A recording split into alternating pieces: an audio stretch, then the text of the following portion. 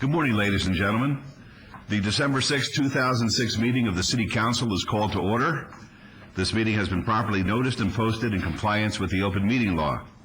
These proceedings are being presented live on KCLV Cable Channel 2 and are closed captioned for our hearing impaired viewers.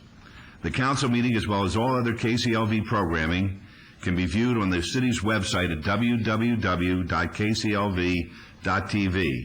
The proceedings will be rebroadcast on KCLV Channel 2 and the web the Wednesday of the meeting at 8 p.m. and also on Friday at 4 a.m., Saturday at 7 p.m., Sunday at 7 a.m., and the following Monday at 1 p.m. Now, we've been asked to make this announcement. There's no reason to believe that we'll ever have to use these particular facilities, but the building is protected by a state-of-the-art fire detection and suppression sprinkler system. If alarms should activate during today's meeting, please evacuate using the exits. Once outside, assemble on the Las Vegas Boulevard side of the property, and employees wearing safety vests or our city marshals will inform you when it's safe to re-enter the building. Now, that's just a precautionary statement. There's no reason to believe that we'll ever have to use that exercise. So before we proceed with the agenda, would everyone please rise for the invocation given this morning by Dr. Pastor Ann Jones, Life Christian Center, and please remain standing for the pledge. Good morning. You may bow your heads if you like. We come today in prayer with thanksgiving, thankful for your kindness, goodness, mercy. We thank you for protection, and we come with confidence, for we're confident that you heareth our prayers when we pray. We ask for wisdom, knowledge, and understanding today for this council and the blessings upon them, everyone that's here, and the beautiful city of Las Vegas. And for this we give you thanks. Amen. Amen. I pledge allegiance to the flag of the United States of America and to the republic for which it stands, one nation, under God, indivisible, with liberty and justice for all.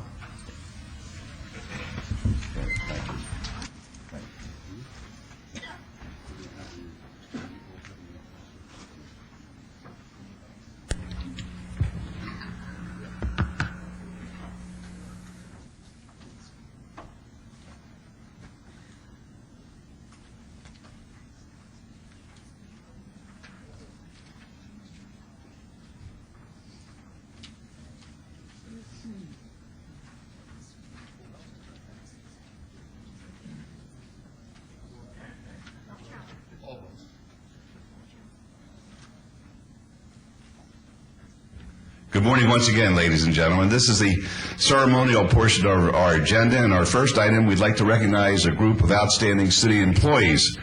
The Team Quarterly Recognition Program is a program within the city that recognizes a group of city employees who exemplifies the city's vision, mission, values, and priorities through exceptional teamwork, outstanding performance, productivity, leadership, initiative, or assistance to fellow workers. To assist in making this presentation, I'd like to ask the Director of Public Works Department, Charlie Kukowski, to come to the podium. Charlie? And I'm pleased to announce that the recipients for this quarter are 7 employees who work at the Water Pollution Control Facility. Mike Goldhazer, Tim Bowden, Tim Giblin, Keith Hedge, Lou Monsheen, Art Seifert, and Harry Starrett. Gentlemen, thank you for joining us up here. Great having you here. Great having you guys here. Wonderful. Wonderful having you here. Thank you for coming down. We appreciate it. Thanks for being here. Thanks, Harvey. Very good. These 7 individuals make up the Mechanical Equipment Work Guidelines team. This employee-led team developed work guidelines for maintaining mechanical equipment worth several $1 million and reviewed preventative maintenance tasks for more than 3,000 pieces of equipment. The team eliminated unnecessary work, determine maintenance frequencies, and develop guidelines for labor hours, among other things. These new guidelines will enable the workforce to accurately plan and schedule maintenance work, thereby increasing productivity. So far, their savings have resulted in $31,000 per year savings in maintenance labor costs. So, gentlemen, congratulations. At this time, we'd like to have the Mayor Pro Tem give you plaques in recognition of your service, and I'm going to hand the phone over to the microphone. Tim Bowden. I've had a rough day. Tim Giblin, What's that? Keith Hatch, Looks like you had a rough day. With that nurse's thing. got you stand right here. I do. Art, and Harvey. Good, Charlie.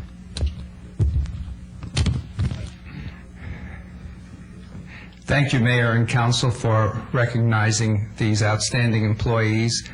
It's not often that the people down at our wastewater treatment plant do get recognized.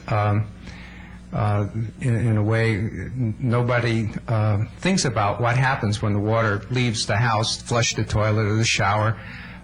These gentlemen are out there every day doing a fine job so that you don't have to think about it. It just happens, and no one has to worry. And that in itself is a testimony to the fine work that they do. Thank you very much.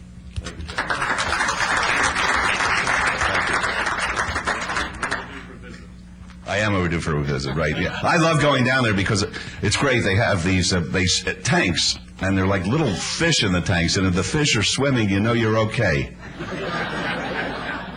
And every once in a while, one of them takes a nosedive, and we realize we're in a little bit of trouble. I am.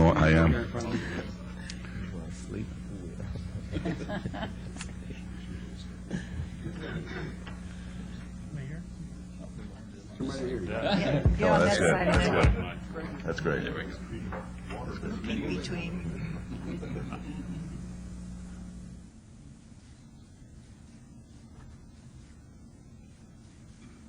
How are the fish doing? Pretty good. All right. I'd like to tell the public that the fish are in pretty good shape today. Thank you, fellas. We appreciate it. Thanks. You ever see any of these pictures they take? Did you ever see these No. pictures they take? Okay, for our next item, we'd like to recognize a special member of our community on a very special occasion. I'd like to ask Mr. Leroy Lewis to join us at the podium. Mr. Lewis will turn 104 tomorrow.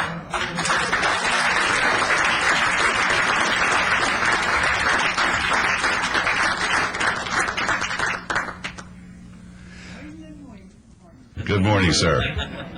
Mr. Lewis has led a very colorful life, spending much of his time in Las Vegas. Originally from Virginia, he moved to Las Vegas in 1963, a year before I did, and he worked as a pastry chef for over 40 years and retired from the Sands Hotel and Casino in 1968. Even at 104, he continues to be very independent. He lives in his own apartment at an independent retirement community and spends his time listening to music, visiting with friends and family, and enjoying happy hour. Oh, you're my kind of guy. Oh, I knew there was a kindred spirit here on Friday evenings. Just Friday evenings? Oh, boy, don't limit me. It's with great pleasure that we declare tomorrow, Mayor Pro Tem, as Leroy Lewis Day in the city of Las Vegas, and we ask all of our citizens to acknowledge a great community partner. Congratulations. Thank you.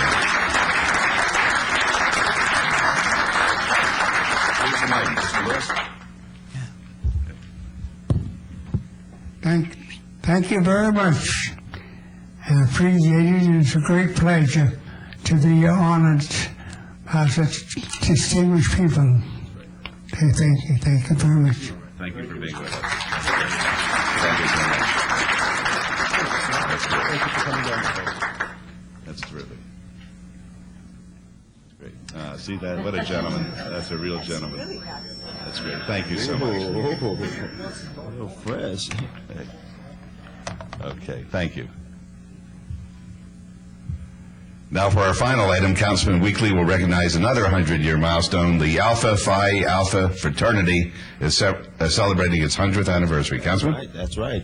Ladies and gentlemen, good morning, everyone, and happy holidays to each and every one of you. I'm so honored this morning to have the privilege of recognizing a group of distinguished men whom have made an outstanding contribution not only to this city, not only to this state, not only to this country, but to the world.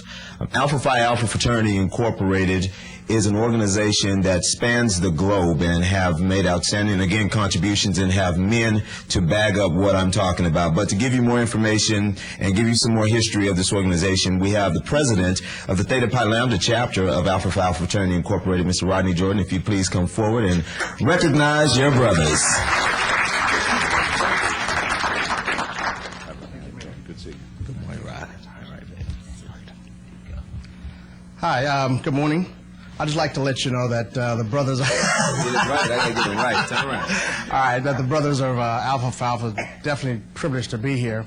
In our 100th centennial, we have continued to promote academic excellence, the brotherhood, and community services. Several examples of that nationwide are MLK Project in Washington, D.C., but here locally we have Brother William Bailey and his school and the legacy of Judge A.D. Guy. And of course, our very own Top Hospital CEO and President, Lacey Thomas. So we're here to stay. We have a second centennial to take on and uphold, and we're going to make great strides here in Las Vegas, and we definitely appreciate the welcome and proclamation we're getting today. Thank you so much.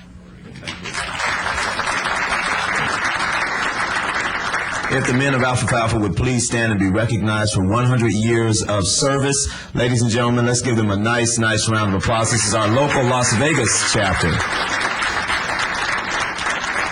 And President Jordan, on behalf of Mayor Goodman and members of the Las Vegas City Council, in their absence, Councilman Larry Brown and Councilman Ross, we'd like to present to you this proclamation proclaiming it Alpha Phi Alpha Fraternity Day in the city of Las Vegas, December 4th, 2006. Congratulations to each and every one of you for your years of service, and good luck and God bless you on your next 100 years. Thank you, sir. Congratulations, Alphas. Keep up the good work. You're welcome. Thank you.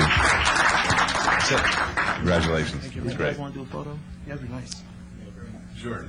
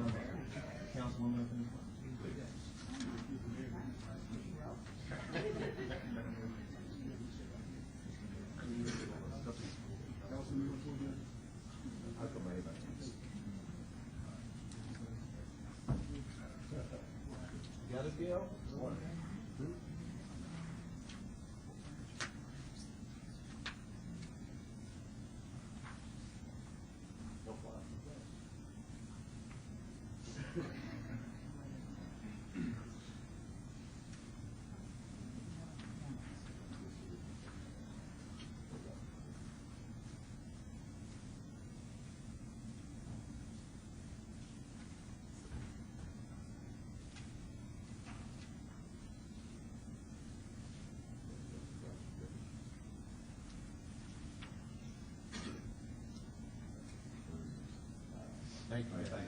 Thank you. Good seeing you.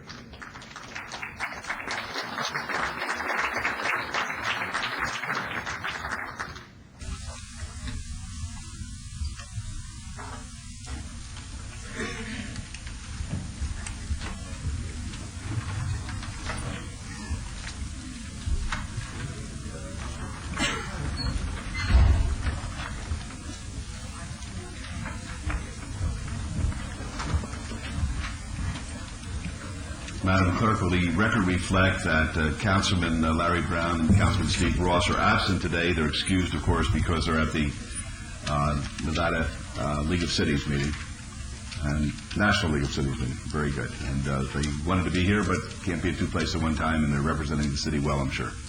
Thank you. All right.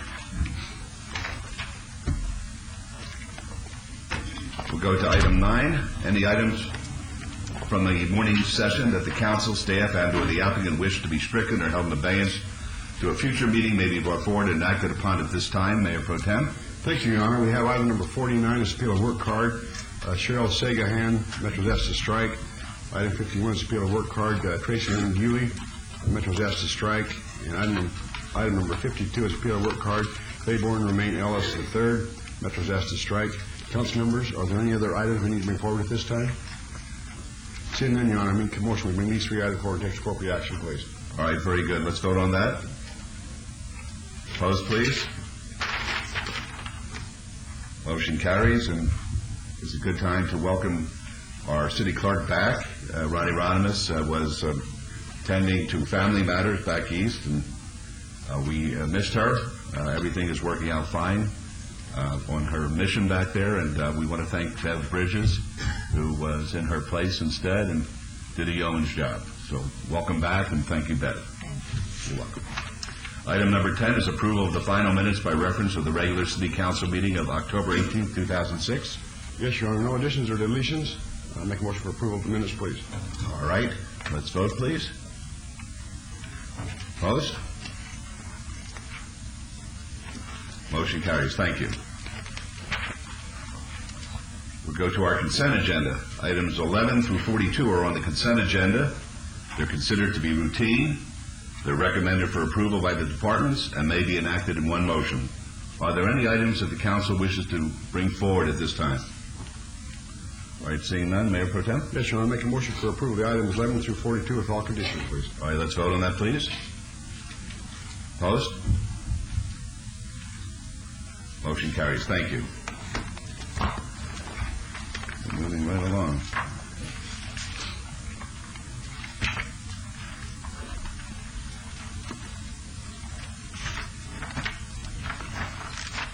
We'll go to item number 43. This is a report from the city manager on emerging issues. Dr. Selby? Good morning, Mayor and Council. Good morning. A number of things happening. Some have made the newspapers and some have yet to get that attention. But I wanted to bring up the issue with the nurses' strike, which I know that you personally were involved in helping to reach a compromise to get some nurses back to work. And I don't know if you'd like to add anything to those deliberations that you held. With, well, I could say this, that it was a sort of a trend-setting event in the sense that we had the governor-elect who is of one party and three representatives, Barbara Buckley, Rory Reed, the chair of the county commission, and myself of another party, and it was a bipartisan effort for what we considered to be the good of the community. Hopefully parties that were not speaking to one another, who actually went on strike and had to picket out and caused a very precarious situation, are now back together again at the bargaining table, and I'm glad that we were able to effectuate that. It was a very intense 4.5 hours that we were engaged in, but the bottom line is I think the community is better off as a result of it. Okay. We, as myself, Mayor Goodman, Director of Business Development Scott Adams, and redevelopment manager Steve Van Gorp recently returned from a trip to New York City, and just a quick report on that. We met with the top investment houses in the country to promote investment opportunities in Las Vegas, and in particular in downtown Las Vegas. I think we were well received by nearly 100 of these influential investment bankers who make decisions about what's going to be funded for construction in southern Nevada. And we're very optimistic about future prospects as a result of the trip.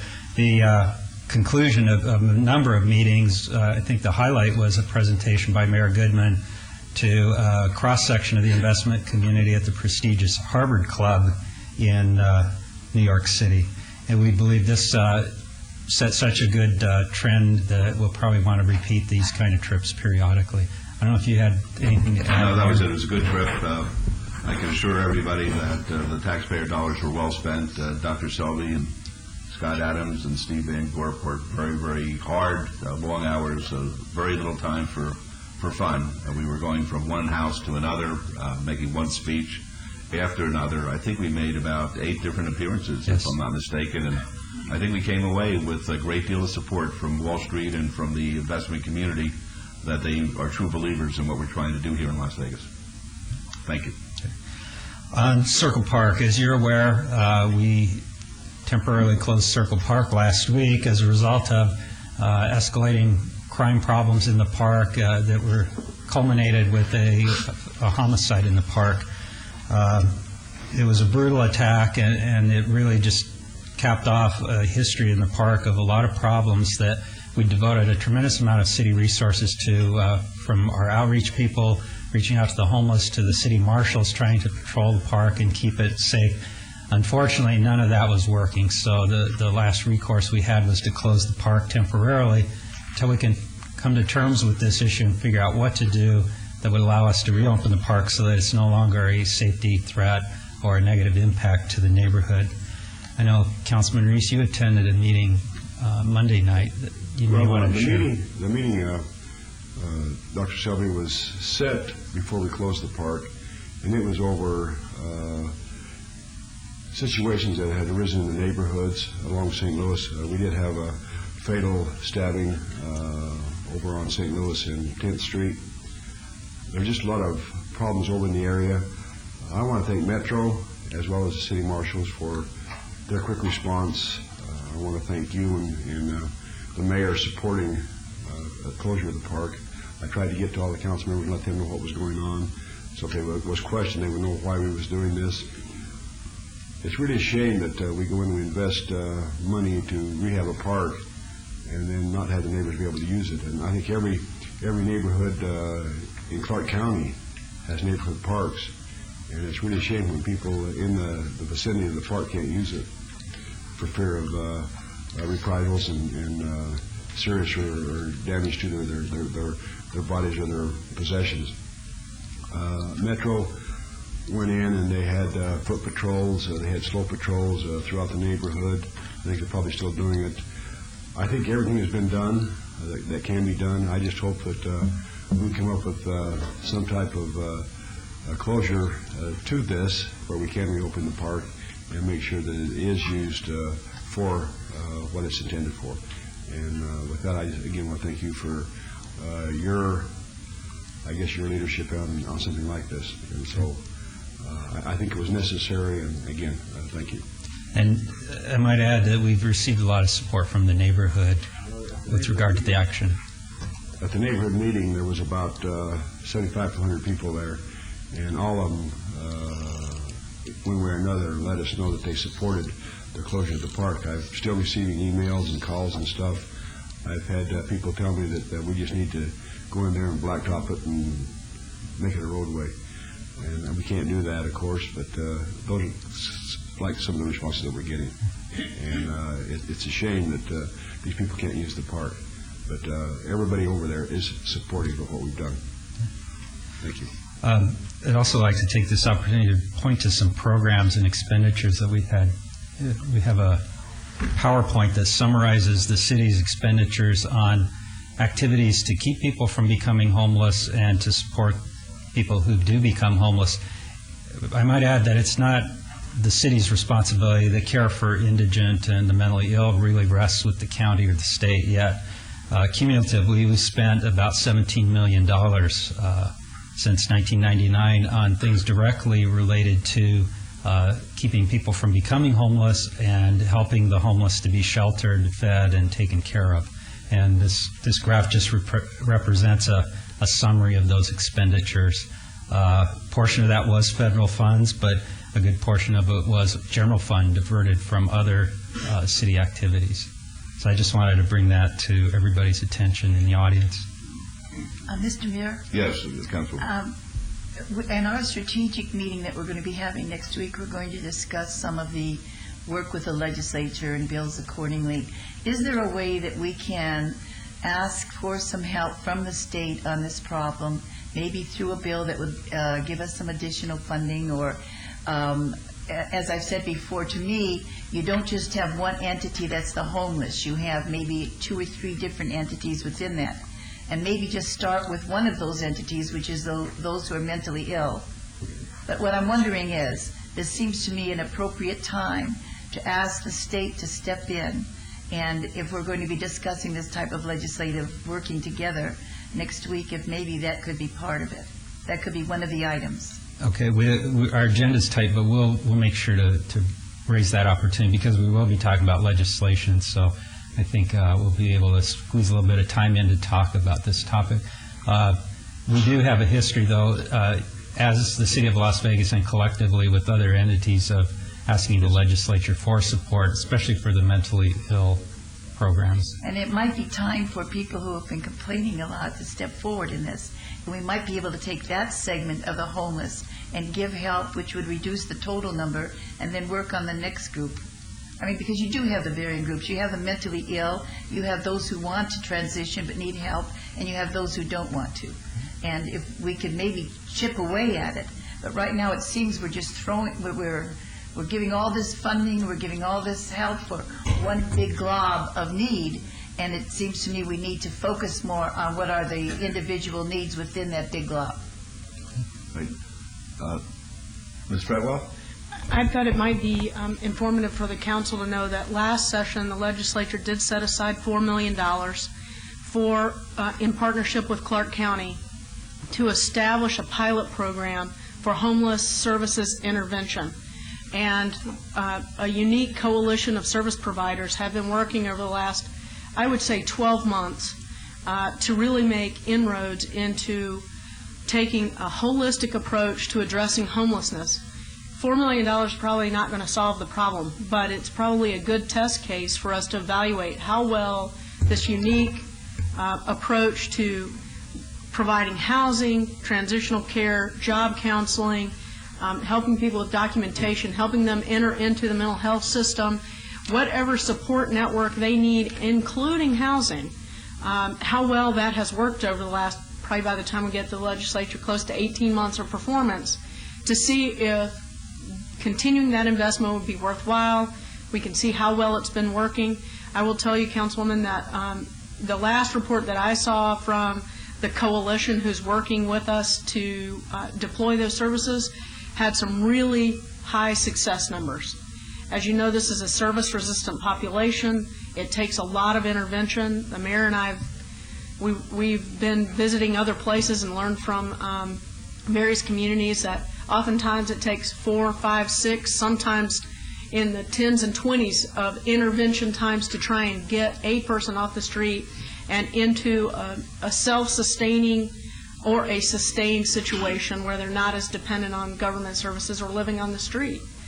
It just takes a lot of time and resources. So I just thought you'd want to know as we go into that discussion Monday that the state really did make some significant headway last session in providing additional funding for mental health as well as this homeless wraparound case management system to try and make some inroads here in Clark County on that front, and we'll be happy to continue to pursue that in our legislative efforts. And if you have the culmination of what happened, and if you have the facts to show the improvement made by the money put in, then perhaps we could ask for a greater involvement. Certainly on the will. part of the state. The regional planning coalition's committee on homelessness has been working on this for several years, and we'll see if we can't get that report to the council regarding the activity of the coalition and their successes. Your Honor. Yes, sir. Just real briefly, just to collaborate on this, and you know the report, you and I both serve on the SNRPC committee.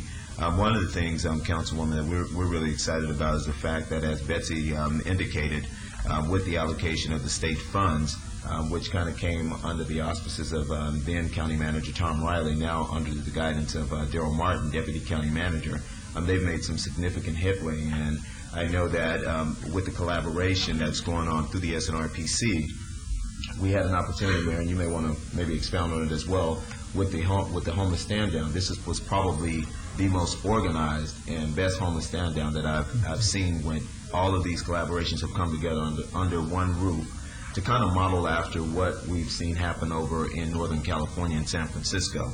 And one of the things we talked about at SNRPC was to not only do this once a year, but maybe try and do it quarterly or maybe 4 times a year, which could possibly make a huge impact. But under the leadership, again, of Darrell Martin, who's taken on this huge undertaking, Shannon West and our very own Trina Robinson has a huge handle on this. And so maybe a city manager, I may want to recommend that at maybe a future city council meeting, we may have a report from the SNRPC, or maybe get Darrell Martin or Trina Robinson to give the council a brief update on what type of, progress we have made as it relates to how we've been able to utilize and maximize the $4 million state allocation. Right, and the media has absolutely misrepresented the efforts of the city. They write continually, particularly in the editorials and the commentary, that the city isn't doing anything, and the facts speak for themselves. $17 million of taxpayer funds have gone in since I've been the mayor to help this particular segment of our community. We work on it every single day. It's very difficult. There's nothing easy about it. I just said to Ms. Robinson this morning that a gentleman that has caught our attention, who initially lived down the street from me, on the street, and then moved over to First and Bonneville, and now lives on Grand Central Parkway in Charleston, was there naked,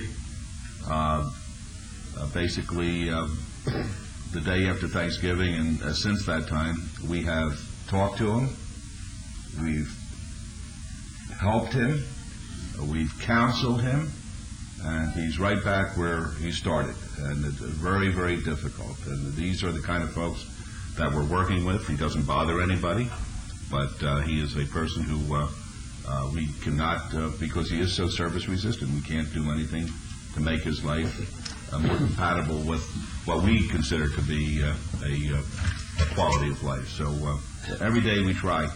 And as I said, I think that the media, they're mean-spirited when it comes to this. They characterize the city as being a mean city when it comes to the homeless. I challenge that statement. I don't think anybody in the community has done more than the city of Las Vegas to address the problem. We're the ones who made it into a regional issue. It started with the homeless corridor here. Now we have everybody on the buy-in, and we got that by playing hardball. People forget history around here. And we're going to resolve the problem, but at the same time, as Mayor Pro Tem said, we're going to make sure that the quality of life of the neighborhoods is maintained, and the people's quality of life is not going to be ruined as a result of a few criminals who hide behind the label of homelessness and expect us to help them.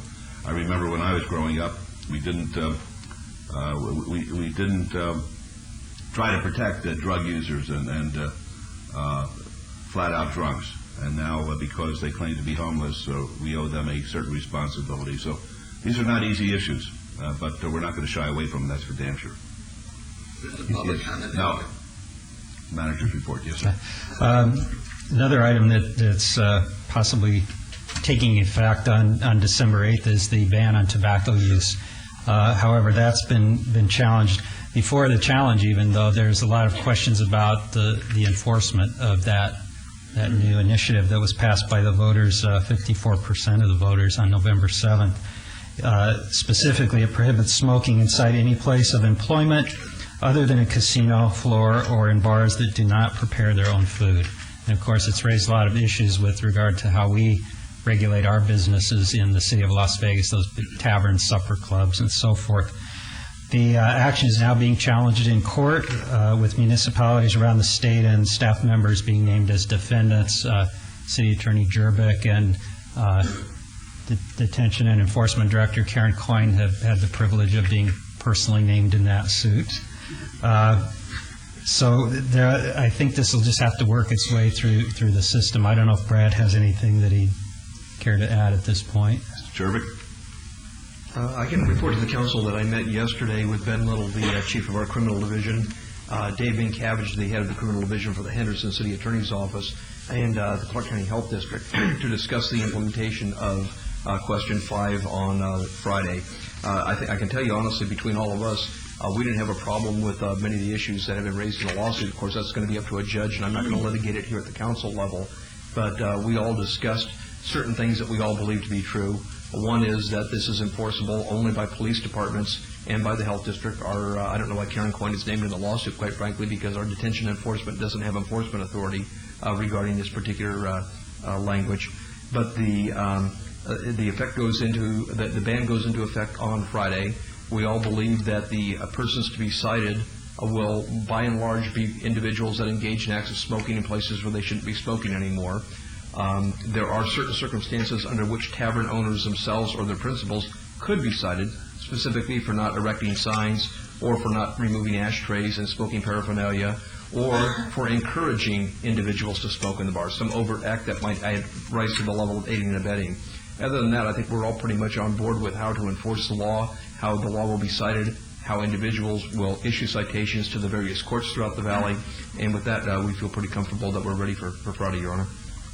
All right, thank you. I think that that should be an agendized item as to what the feeling. I think there are a lot of policy issues that have to be addressed, and the council should have input directing Mr. Jervik as to which methodology he should be pursuing as far as the lawsuit is concerned. And I would ask that this be made an agenda item for the next meeting.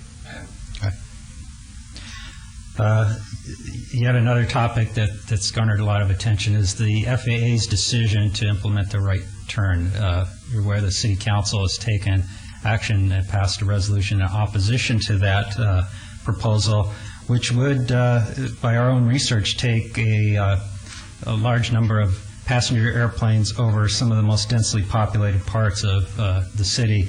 In fact, the population density that airline path would take is more than triple that of the unincorporated Clark County area where the planes now fly. So it raises some safety concerns from that point of view.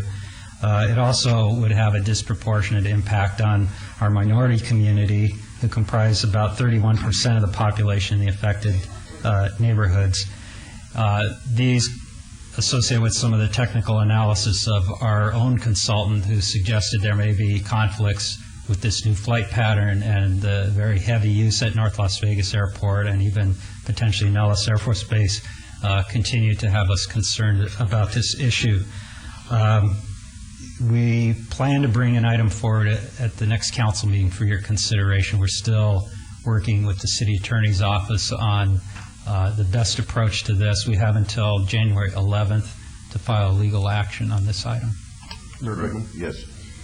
I had the opportunity to meet with the lawyer, and as well as I think you did, Mayor Goodman, yesterday, who's been on retainer from the city preliminarily, and she was quite impressive, actually.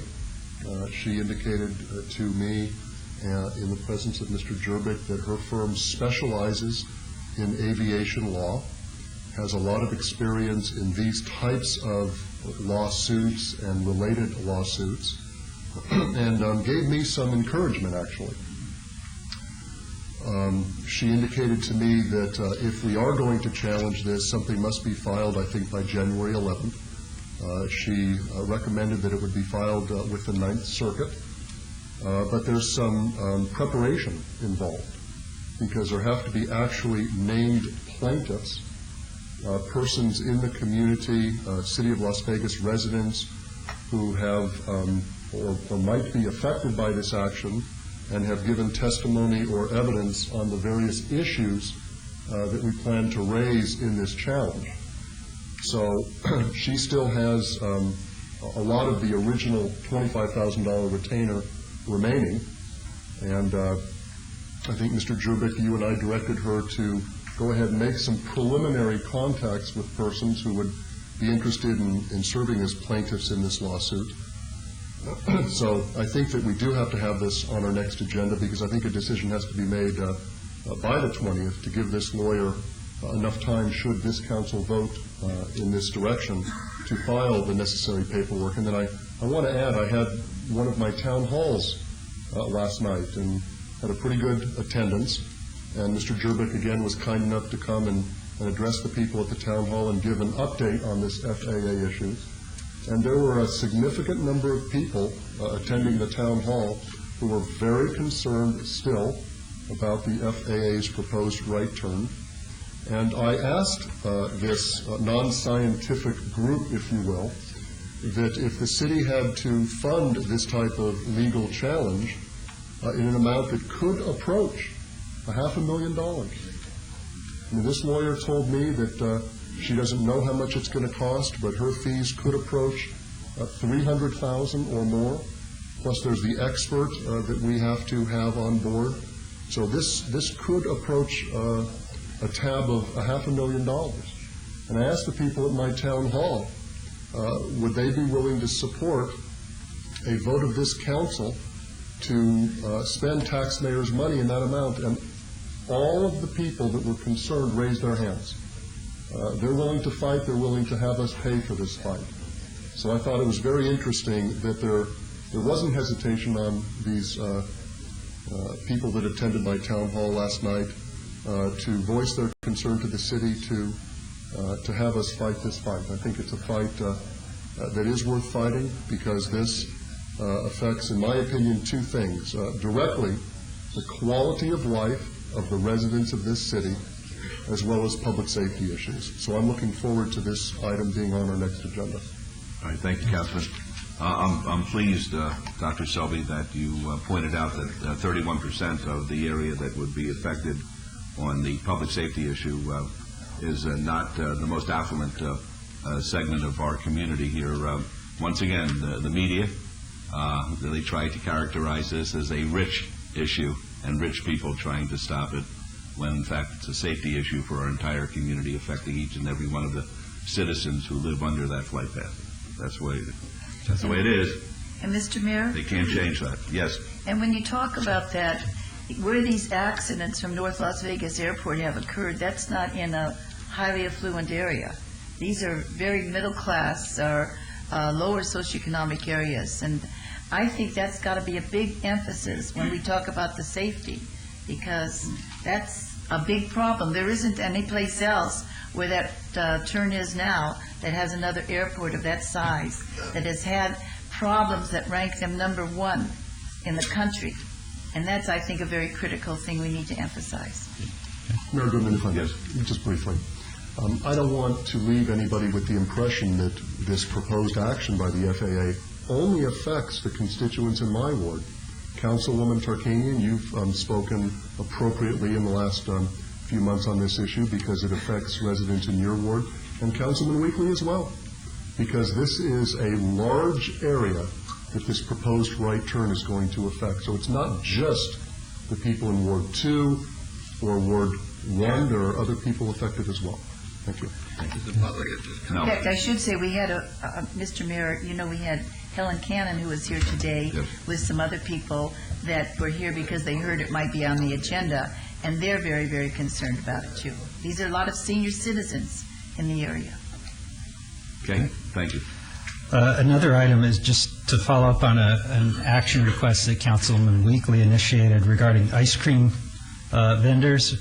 You recall the issue of them selling toy guns to children and the danger that poses to the children. In the last 6 months, business licensing has conducted 59 inspections of ice cream vendors, and they've issued 6 citations.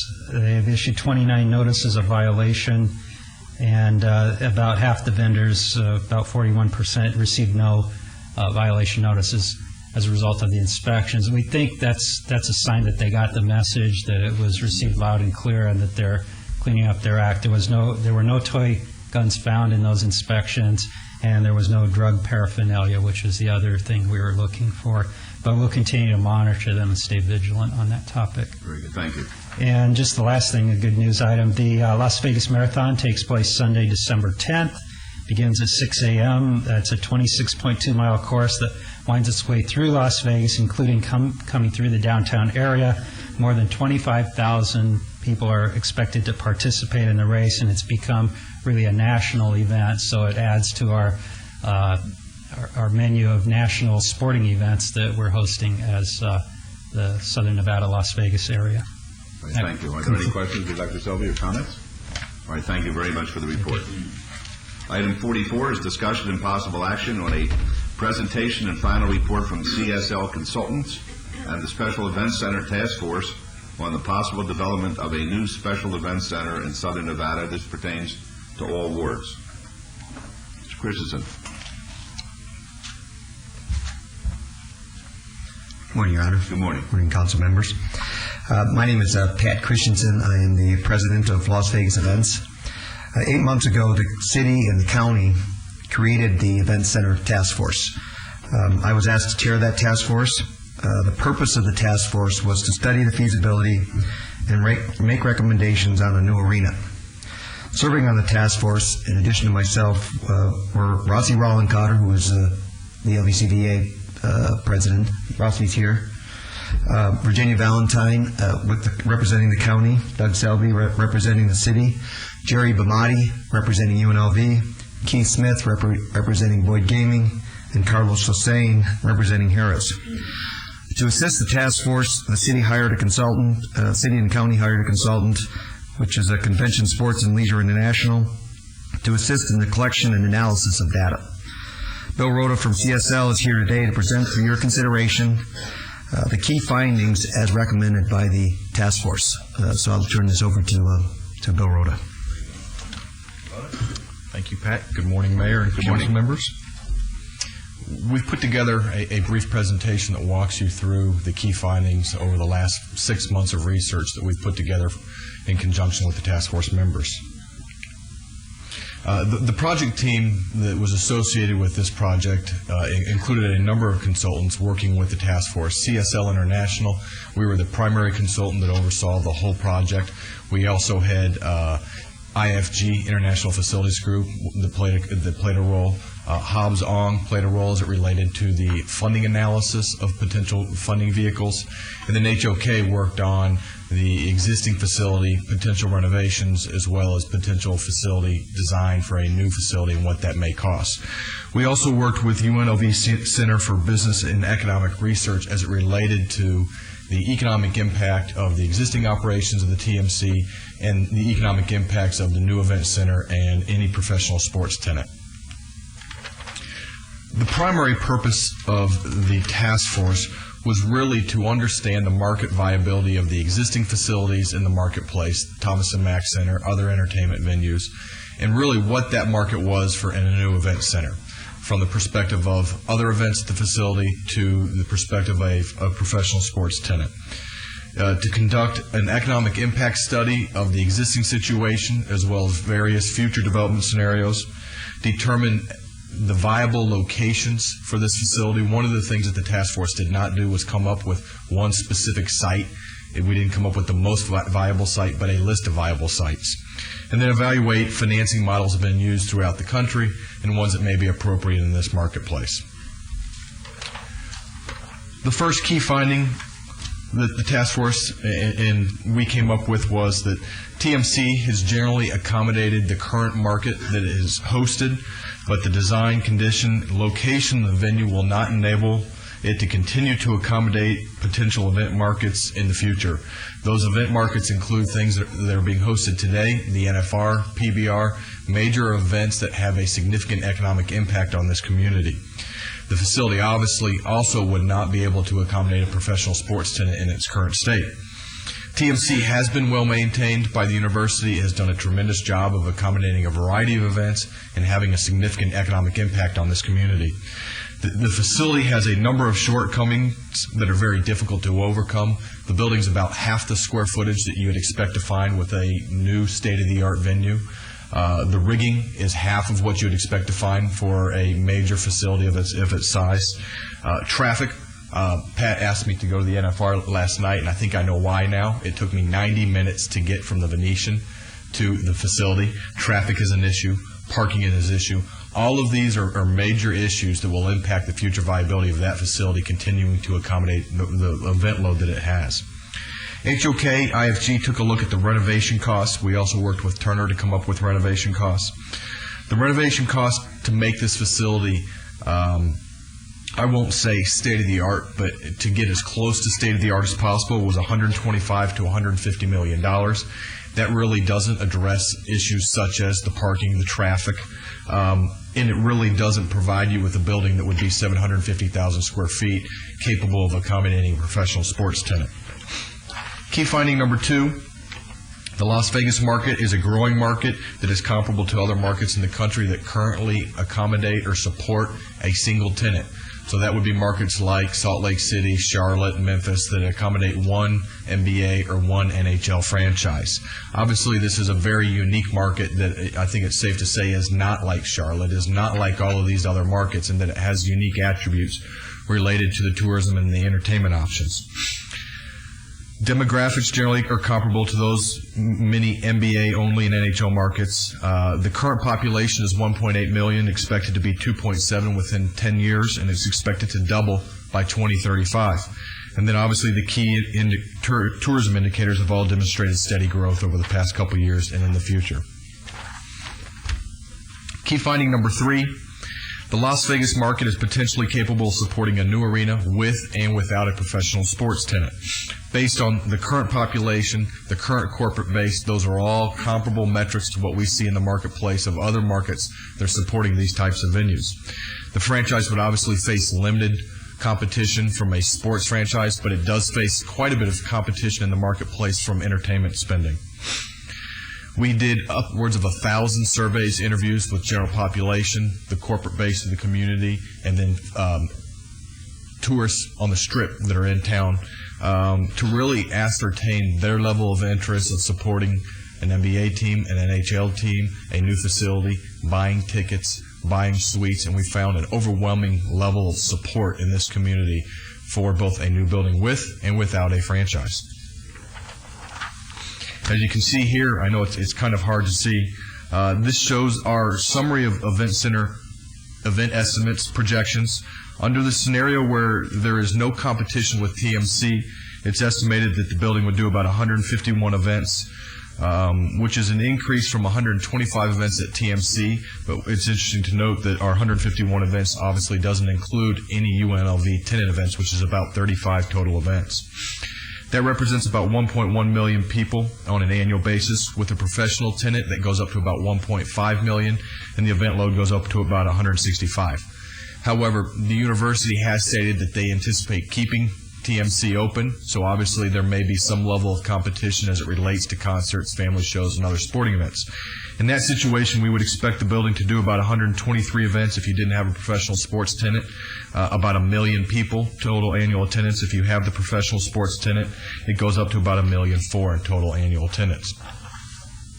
Key finding number 4, the proposed event center would generate a significant positive cash flow, and I'll make sure I highlight this. This is before debt, so it doesn't take into account the construction costs of the facility. That's in both scenarios, with a professional sports tenant and without a professional sports tenant.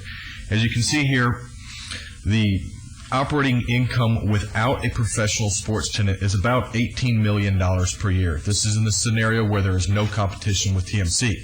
If TMC competes, we would expect to see that drop by about $2 million because of the competition for those 20-25 events that may go to TMC instead of the new building. Under the scenario with the pro tenant, what we've done is we've made the assumption, as in the majority of the markets around the country, that the professional sports team would actually operate the venue, be responsible for the operating expense, take the operating risk, keep all the revenues, pay all the expenses. So in this scenario where we show a $21 million operating income, it does have commingled team ticket revenue, national TV revenue, their player costs, all of that. So this is all before debt. Key finding number 5, the economic impact of a new event center is significant with or without a Major League Sports franchise as the tenant. If you just focus on what I would consider the last 2 columns of this chart, which is the net new impacts, those are the impacts that account for displacement. They don't account for spending by local citizens on these types of events, so it is truly new to the local economy. The total economic activity related to a new facility without a professional sports tenant would be $394 million on an annual basis. That increases up to $479 million when you have the professional sports tenant included. Taxes is about $19 million in both scenarios. These are annual numbers. Those do include a number of events that are actually currently accommodated at the TMC. So if you backed out the existing impact from the TMC, it would be an incremental economic activity of about $204 million to $289 million, with incremental taxes of about $9.6 to $9.4 million. One of the things I want to highlight is the existing TMC output. We would actually expect that number to decline significantly in the future, as that building may not be able to continue to accommodate the NFR, the PBR, these types of events which have a major impact on the local economy. So this is a single year snapshot. So what we did is we took a look at a 30-year time frame, looked at the TMC over 30 years and made some assumptions about when certain events would probably relocate or not continue to play there. And then we did it on a present value basis. So if you looked at it on a present value basis over 30 years, The total economic activity of a building without a professional sports tenant is $5.6 billion. With a professional sports tenant, it's $7.2 billion. That's the second line in the highlighted yellow area. If you combine all of the tax revenues, the state sales tax and the county taxes, it's about $270 million of tax revenue, present value, that is incremental to the community. One of the things that is not included in this analysis is any ancillary development, property tax revenue, those types of things, because obviously a site hasn't been selected, so that's difficult to project out at this point. So those would be above and beyond what you actually see here. Key finding number 6, a number of viable sites were identified. We actually issued an RFI for developers, for private entities to come forward to us with sites that may be viable. We evaluated those sites. We met with the city, we met with the county, we met with other municipalities, really to compile this list of what we felt were viable sites. One of the things I want to make sure I caution you is this chart right here basically doesn't say that there's only 4 viable sites. All 17 of these sites are viable and could accommodate a building. What we did is we categorized these on a subjective evaluation criteria that's outlined in the report. But it isn't to say that any site in Tier 2 or Tier 3 could actually accommodate this building. One of the things that's important to do is obviously take it to the next level and really understand what the development opportunities are on these sites and really what the economics of those are. Because it's very difficult at this point in time to see, if some of these sites come free. Some of them obviously do. The city site, the county site, some of them don't have a significant land cost attached to them. Other ones may actually have that cost. And all of those change the economics of which of these are the best site. Key finding number 7, public participation will likely be an important component of the financing structure of an event center development program. If you look at the industry as a whole and you're looking at these professional and private facilities, the public has contributed an average of 68% of the total project costs of recently built comparable arenas. When I say comparable built arenas, these are facilities that host a single tenant NHL or NBA franchise.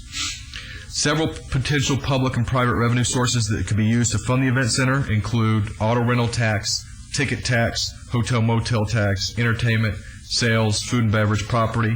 From the private side, obviously it's all the revenues that are generated by the facility and the team.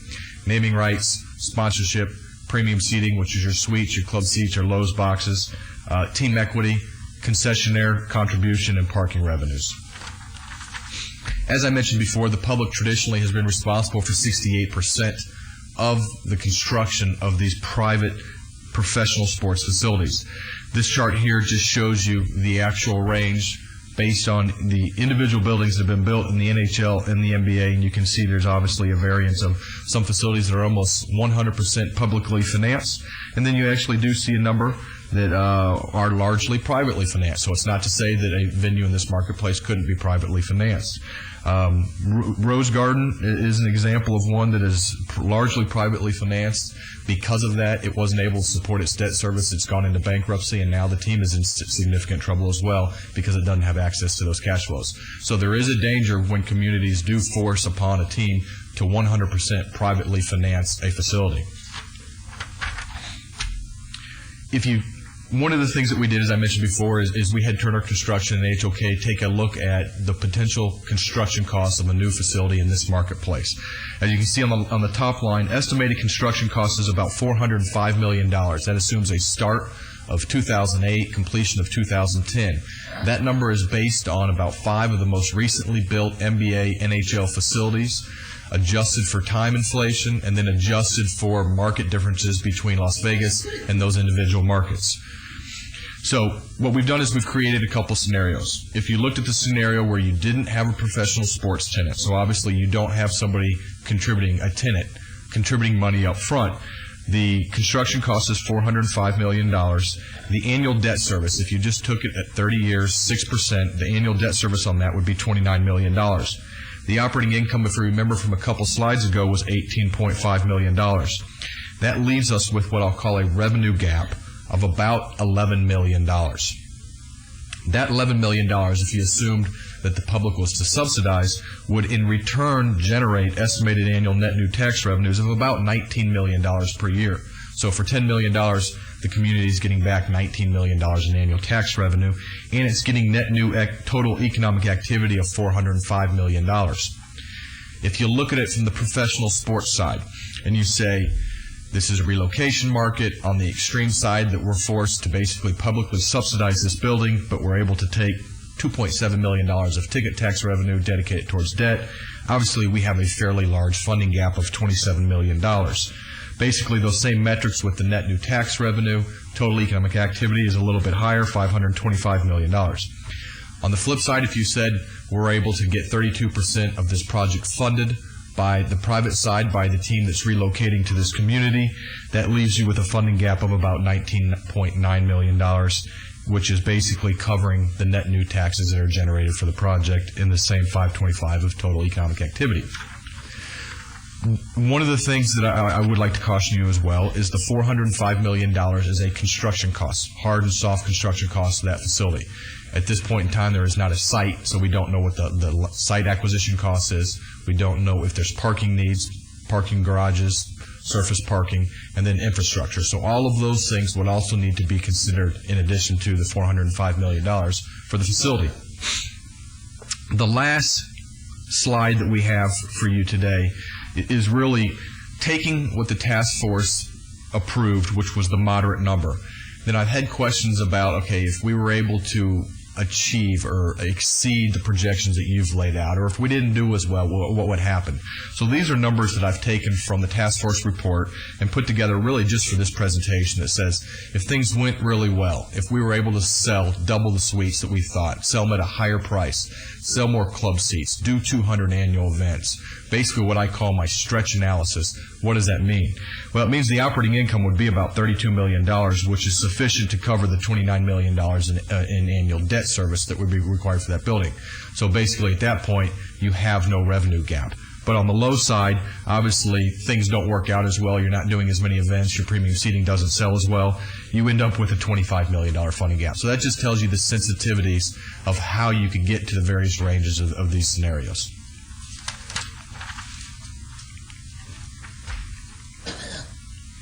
So in summary, from the work that we've done for the last 6 months with the task force, and based on our history in the sports industry, we believe there is a strong demand for the development of a new arena. That's both with a professional sports tenant and without a professional sports tenant. There are a number of viable sites that really need to be taken to the next level to really figure out what the acquisition cost is and really what the economics of the development potential is. Unlike most non-professional sports arenas that you see around the country, these are arenas that are built by municipalities. They usually have a difficult time breaking even. This facility here, as we showed earlier, has the ability, because of the unique event mix and the unique market, to generate a significant cash flow, $18 million, that could be used for debt service. Upwards of $270 million of net new tax revenue could be generated by funding that annual gap between $11 and $26 million, as we talked about. A new event center would likely be one of the most utilized venues in the country, and unlike most facilities around the country, this market and this building could host a variety of events that have a significant economic impact on an annual basis. And those are things that you typically don't see in Dallas, in Houston, in LA. Typically the events that they host in those markets are attended and patronized by their local people, which is a little bit different than what we see here. And that really leads to the last point, is that the impact related to the new event center, obviously here in this market, surpasses what we see in most markets, including both non-professional and professional venues. So with that, I'll take any questions that you may have about the report and the presentation. Very good. Thank you for the report. Are there any questions? Yes. Mayor Pro Tem. Thank you for such a detailed report. Right now, we don't have a professional sports team. So is it your expert opinion that we should go forward and build this arena just for what we could get here without a professional sports team? Well, it's our opinion that this building could be viable without a professional sports tenant. So you could actually do this building without a professional sports tenant. What really changes is how these buildings are funded with and without a professional sports tenant, and what type of deal you could negotiate with a sports tenant moving in. But we are at the high point right now where we need a new arena, though. Yeah, one of the things about the existing arena that's important to point out in the county brought this up yesterday, is this community is kind of at a risk in the future of losing some of the events that it has and protecting that economic impact that's generated. Well, I'm glad you brought the county up because I wasn't going to do that, but I heard a couple news reports today where the county wasn't, the way their take was that they wasn't really supporting this arena. It was, there's no way they could. I can't really comment on it. I think they had discussion about whether they wanted to support professional sports and whether it was a need in the community. And I think it was kind of a rhetorical question that they were asking themselves, is this is kind of a community decision that will need to be made about whether they need to move forward with professional sports in this building. Well, I just look at it as the need today for a new arena.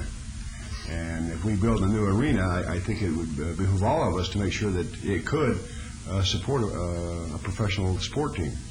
I would concur. And again, we need a new arena. That's what the county was telling us, that we need a new arena. And so to me, if I would look at this going in, we're going to build something here right now for the needs that we have. And 2 years from now or 10 years from now, whatever it is, if we are lucky enough to get a franchise to come here, then I think we should be ready for it. And I don't know how you would transition that between leashing that to a new basketball NBA team or hockey team. If they come in and we already had the facility built, I'm sure that there would we have experts in the field like Mr. Rollencotter out here that could say, well, this is what we'd have to do, and lead us in that path. But I don't have anything negative at all to say about a facility like this. And as far as the funding mechanism, I don't see anything in here that says this is what you recommend, that we're going to make the public pay for this arena at this time. The task force in our report hasn't made any recommendations about what funding vehicles, what sources should be used. And one of the things that's unknown is what is the total cost, because we don't know the site, and we also don't know, what parameters some of these developers or private groups may be willing to put up towards this. Well, and the site to me is one of the most important things, and I think that the committee itself came out and said, well, there is a need here. And so I think the next thing that we should do is go out and secure a site, because everybody says that we have to have a new facility.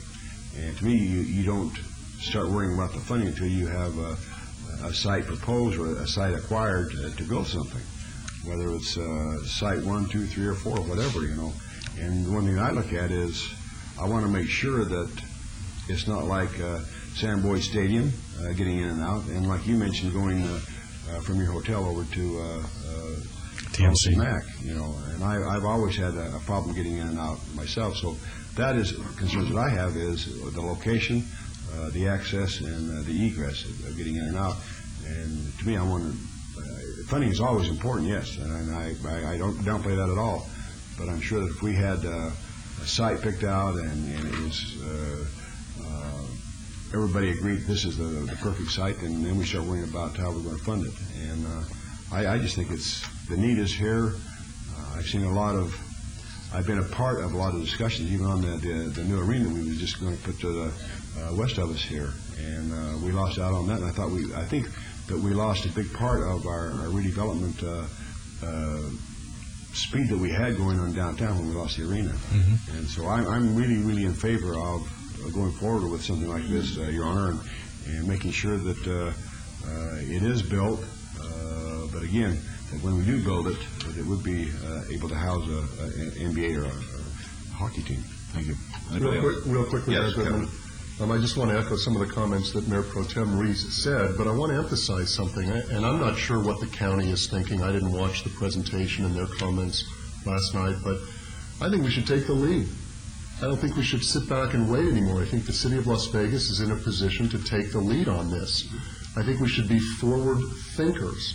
And the reason I view that is, I moved here in 1980, and who would have forecast back then the growth that we've all experienced? And some of our leaders back then even couldn't forecast the growth. And here we are in 2006, and we're finally widening 95.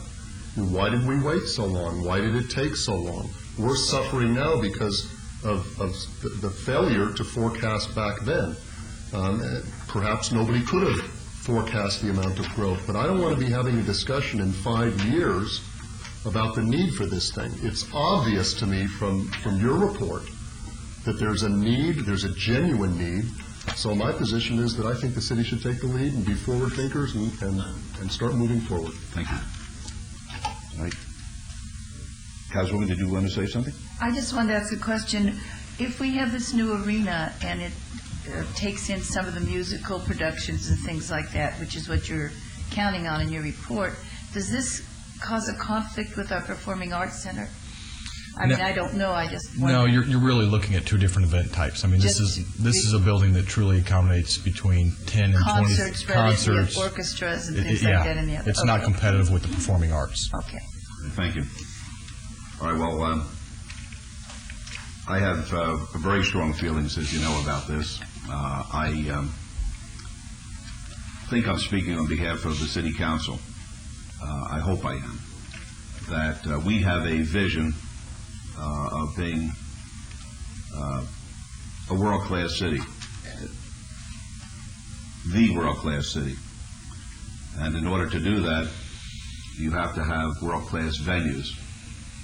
The discussion really took shape when Mr. Christensen and Mr. Rallencotter and myself were down at the All-Star game last year in Houston in the Toyota Center, and we were commenting about the difference between the facility and the Thomas and Mack, which has certainly served us well, but which was not the state-of-the-art world-class venue that Las Vegas is entitled to. And from that discussion came the appointment of the committee of leaders in the community, without any electeds being part of the process, the city being represented in large part by Dr. Selby and the county by the county manager. And this report was generated as a result of their efforts. And I want to thank everybody who was so diligent in participating in the process. As my colleagues have referenced, there's no question we need a new arena. That's a given. I have always been an advocate that the appropriate location for the arena is downtown Las Vegas for many different reasons, because it's accessible to all the people in our community, regardless of socioeconomic status. It's at the confluence of the two major highways that bisect the valley here and lead to the downtown area. It would be a tremendous redevelopment project in the sense that historically around the arena or a stadium, the residential and the mixed use and the economic energy is evident. All you have to do is go down and see the baseball stadium in San Diego, and you know what I'm talking about, or go up to San Francisco and go to the football stadium there, and you'll see an area that basically was a slum, which is now the Tony place to live. And of course the same thing would happen here. I was very disappointed, and I was sorely disappointed, to be quite frank with you, when I read some of the commentary of the county officials. It seemed to me that was political posturing. The easiest thing that a politician could say is we don't want to spend any taxpayer money, but that's not what's at issue here. What's at issue here is to make this into a world-class city. The city of Las Vegas being looked at as having things better than any place else, having our constituents being able to go to venues which are better than any place else. And you don't do that without talking about building an arena like has been proposed to us today. Naysayers are certainly welcome. It's America. They're welcome to give their opinion. But if they think that they're going to stop the quest to have such a facility, if they think they're going to impede potential discussions with professional sports franchises, they'll be sorely disappointed, because this council is not going to quit in that area there. I understand the private sector has spoken up. They don't want any taxpayer money spent because they built their beautiful casinos with private funds. Well, the truth of the matter is sometimes I think that they don't want somebody leaving their casinos for 4 hours to see a basketball game or a hockey game, and maybe that's what's causing them to take that position. I'm not sure. It doesn't make any sense to me. If people who live in this community want it to be a world-class place to live, then they have to be thinking along the lines that is proposed, where Both the council persons have indicated that we want to take the lead, we want to be at the forefront, we want to be at the cutting edge, and we're going to be there. And if the public has problems with that, they can certainly let us hear those issues, but that's where we're going. I think it's important, myself, to have an arena with a professional team. It's interesting, you know, the county, from what I've gleaned from the reports, it's like a prostitute almost, where they're arguing about the price. They say it's okay to have this funding gap for an arena without a professional team, but we don't. If we're going to have a professional team, it's going to cost more. I mean, to me, that's silliness. Because what we're trying to accomplish is giving people in this valley a place to identify with, a sense of belonging. If there's one thing that's missing from our community, because we have grown so rapidly and folks are coming in from elsewhere, is the ability for our citizenry to identify with something that is a common bond to all of us. It used to happen when Lois she'll remember back very fondly. The hottest ticket in the world was when her husband was the coach for the UNLV Rebels. That arena was filled every single game, and you would go there and you'd see somebody, you didn't know their name, but you recognized them because you would see them at the ball game and you would wave and you felt you were part of something. And we're missing that today, and that's one of the reasons that I'd like to see this here. And I hope that when we experience the NBA All-Star Game, February 15th through 19th, that area there, that the community will bond together and say that, yes, we like the excitement of what can take place with having a professional event on a continual basis in our community, and make these folks feel welcome here, and not, I don't want to see the editorial saying that we don't want to do this, we don't want to do that. That's can't. Las Vegas is a can place. It's a can do, not a can't happen place. And once again, I hope that we're going to be able to get this on, because I think our constituents are entitled to it, particularly when you tell us in your studies and your polls that they're yearning and thirsting for something like this. So I think it's a great report. And what I would like to suggest, Mayor Pro Tem, when you make your motion, is that you accept the report and direct Dr. Selby to get together with the county manager and the consultant, and within the next 60 days try to hone down the various sites with a recommendation as to what site is appropriate, and to begin discussions as to potential ways that we should address the issues as far as funding is concerned. Thank you, Your Honor. That's my motion. All right, let's vote on that, please. Could you repeat that motion? Well, basically, the motion was to have the county manager and the city manager get together and come back to us in the next 60 days with a recommendation for a site and potential funding. Okay, we're not making a vote specifically on a pro team or not a pro team. No, not at this point, no. I just want to clarify that, because we need more information in that area. I appreciate that, but I think that the word has to go out that we're not going to be negative about it. We're going to be realistic about it. We're going to do what's best for the people in this community, and we're not just going to make politically sweet statements. Again, your other question, real quick, and I can support the motion, but will there ever come a time when the public will have an opportunity to voice their opinions? They could, right now. Well, this is only one fraction of the committee. There is a committee. No, I understand that. Where will this committee go from here, and will there be an opportunity for the public to give their say-so? Because there are a lot of people also out there who feel like Vegas is ready, but then there are a lot of people out there with question marks as to how this will be funded, and then there are other people out there wanting to know how they can be involved. So I guess that's my question. Where does this committee go from here, and then will there be an opportunity for the public to be able to address the committee, not the city council, because we're only one fraction of this committee? Right, Dr. Selby? Mayor, if I may add, as a member of the committee, the task force that you appointed, our job really is done. It was to hire the consultant to oversee this process and to deliver this report. So the committee has fulfilled its obligation to the council and the county commission. Those meetings, though, were public meetings. Every task force meeting was public. It was covered by Channel 4, by the county, and there were opportunities for public comment at each of those meetings. So we have tried to engage the public already, and I think you're right, we need to continue to do that. And be assured, Councilman, that if in fact we get to a point where there's going to be an expenditure of taxpayer dollars, there will be public hearings of it. No question.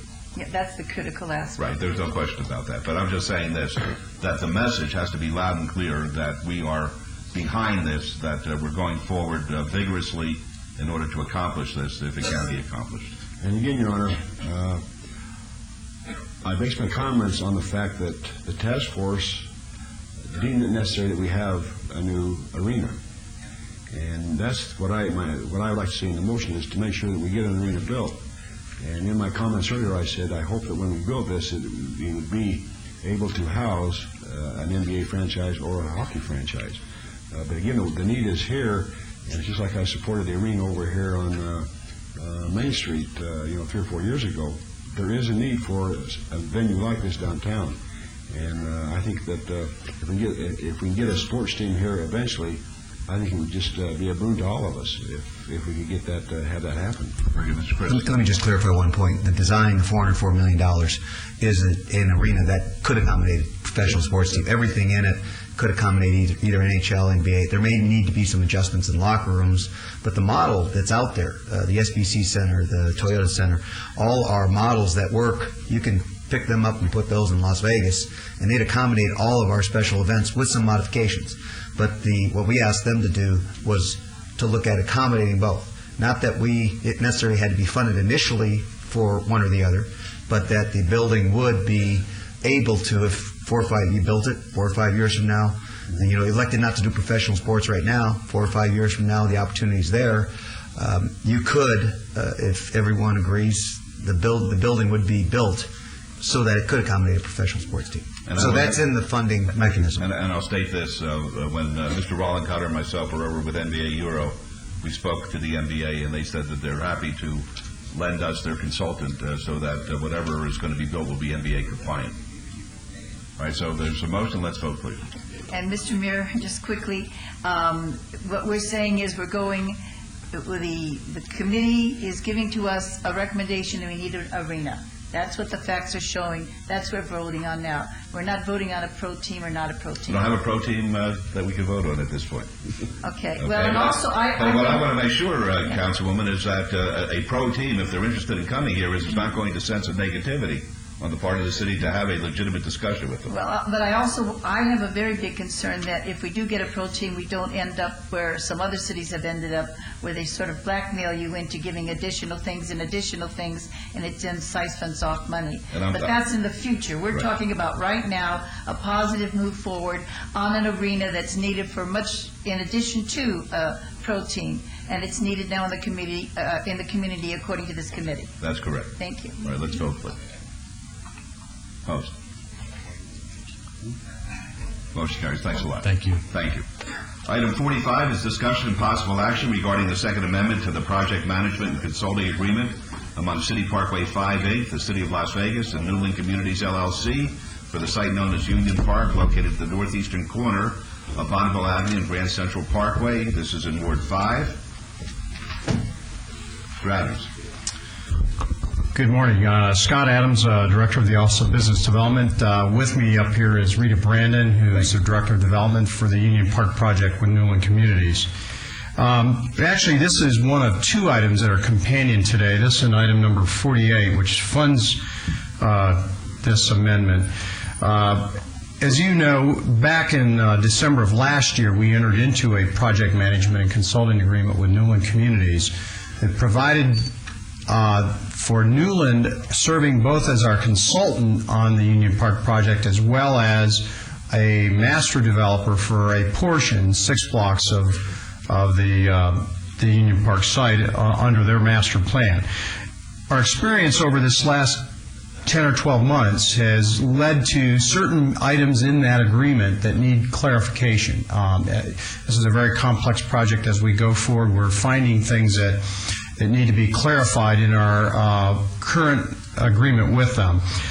So the amendment before you does a number of things. It clarifies Newland's authority to enter into design contracts with third parties on our behalf to move forward infrastructure, marketing, and other initiatives on our behalf.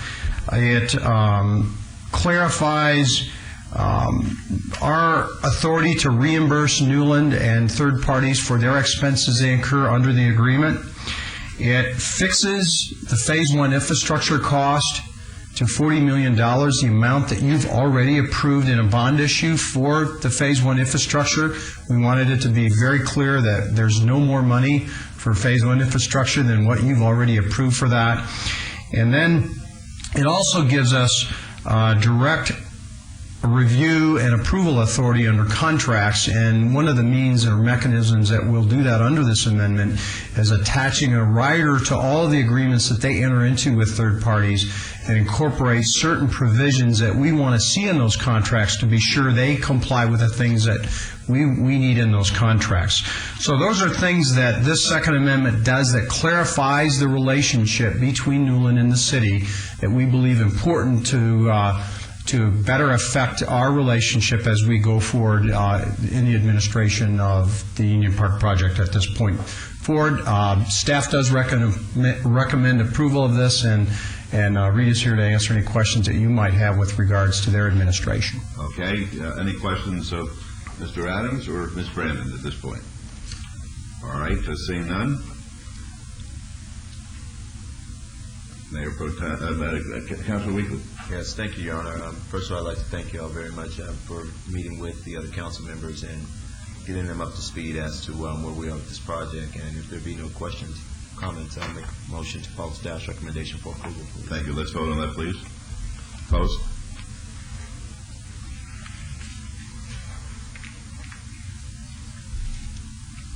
Motion carries. Thank you.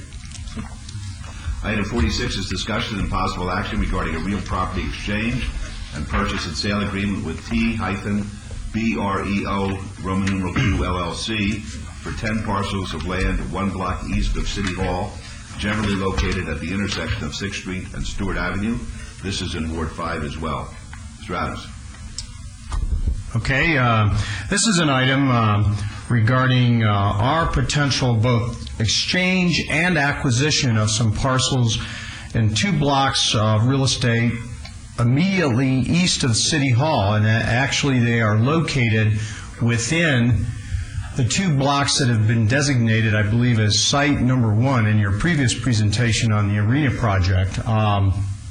Our purpose for making this exchange is partly to fully assemble as much as we can at this point the site that's recommended for the arena.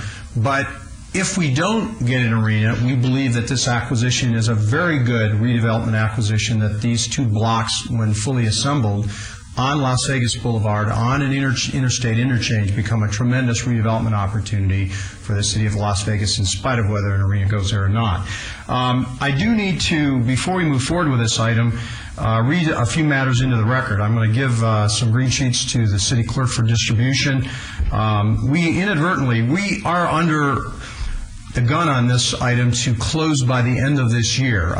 This item is an approval of an exchange, purchase, and sale agreement with the owner of this site, which is a group, an LLC owned by the Tamaris Property Interest. It's T-BREO II LLC. And we inadvertently left out a boilerplate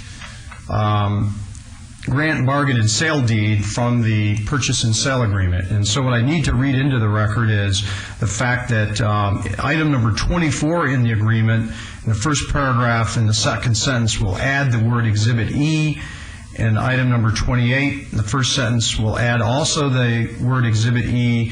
We're going to be adding the grant, bargain, and sale agreement as a new Exhibit D, and because that's becoming Exhibit D, the disclosure of principles now becomes Exhibit E. So I'm reading those into the record to clarify that, and that's the only change that needs to be made to the agreement. Let me just point out what we're actually doing. On the right-hand map on your screen, there are 10 properties that are owned by T-Brio LLC. 2 of these that are crosshatched, we would exchange with a site we own that's on the western block. The Tamaris Group owns the western block. They would like that property to complete their assembly of that block.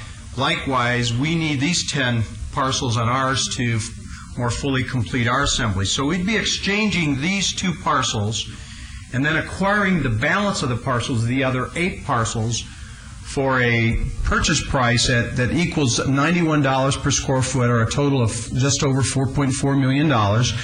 We have had those appraised.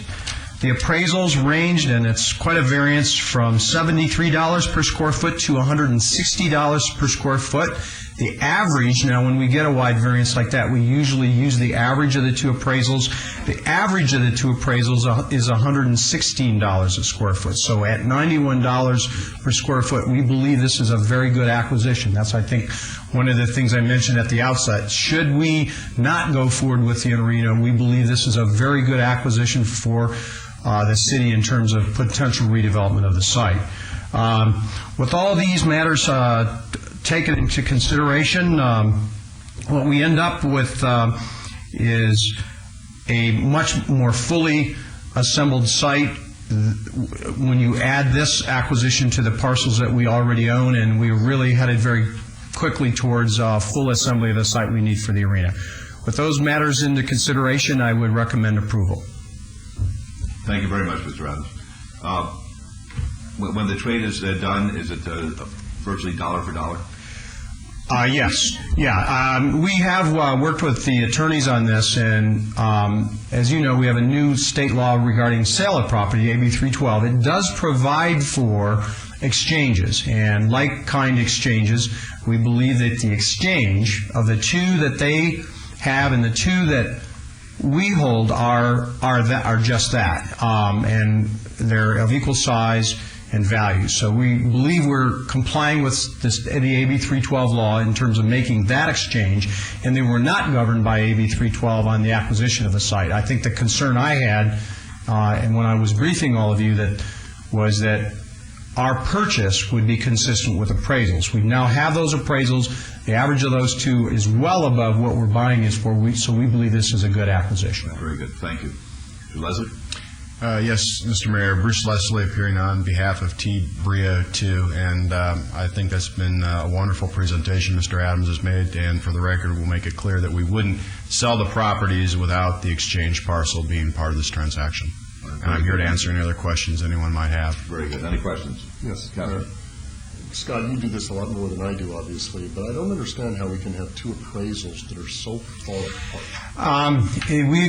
We do a lot of appraisals downtown, and in fact, this is something that recently happened on Union Park. It's a matter of opinion on the part of appraisers, and appraisers will often take 2 dramatically different opinions as to value, and that's why often when we get a wide variance in appraisals, just like if you were buying a house and one realtor said they'll get you a whole bunch of money for it and one realtor says they won't get you as much, is often extrapolate the difference and average it. That's what we often do. When there's a wide variance, then it's your unexpert opinion to adjudicate 2 experts, usually kind of strike an average, and that's why I believe that the average of these 2 appraisals is well above what we're buying for, and so I think we're in good shape in terms of making this acquisition.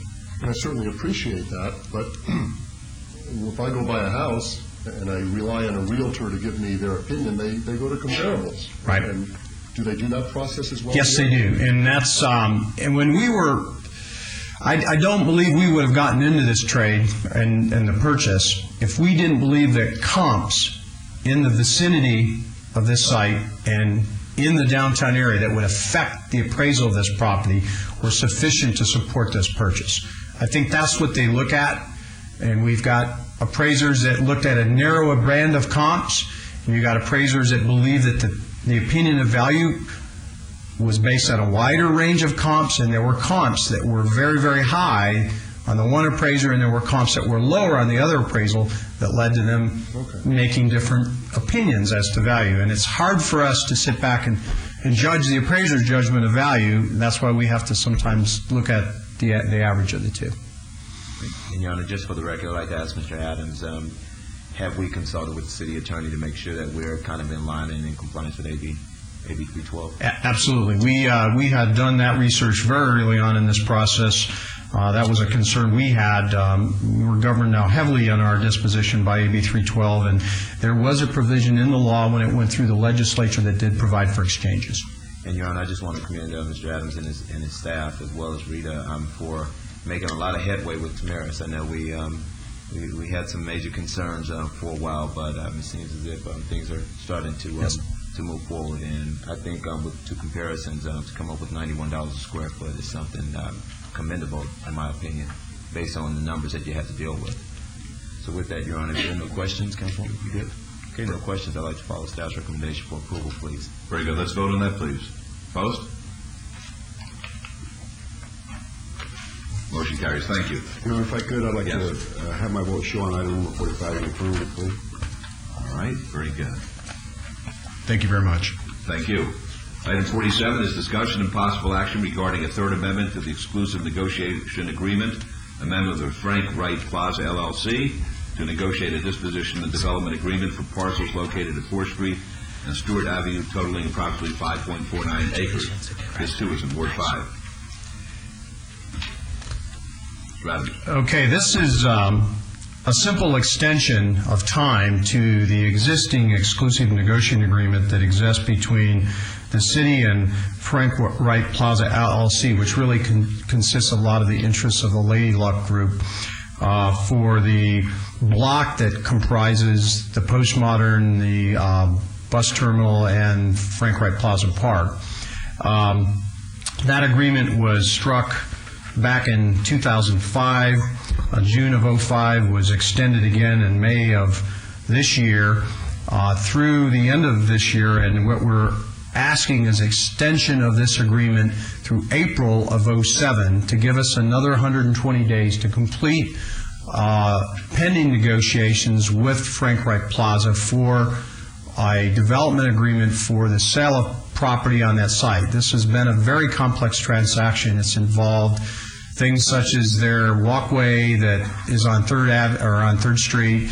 It's involved third parties such as the U.S. Department of Interior, who governs the disposition of the post office and the historic nature of that property, the RTC, who has an interest in the bus terminal. So there's a lot of moving parts on this one, and we just need more time to effect this transaction. So we're asking for an extension through April. All right. Any questions of Mr. Adams? I would like to be heard. Just if you have any questions, my name is Todd Kessler on behalf of Frank Wright Plaza, 206 North 3rd Street. I'm here to answer any questions if you have them. Councilman Wheatley, I spoke to Mr. Donner over the weekend. He says that he's in good shape as far as finances are concerned. Yes, we're looking forward to making an announcement by year end.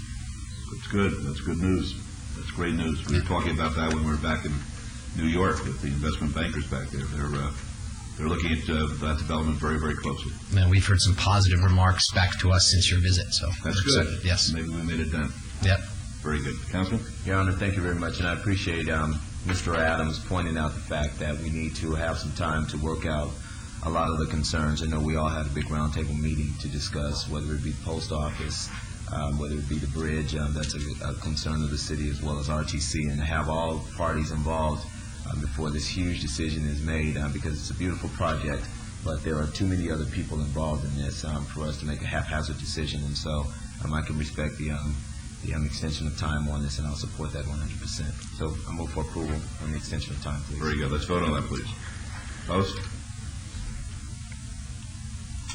Motion carries. Thank you. Good luck. Thank you, Council members. Item 48 is discussion and possible action concerning a proposed budget submitted by Newland Communities LLC for the design, construction, and fiscal year 2007 operating budget for Phase 1 infrastructure on Union Park, located at the northeastern corner of Bonneville Avenue and Grand Central Parkway in Ward 5.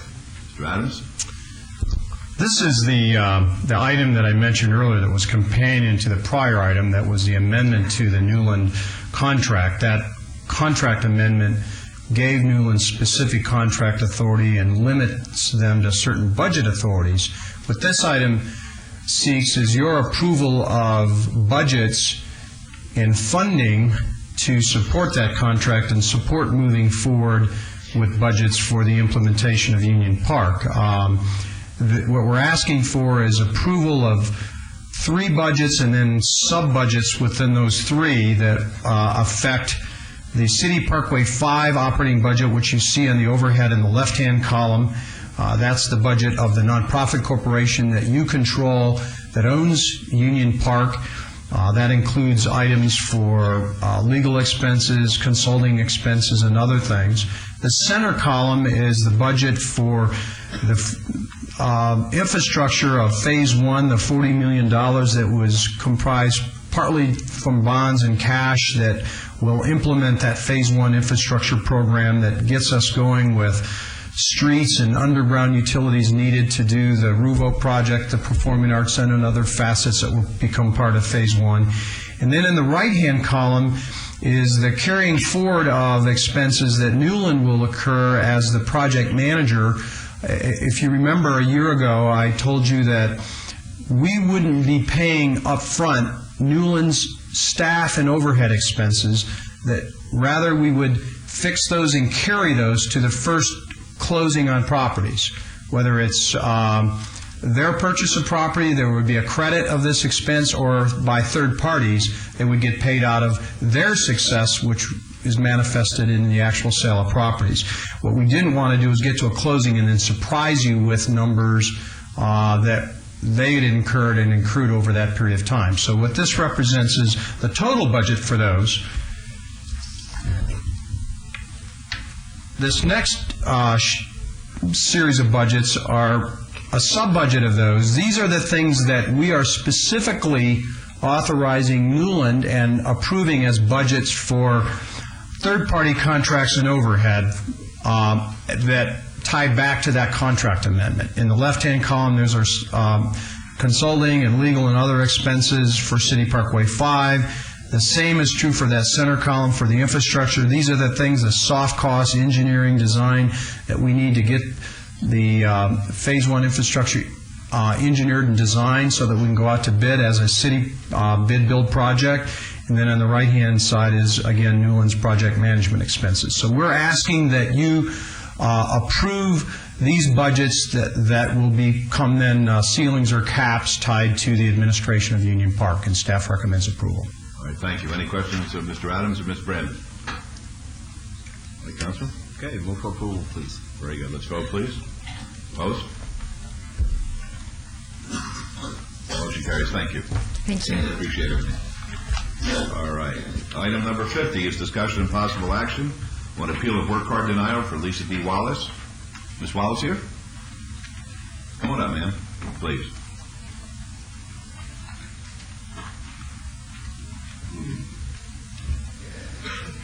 Officer? Good morning, Mr. Mayor, council members. Tony Weeks, Detective, Las Vegas Metropolitan Police Department. As you can see before you have a report for a work card denial on Ms. Wallace. She was denied under City Code 6.86.110, which was because she was convicted of crimes of moral turpitude. In this incident, that meant that she was involved in intent to defraud. She was dishonest for personal gain, and also with an intent to cause injury to a person. As you can see from the report, that these were not physical injuries that were caused to her victims. However, they were monetary injuries that can cause a lot of mental anguish, as you all know, from if your credit was injured in any way. Our biggest concern on Ms. Wallace is she has been hired as a server in the position where she's at. And as a server, she has access to people's credit cards, which has their names and their account numbers on them. So we are very concerned about that, given her convictions.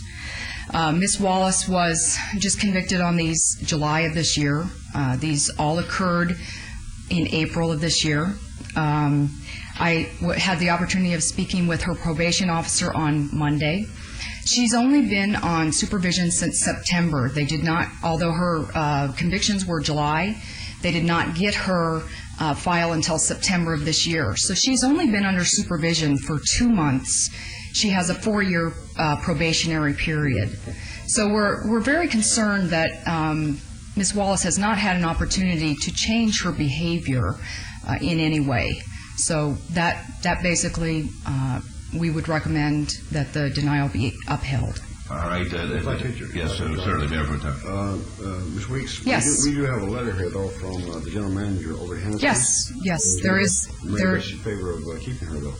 Yes, and I spoke with her, and they said the same thing. But I am still concerned, given the position that she's in, and given her convictions and what they were for, that she has access to people's personal information and can do the same things. Thank you. Detective, what kind of hammer does she have over her head? I'm sorry? What kind of hammer does she have over her head? She's on probation. If she violates, how long will she be sent to prison? I believe it is between 72 months and, let me see. That's 6 years. That's a long time. It's over. I'm sorry. I'm sorry. It was 16 to 72 months in the state prison. Okay, that's a long time. Yes, it is. And she doesn't look like she's too dumb. She's dumb because she engaged in the kind of activity that got her in this spot today, but she doesn't look too dumb. What do you have to say, young lady? I did make a very huge mistake. I would never do anything like that again. You have to give us your name for the record. My name is Lisa Wallace. Okay. All right. Yes, Counsel. I have one question, Detective, and I've raised this with Mr. DeFiore in the past. Jim? DeFiore? The question I have is that we have a letter from Hennessy's Tavern. Yes. And it's authored by the general manager. And in the second paragraph it says, Lisa fully disclosed her legal situation during her interview. Yes, she did, and that is actually part of her probation. In her probation, she must disclose her criminal history. Okay, I know that the probation department, as perhaps a condition of probation by the judge, ordered her to do this. We've got a letter from the employer saying she did it, but how do we know she said exactly what her criminal history is? Well, I can tell you. I'm sorry, were you there when Lisa disclosed her criminal history to Hennessy's?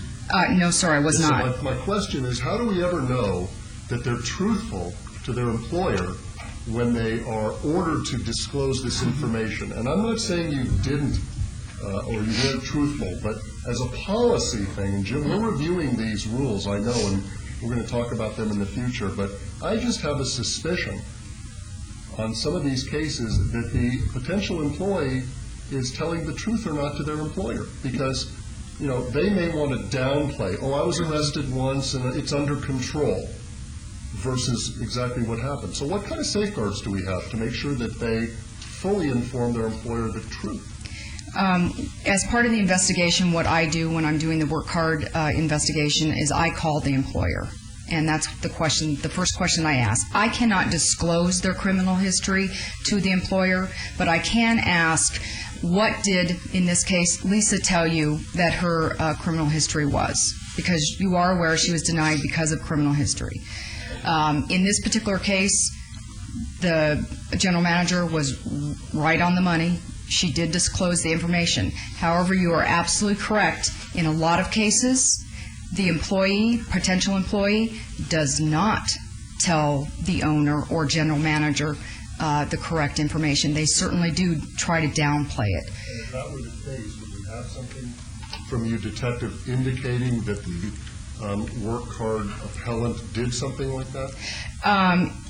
If the general manager or the owner of the business does not want to hire the person at that point, because typically what I will say is you need to speak with this potential employee again, because there may be some other things that you may want to hear.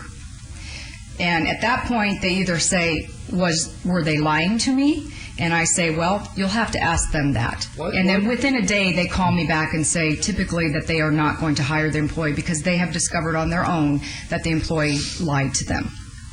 I don't understand why you have to play this cat and mouse game about, let me finish, about a person's record. This is public record. I mean, we're trying to be fair, and that's why we're not talking in particular about Lisa's background, but just in general. What people are convicted of usually is public record. Why do you have to play this cat and mouse with the employer? Why don't you just come out and say, are you aware that John Doe was convicted of A, B, C, D, and E? They're on probation for X, Y, Z number of years. Are you aware of that? Did this person tell you that? Why do you have to play this cat and mouse game? I can't do that because it would be considered third-party dissemination, even though her convictions have been adjudicated. I can't come out and say specifically to the employer what she was convicted of. My question is why not? Because that's the law. It's public record, then. So I'm not saying I you're can't wrong. say that I don't disagree with you because I do personally agree with you, but unfortunately my hands are tied with that. Maybe we need to do some more exploration in that, just to make your job a little easier. Thank you.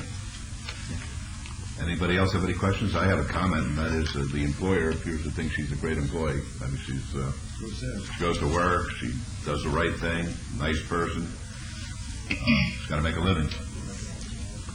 All right, Mr. Mayor? Yes. Respectfully disagreeing with you on a point there, I would just like to say I'm very disappointed in the manager of the place where she's employed, because he's not the one who's having his cards being handled by someone when we're told by agencies over and over again that this is the one place that is the biggest problem as far as misusing the credit cards or stealing identity. And so I just would like to say, and I hope you do well, I hope he puts you in a different type of position. You don't have to have that particular position at that particular restaurant. You could do something else.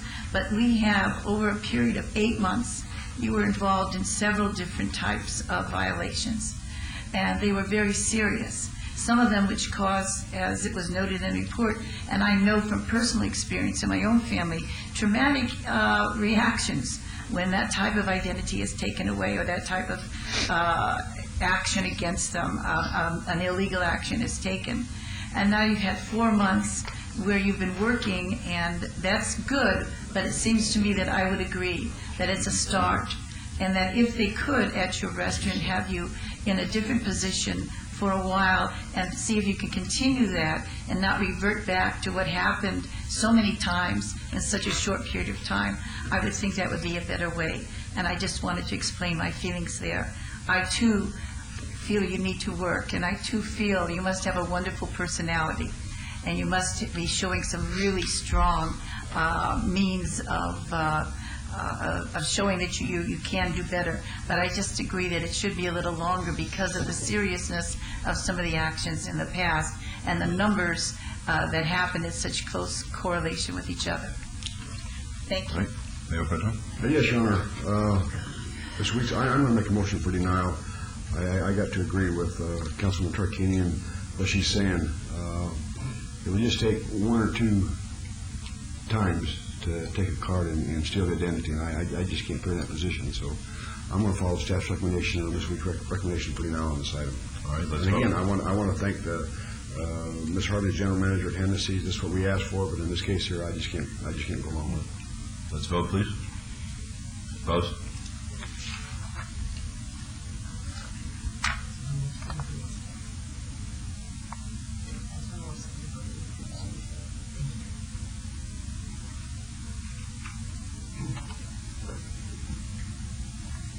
Vote.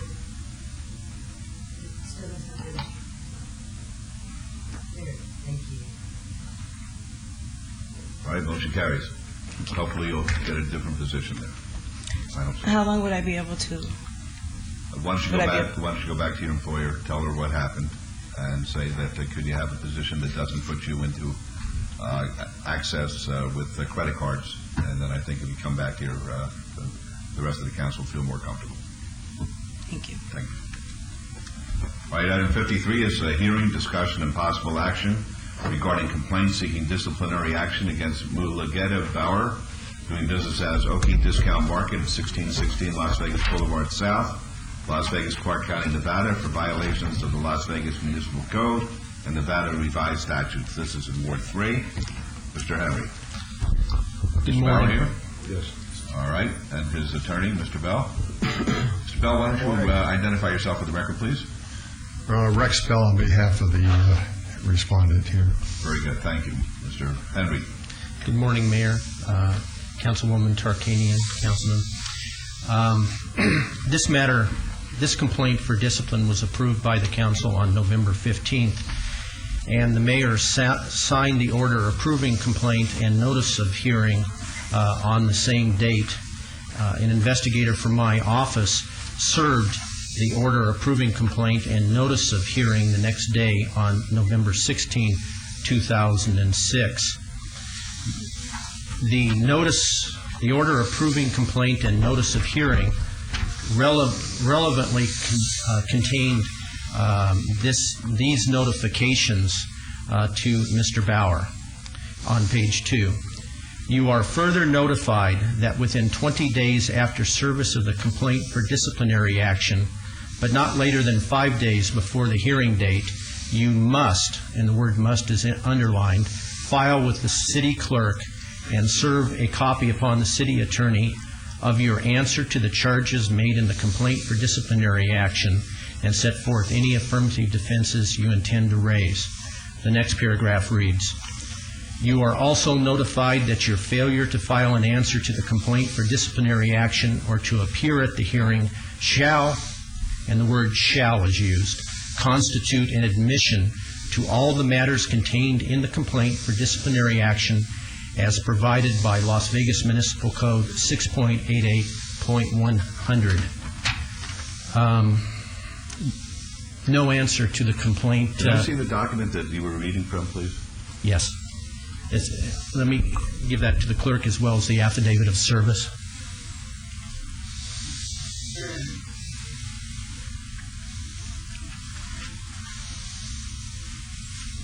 Thank you.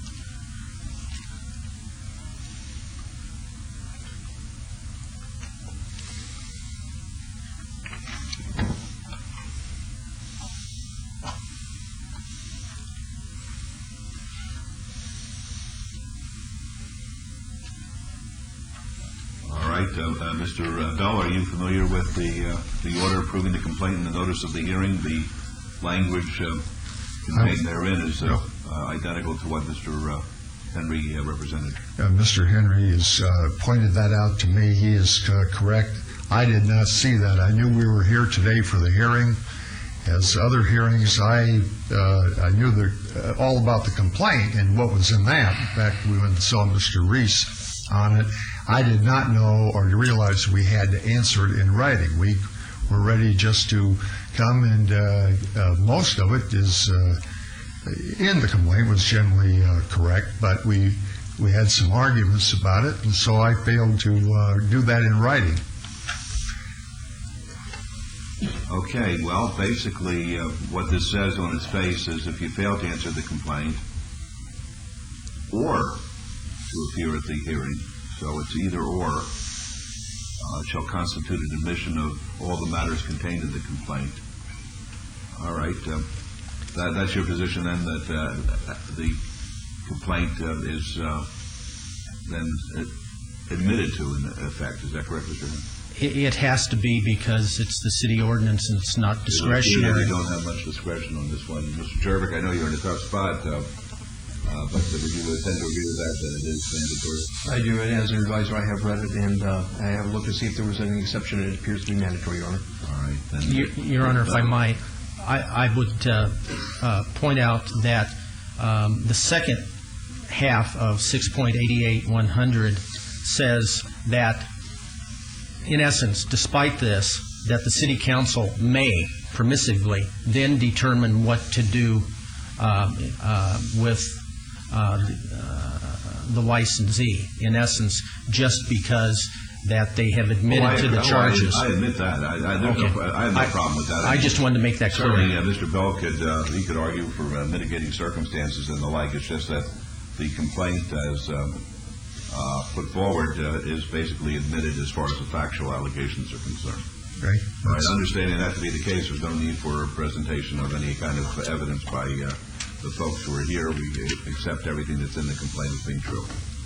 And with that as the case, Mr. Bell, I guess it's your burden as far as the discipline is concerned to address that issue. Yes, Your Honor. I'd like to, first of all, have the council understand that Mr. Boer came here from Ethiopia a number of years ago, became a citizen of the United States in 1997, and he was working the frontier, trying to earn enough money to where he and his wife did so, and were able to get enough money together to lease the Convenience Mart, and I guess the one on 4th Street too. I think there's a small one on 4th Street.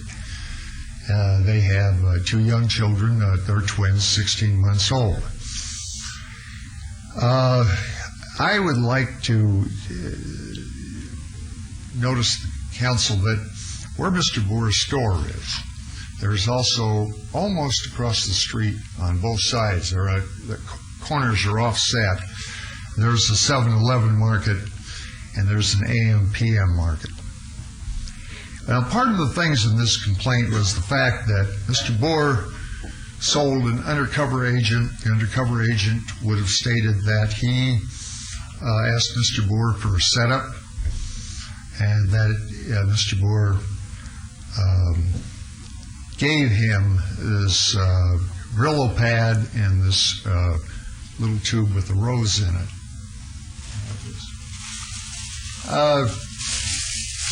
In the time that's gone on, without just taking up a lot of your time,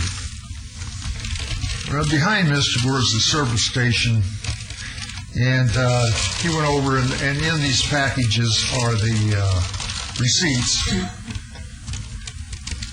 He purchased this item, which is the same item that he is accused of having sold. You purchased that from whom? The service station right in behind him. Am I correct, Mr. Boer? There's behind my store and right a couple of blocks from here, and there is one Sahara and Paradise, and it's receipt inside there. But first of all, so before I say anything, I am very, very sorry, sir. I know you're disappointed and everything. I understand.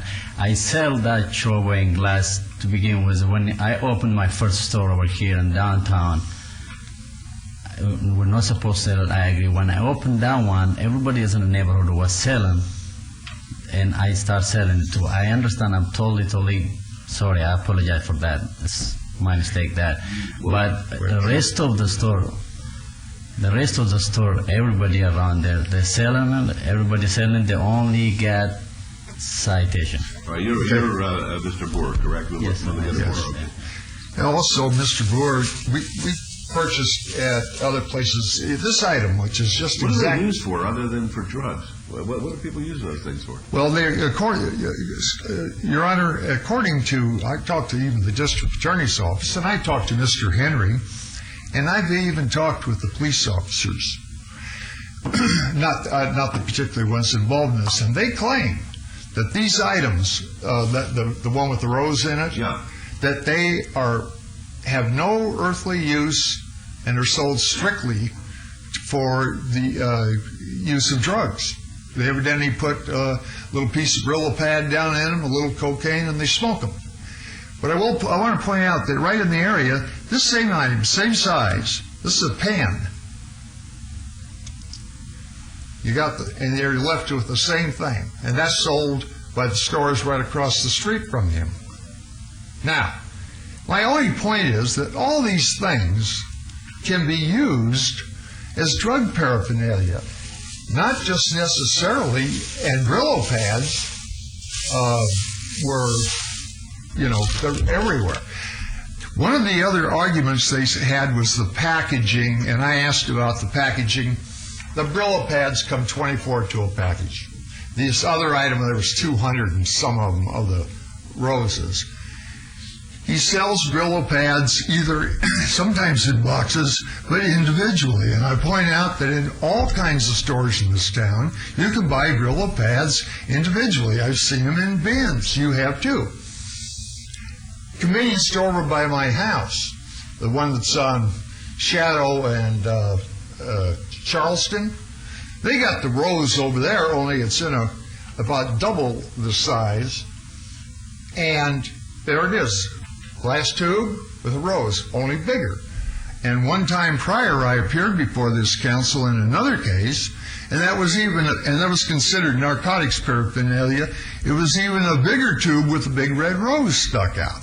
These people are selling them all over town. Yeah, but that doesn't excuse your client from selling. No, I realize that, but I just... It shows to us that we got a big problem with drugs all over town. I mean, that's the answer. And that's one of the things I've asked about. I said, can't they stop whoever the main distributors are from distributing that stuff? Should. Huh? That's what I'm saying. Well, what's it used for other than drugs? I'm not getting an answer. It's used for drugs, and we should be able to stop it. There's no question about it. And I believe the police... Whoever's selling it, maybe Metro should go to the seller and find out what kind of representations he's making. This is not something you would bring to your girlfriend, unless she was a crack addict. He should not have fibbed to the Planning Commission. The fib, or the lie, or whatever you want to call it, was based on the fact of a question. He was being questioned on the 4th Street store. Then he was questioned at his. He effectively kind of said, well, I'm not saying I don't have a problem, but he said, I've had little things like I didn't have health permit and stuff. He failed to tell them that he had been arrested in this case. He certainly did fail to tell them that. I explained to him, you should have told him. Yeah, that's where it's so disappointing to me, Mr. Bell, because I like Mr. Bauer. I believed in him, and then he stood before us and said he didn't have a problem, and then the next day, after I said nice things about him, I was embarrassed myself because we found out he did have a problem. So that was very disappointing. In his application, I would point out that in his application, he pointed out to the Planning Commission that he had been arrested. That's in his application. I take it they read that. This statute for the sale of narcotics paraphernalia, I mean, again, it's what you just said is going on. They mentioned you're not supposed to sell water pipes and bongs. Walk in any smoke shop, they're right there in front of you to be sold. I've gone in several of them, and there they are. So I don't know. I just wanted you to take that in consideration when you're looking at the seriousness of what trouble this man is in and what you can do to him, because obviously with a privileged license, for sure, you could, you can pull that license with no problem. In fact, that's what the city is asking for. In fact, they're asking to pull all his licenses. And I point out, too, as far as this man goes, there's no allegations in their complaint whatsoever that this man, after he was granted the beer and wine license, which is 2004, ever got in any trouble or got cited for anything until this particular event. And if he was such a bad guy, I'm sure that he would have been caught selling beer or wine or cigarettes to minors. It's wide open to do that, and he certainly has never been in any trouble of any kind in his life until this occurred. He is wrong. He said he's wrong. He admits he's wrong. And but to pull his livelihood, it is his livelihood. You pull the beer and wine license at this location, or really almost any convenience store location, you might as well close his doors. They can't really do very well without the beer and wine. Now, I would ask that, looking at his history, he should have told the commission, but the commission also should have had, I'm sure, read his application, and he had it in there that he'd been arrested. But he should have told them, and he maybe should not have had these items in the store. In fact, at his arrest, he was unhandcuffed after he was arrested, I believe, and asked to sign a paper which said, I will not sell this stuff anymore. And he did so. And he's not sold it again.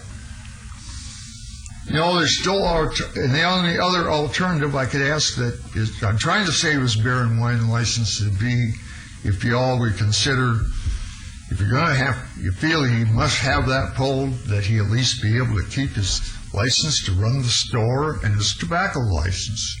They already pulled the slots out of there after the arrest. It was that was on a floor lease. I think, Councilman, we even talked about that. We were out, and I wasn't sure at the time what had happened. They pulled the slots out of there. And the only other thing I'd say is that when people, whether Mr. Gore is there or not, they can walk right across the street, buy beer and wine from the other stores, if that's part of the problem.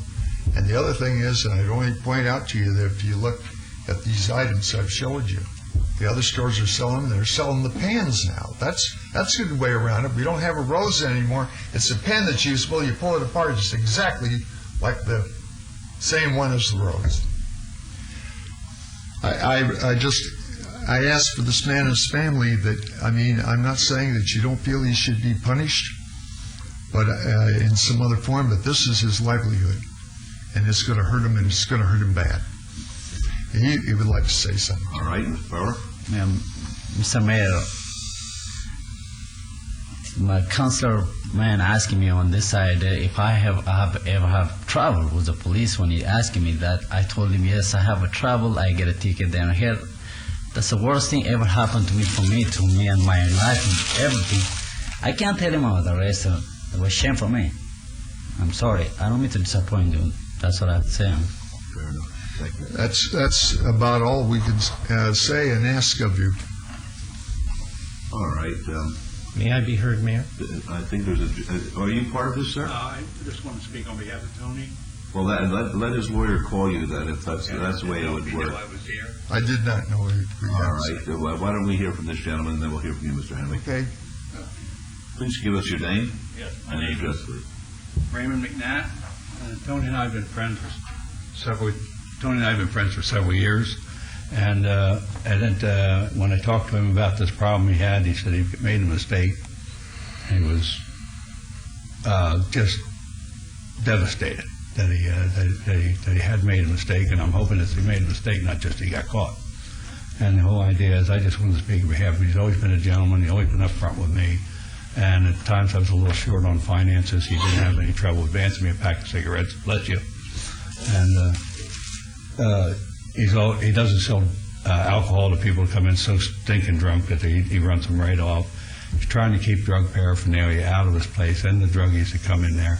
And he's been doing a pretty good job, but I just want to speak on behalf of him. He's been my friend now for a couple of years now, and I would be really disappointed if he couldn't keep his business license.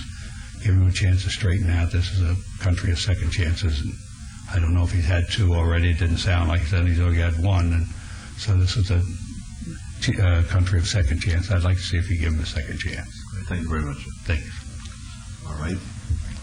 Mayor, Council, Mr. Bauer has demonstrated for months, if not years, that he's willing to kill your constituents and kill the children of your constituents in order to add to his profit margin. And I realize those are harsh words, but what he was arrested for was possession, sale of narcotics paraphernalia associated with smoking crack cocaine.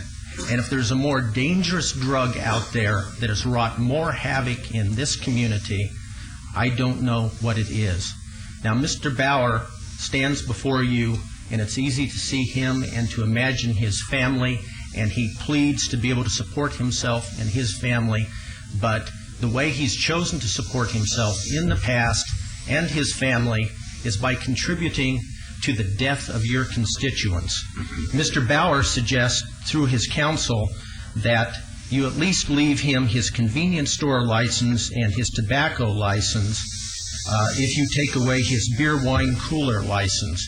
It is the fact of that convenience store license that has allowed him to sell narcotics paraphernalia. If you would look at the overhead, please. On your screens, you will see a display put together by the Metropolitan Police. It was used at another proceeding having to do with Mr. Bauer's landlord on August 16th. Part of this display is a photograph. This is a photograph of typical narcotics paraphernalia. It is shown by business licensing to everyone who gets a license to run a convenience store, so that there should not be any doubt about what the city considers to be narcotics paraphernalia. This particular photograph was shown to him as early as May 2nd, 2002, when he registered for a license at the 113 4th Street address. So since that time, he's known what the city considered to be narcotics paraphernalia, including the pipes that his counsel was talking about.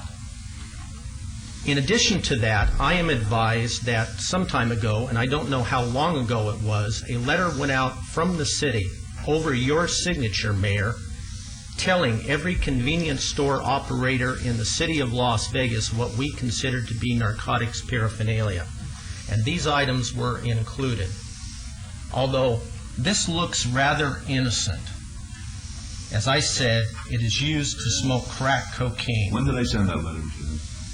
Mr. Jervik might have some better idea. I think it was about 5 or 6 years ago we met with the Metropolitan Police Department and we made a determination that glass pipes, at least in the opinion of the City Attorney's Office, are per se paraphernalia because they have no other use. A letter was prepared to every convenience store on record that Mr. DiFiore was able to identify, and those were sent into your signature. Do we know the date? I think it was 99 or 2000. It was around there. No, it was after Councilman Weekly sort of raised the issue. We were having hearings on this when we found out that this is a commonplace practice throughout the city. We wanted to make sure that all of the convenience store owners, no matter whether they were in Summerlin or any part of the city, they knew what the council was concerned about it, because unfortunately crack is not socio-economic or demographic. It goes across all strata. Now, if I might, Mr. Bauer has admitted to all the allegations in the complaint. One of the allegations in the complaint is on April 13, 2006. He went hand-to-hand with the Metro undercover and sold the Metropolitan Police officer narcotics paraphernalia as I described it. Attendant to that arrest was a search where 228 glass pipes were found in a box under the cash register with an additional 30 pipes in the cash register. On the overhead, I have photographs of what the police found. First of all, there is the sign at the top here. If we could move the camera, or I'll just move, yeah. There's the sign at the top that the police have told us is code to the crack smoking community that you can find your paraphernalia here. It reads, "If you don't see what you want, please ask for it." I told a police officer that I was old enough to remember when that was in almost every store, but I'm told that in convenience stores it is code to the crack smoking community. Here's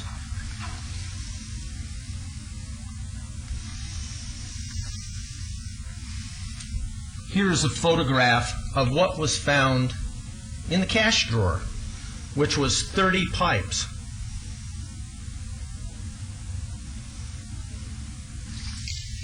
And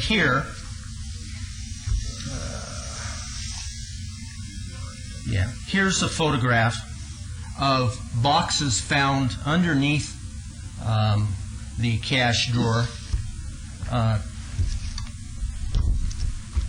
containing another 228 glass pipes. There is no doubt what he did. There's no doubt that he knew what he was doing. And since he's running a convenience store and he's selling these setups, I would submit there's no doubt that he did it to make money. So in order to make money, he was indifferent to the misery and death of your constituents, I would submit. Likewise, although he has admitted to lying to one of your planning commissioners, I have a certified copy of the minutes of that proceeding that sets forth the exchange between him and Commissioner Steinman, and it says, Mr. Bauer stated that he has never had problems with Metro at his other place of business. He made the statement to Commissioner Steinman on April 27, 2006, 14 days after Metropolitan Police officers put him in handcuffs, took him to jail, and submitted him to felony booking, something I would submit that he isn't likely to have forgotten. And I would like to lodge this original certified document with the clerk. All right, it could be lodged. I have alleged, or rather, Mr. Vincent has alleged that Mr. Bauer has operated his business as a public nuisance, that he has broken the laws of the city of Las Vegas and the laws of the state of Nevada. And I've also pointed out at page 2 a procedural history that he admitted to, which sets forth that there was some doubts about Mr. Bauer when he came forth asking for a license, and you gave him a temporary license on March 5th, 2003. When it came up for review on September 3rd, 2003, a number of problems were brought to your attention, and Mr. Bauer admitted to them and said he was sorry and that he would not do it again. And there was an extension on the temporary license. Apparently there wasn't a firm feeling that you could rely upon his promise not to do it again. He came before you on March 3rd, 2004 on a matter that was obeyed to March 17, and finally on June 16, 2004, you gave him a permanent license to sell beer and wine, including single containers. He has abused that license, but a privileged license, but that isn't the license that has allowed him to aid and abet in poisoning and killing your constituents. It is the convenience store license that has allowed him to do that. And for all of these reasons, I ask you to revoke all of his business licenses. Okay. All right. Thank you. Did you want to add anything? Well, Mr. Mayor, again, the thing on this packaging, the scouring pads, they're used all over. It's like pencils. When you buy them in groups, you can sell them as one, you can sell them as a lot. He, since 2004, when you issued him the license, has had no violations until this one, and he's in a great deal of trouble for it. But I don't see any allegations other than the fact from counsel himself that he's killed or attempted to kill or wanted to kill anybody. So I just ask that you... Maybe it's a way to get rid of some of the crack users. Anyway, that's all I can ask, is that the council consider not taking his license and his livelihood, and he's agreed never to sell this again. It's been gone ever since. Mayor Goodman? Yes, sir. May I ask a couple questions? Sure. First of all, he was arrested for a felony. What is the status of that felony arrest? It's pending still for a preliminary hearing and then in court. I'm not handling that. But there is a felony case pending, and it's still... Yes, there is. Councilman Wilson, I hesitate to ever ask. Most of the people I've known ever had this problem. They were misdemeanors, but in this case, they did charge him with a felony, and that's what's pending. Second question, Mr. Henry, is would you please delineate our options today? Your options are to take no action as a penalty, to impose a fine, to suspend one or more of his licenses, or to revoke his licenses, or as to the fine and the suspension, some combination.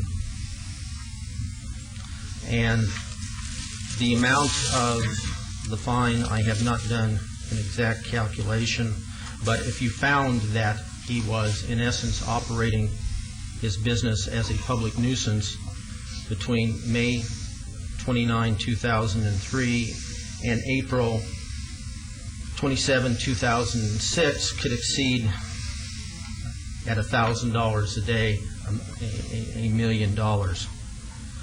Indeed, if you just picked between June 16, 2004, when you gave him a permanent license, and April 2006, when he lied to the Planning Commission,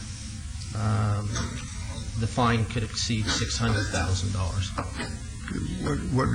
One quick thing, if you read the thing from the Planning Commission, I think you find in there, and I listened to the tape, and I think there's a tape available for you all, but when he said he never had any problem, he's talking about the 4th Street one. And he was asked, that was by another councilman or commissioner. Then when he was asked about this store, he said, well, I'm not saying that, but he belittles it. He goes down, it's like, well, it was a health thing. He does not tell them that it was an arrest. And you could hear the tape for yourselves, and you'd find that to be correct, I believe. Yes, I'd also like to ask, with this case that's pending, is this precedent setting? I mean, is this the direction that we're going to go in now? Because, I mean, in the past, we've had convenience store operators who've had the same type of situation, and I've never seen it going to this extreme before. So are we sending a clear message to those out there? And I would love to have someone from law enforcement answer this if possible, because, I mean, if this is the precedent that we're setting, I'd like to have that message sent out there, because I've never seen it going to this extreme before. And he's right, in that same geographic area, they all sell this. And I know I've been screaming and yelling for years, asking someone to address this, and what they get is slapped on the hand. Clearly, Mr. Bauer has been caught. I mean, he says it's a mistake, but he's been caught with the goods. But all of them out there do the same exact thing. So, like I said, I've never seen it gone to this extreme before, ever, since I've been on this council. May I just add something there? Because this was part of the ward I represented at the time this occurred, and we had talked with Metro and worked with Metro. We had asked Metro to be aggressive on that corner because it was a very troubled corner. My concern is, if this is what we request and this is what we do, and if we don't follow through ourselves, then we're weakening our being able to attempt to correct these problems. You can't use an excuse, it's every place. You have to start someplace to make the correction. And nothing had come to the attention while I was representing the ward about any of the other places, just that this was a troubled area. And I asked Metro to please help us, and they were aggressive, and I think we should respect that. Officer. Good morning, Mayor, Council. I'm Sergeant Damian Walburn, Downtown Area Command. I supervise the chronic nuisance detail. And I would like to say that, yes, we are trying to set a precedence. And we do have documentation that dates back to the year 2002 on the impropriety from Mr. Bohr, where he wasn't given a citation, he was warned by business licensing, and the impropriety was impounded and taken away. That was on Chore Boys and Pipes. He also was warned in January. Back in 2002? In 2002. He was put on notice, and actually the material was taken from his store? He was put on notice by business licensing. We actually have the sheet on the board, which I presented in the first appeal when I had the owner, Ms. Brickson, here in front of the council, where it shows the stuff that was impounded out of his other store. So he has full knowledge. And then in January of 2004, he was warned by my partner, Sergeant Watley at Downtown Area Command, that in fact he was selling narcotics paraphernalia. And he was showing intent because it was packaged together.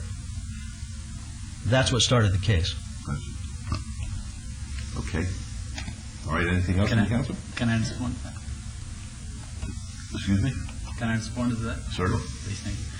Yes, in 2002 on 4th Street, when the license department they came over, I was a senator, was in a box sitting in the back. When she searched everything, she saw it said, she told me to throw it out. Yes, I throw it out. Throw it away. She was standing there. She put that in the report. Yes, but I wasn't said. I wasn't in quarantine and stuff like that. I told her, I said, no, you're not supposed to sell that. It wasn't said, and she threw it out. Right. It was a garbage can was right in the back of it. She saw me, I threw it out. But of course, it wasn't a report. That's. I wasn't sad. They all have been placed on notice, and they've been placed on notice for years. And I hope as we move forward here today, whatever decision is made, that the precedent has been set, and that if this is how it's going to be, then let it be all the way across the board. One thing, if I could add this, I don't know what the motion's going to be, but if the motion is to revoke. Mr. DiFiore, working with the suppliers of alcohol, given their commitments, has suggested that in form of the motion, the liquor license be revoked as of 3 o'clock this afternoon. So it'll give the suppliers an opportunity to inventory their liquor and get it out of there. But the other licenses could be revoked instantly. All right, thank you. All right, Mayor Protem. Thank you, Your Honor. I appreciate the council members' involvement, their questions. We do have problems in other parts of Las Vegas, as Mr. Bell alluded to. I really have understanding and the need, Mr. Bell, for people to make a living. My heart goes out to those that do things that are not quite up to the law. I really appreciate our staff, especially Metro, for what they have to do. And again, if this is precedent setting, I hate to make examples out of anybody, but I have had many calls of disturbances in this area from other businesses because of this location. I feel like sometimes that we are too harsh, that those things that we listen to, I kind of cringe when Mr. Henry says that he's selling this paraphernalia to kill some of my constituents. I think that's kind of the word, may not be word for word. I cringe from that because of the things that have happened in my ward in the last couple of weeks and stuff. I just feel like that for us to let people know what we expect, what we want, they can live by the law. And I've met with Mr. Bauer, I've met with Mr. Bell.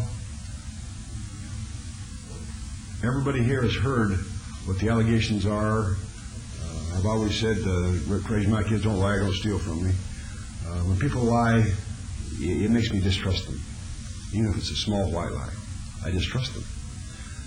So with all those things put on record today, I'm going to make a motion to follow staff's recommendation for revocation of all licenses. All right, let's vote on that, please. Councilman, if I might, do you want them revoked as I suggested, or when the findings of fact and conclusion? That's fine. All right. Let's vote, please. Opposed? Motion carries. Thank you. And I'm going to direct Metro, even though I don't have jurisdiction over you. Okay? All right, I'll ask Metro.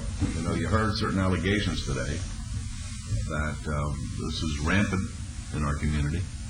You have the wherewithal to do something about it.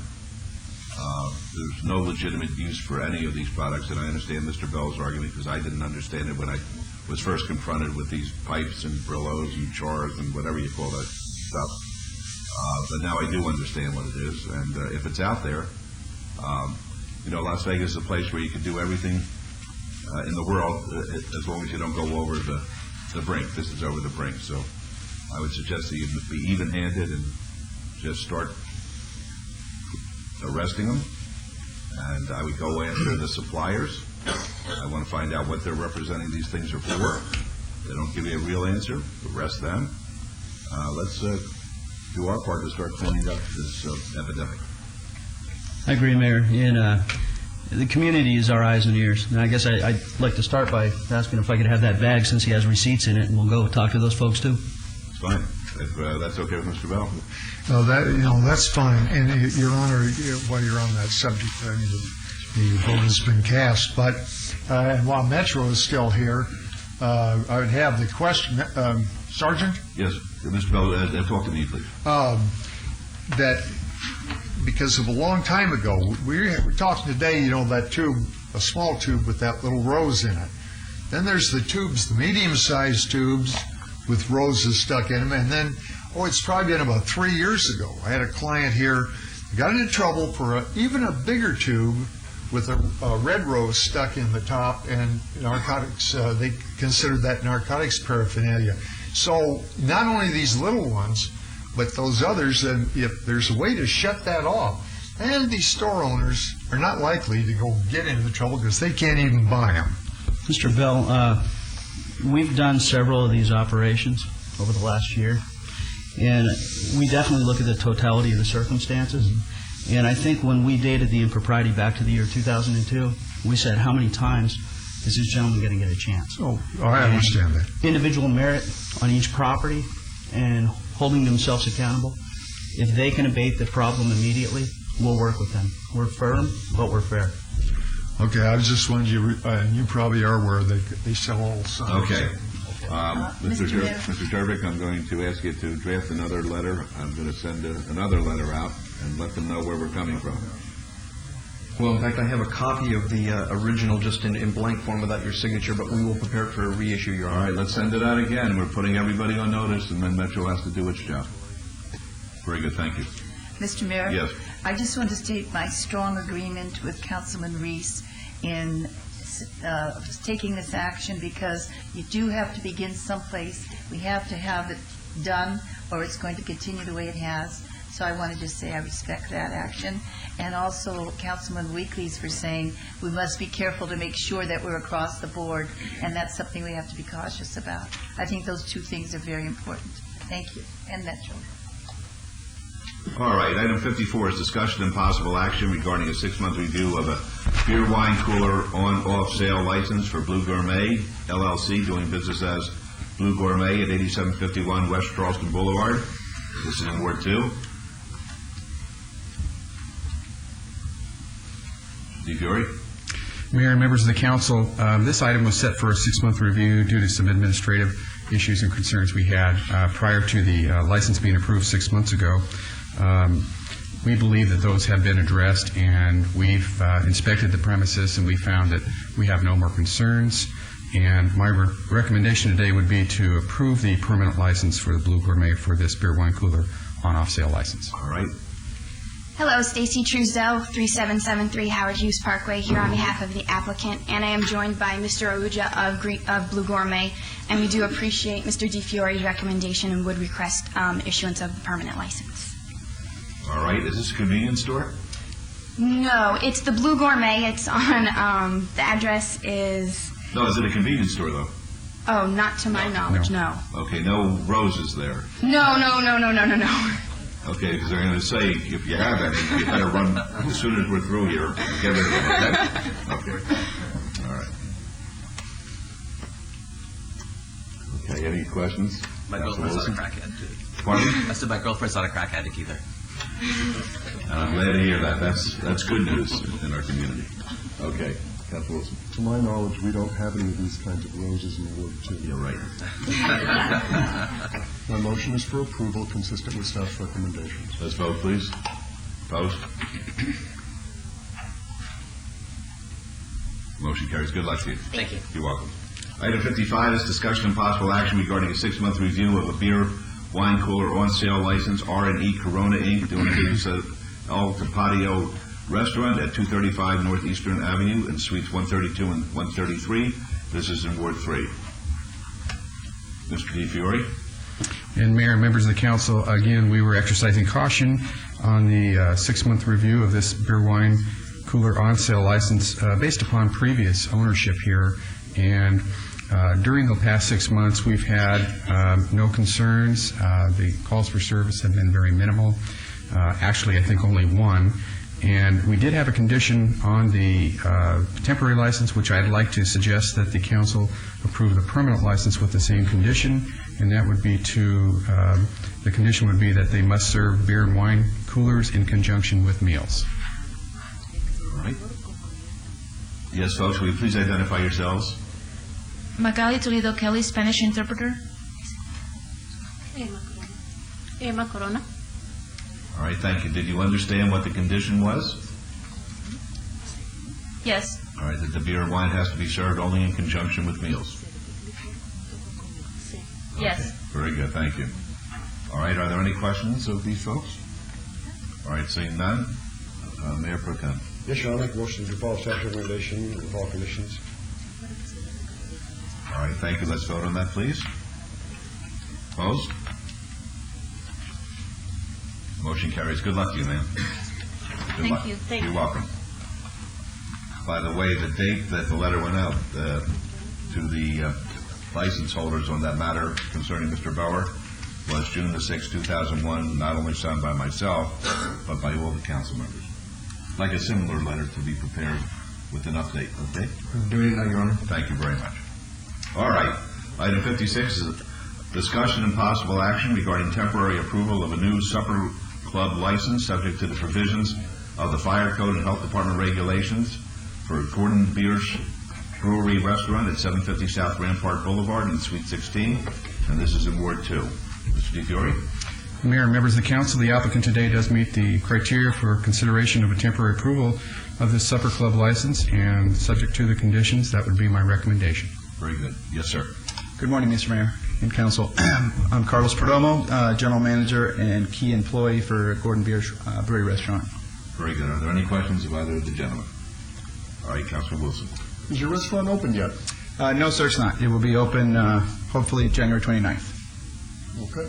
Another great addition, another great restaurant added to this area. Thank you very much. Yes, sir. Looking forward to it. My motion is for approval, consistent with staff's recommendations. Very good. Let's vote, please. Opposed? Motion carries. Good luck to you. Thank you very much. You're welcome.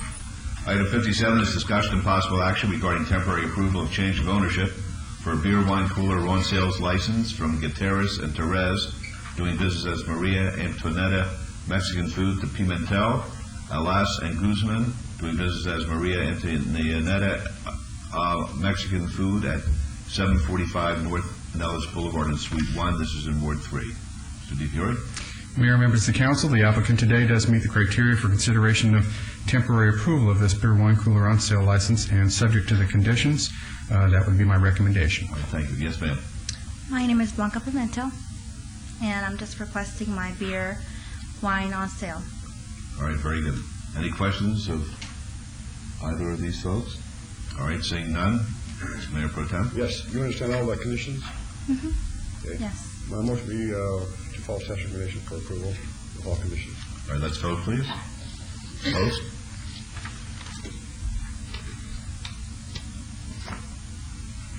Motion carries. Good luck to you. Thank you. You're welcome. Item 58 will be trailed to be heard this afternoon in conjunction with item 97. So we're going to move on to item number 59. Item 59 is discussion and possible action regarding temporary approval of a new burglar alarm service license for Machard Electric Inc. at 8032 Peaceful Woods Street in Ward 6. All right, Mr. DiFiore? And Mayor and members of the council, the applicant today does meet the criteria for consideration of temporary approval of the new burglar alarm service license, and my recommendation would be to approve the temporary license today. Thank you. Yes, sir. That's all I really have to say. My name is Michael McCard, Jr., and I'm just applying for my temporary license while the permanent is going through the paperwork. Very good. Thank you. All right. Are there any questions? Who's handling Ward 6? I answer. Very good. In place of Councilman Ross, there are no questions or concerns at this location at this time, and I'll be consistent with staff recommendation for approval with all conditions. Thank you. Let's vote, please. Opposed?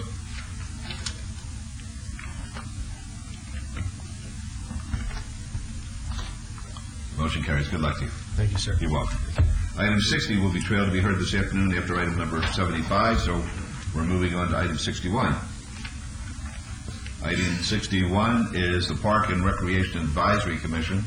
Heidi Hanusa, her term expires December 7, 2008. She resigned on September 29, 2006. I understand that this is Councilman Ross's Yes, Your Honor. And on behalf of Councilman Ross, I'd like to submit Mr. Harry Lee's name for consideration for this appointment, please. All right, very good. We'll take that in the form of a motion. Let's vote on that, please. Opposed?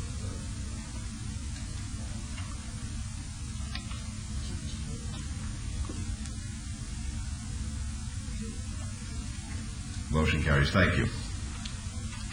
Item 62 is the Oversight Panel for School Facilities. Councilwoman Lois Tarkanian.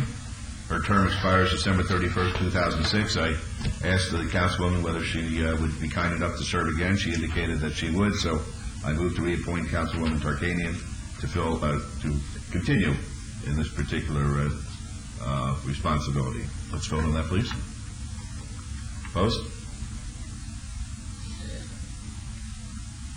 Motion carries. Thank you. Item 63 is discussion and possible action to appoint one member and one alternate to the Regional Flood Control District Storm Water Permit Coordinating Committee. Mr. Kukowski, are you here? He was going to make a recommendation. Is anybody here from Public Works? All right, seeing none, let's have Mr. Kukowski come here next meeting. I'll move to obey this for 2 weeks. And then ask Mr. Kukowski to make recommendations to us for folks that he feels would be appropriate in this particular responsibility. The motion is to obey for 2 weeks. Let's vote, please. December 20th. Thank you. Let's vote. Opposed? Motion carries. Thank you. Item 64 is the Community Development Recommending Board. The terms of Tony Mayorga. He resigned October 25th, 2006, and Mark Lefkowitz. He resigned November 8th, 2006. These were my appointments. I did submit appointments. They were from Dr. Selby's class. Do you know the names offhand? I did send those down, or you didn't get those? We sent that. We did. Dr. Selby checked with the folks, and we called them, and they said they wanted to serve. And I asked my office to forward that down to you. I'll move to obey it for 2 weeks again, but we do have the appointments in order. And Dr. Selby, if you can give me the names again. Thank you. All right, the motion is to obey for 2 weeks. Let's vote, please.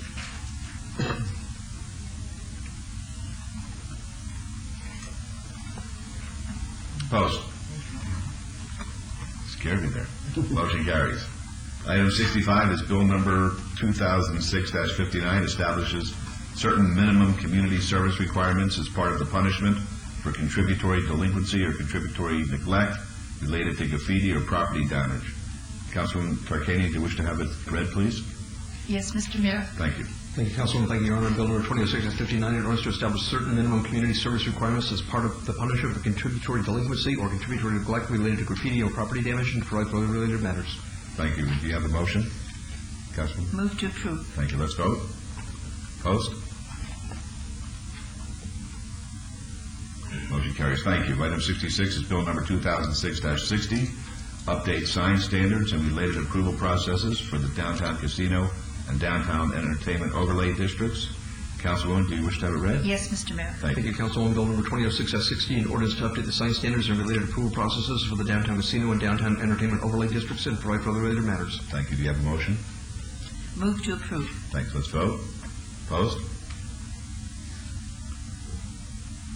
Motion carries. Thank you. Item 67 is bill number 2006-61, requires the applicant for general plan amendment to conduct a neighborhood meeting. Councilwoman, do you wish to have it read? Yes, Mr. Mayor. Thank you. Thank you, Councilwoman. Bill number 2006-61, First Amendment, an ordinance to require the applicant for a general plan amendment to conduct a neighborhood meeting and provide for other related matters. Thank you. Need a motion, please. Move to approve. Personally, I feel it's a very important item here. All right, very As good. First Amendment, Councilwoman? As First Yes, as First Amendment. Thank you. Let's vote. Opposed?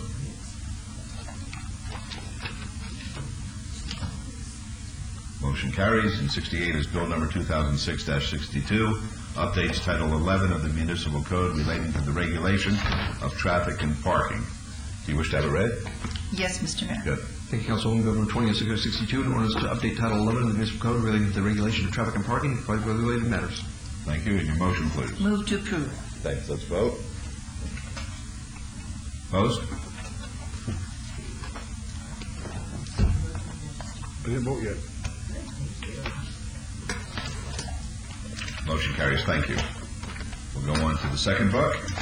Item number 70 will be trailed to the afternoon to be read after items 75 and 60. New bills, items 71 through 73, which are bills 2006-67 through 2006-69, will be heard at the recommending committee meeting on Tuesday, December 19, 2006.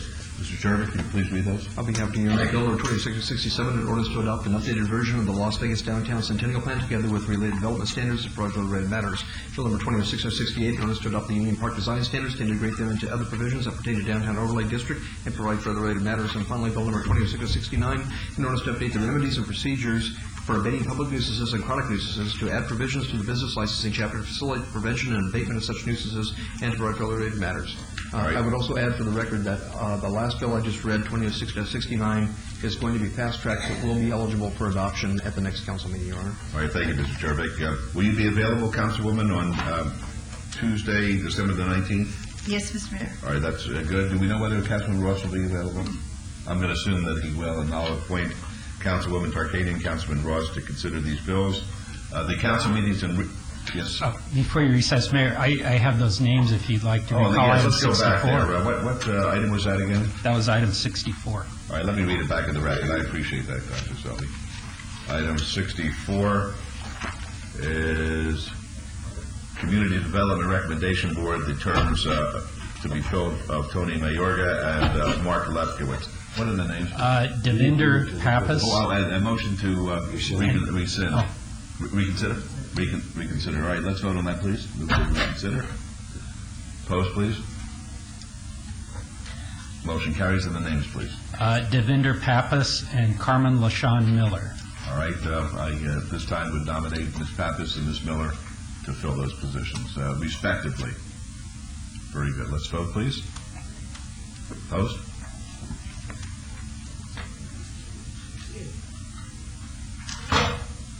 Motion carries. Thank you. So the council meeting is now in recess, and we're going to move on to our redevelopment agency meeting. The redevelopment agency meeting of December 6, 2006 is called to order. The meeting has been properly noticed and posted in compliance with the open meeting law. Item number 3 is approval of the final minutes by reference to the regular redevelopment agency meeting of October 18, 2006.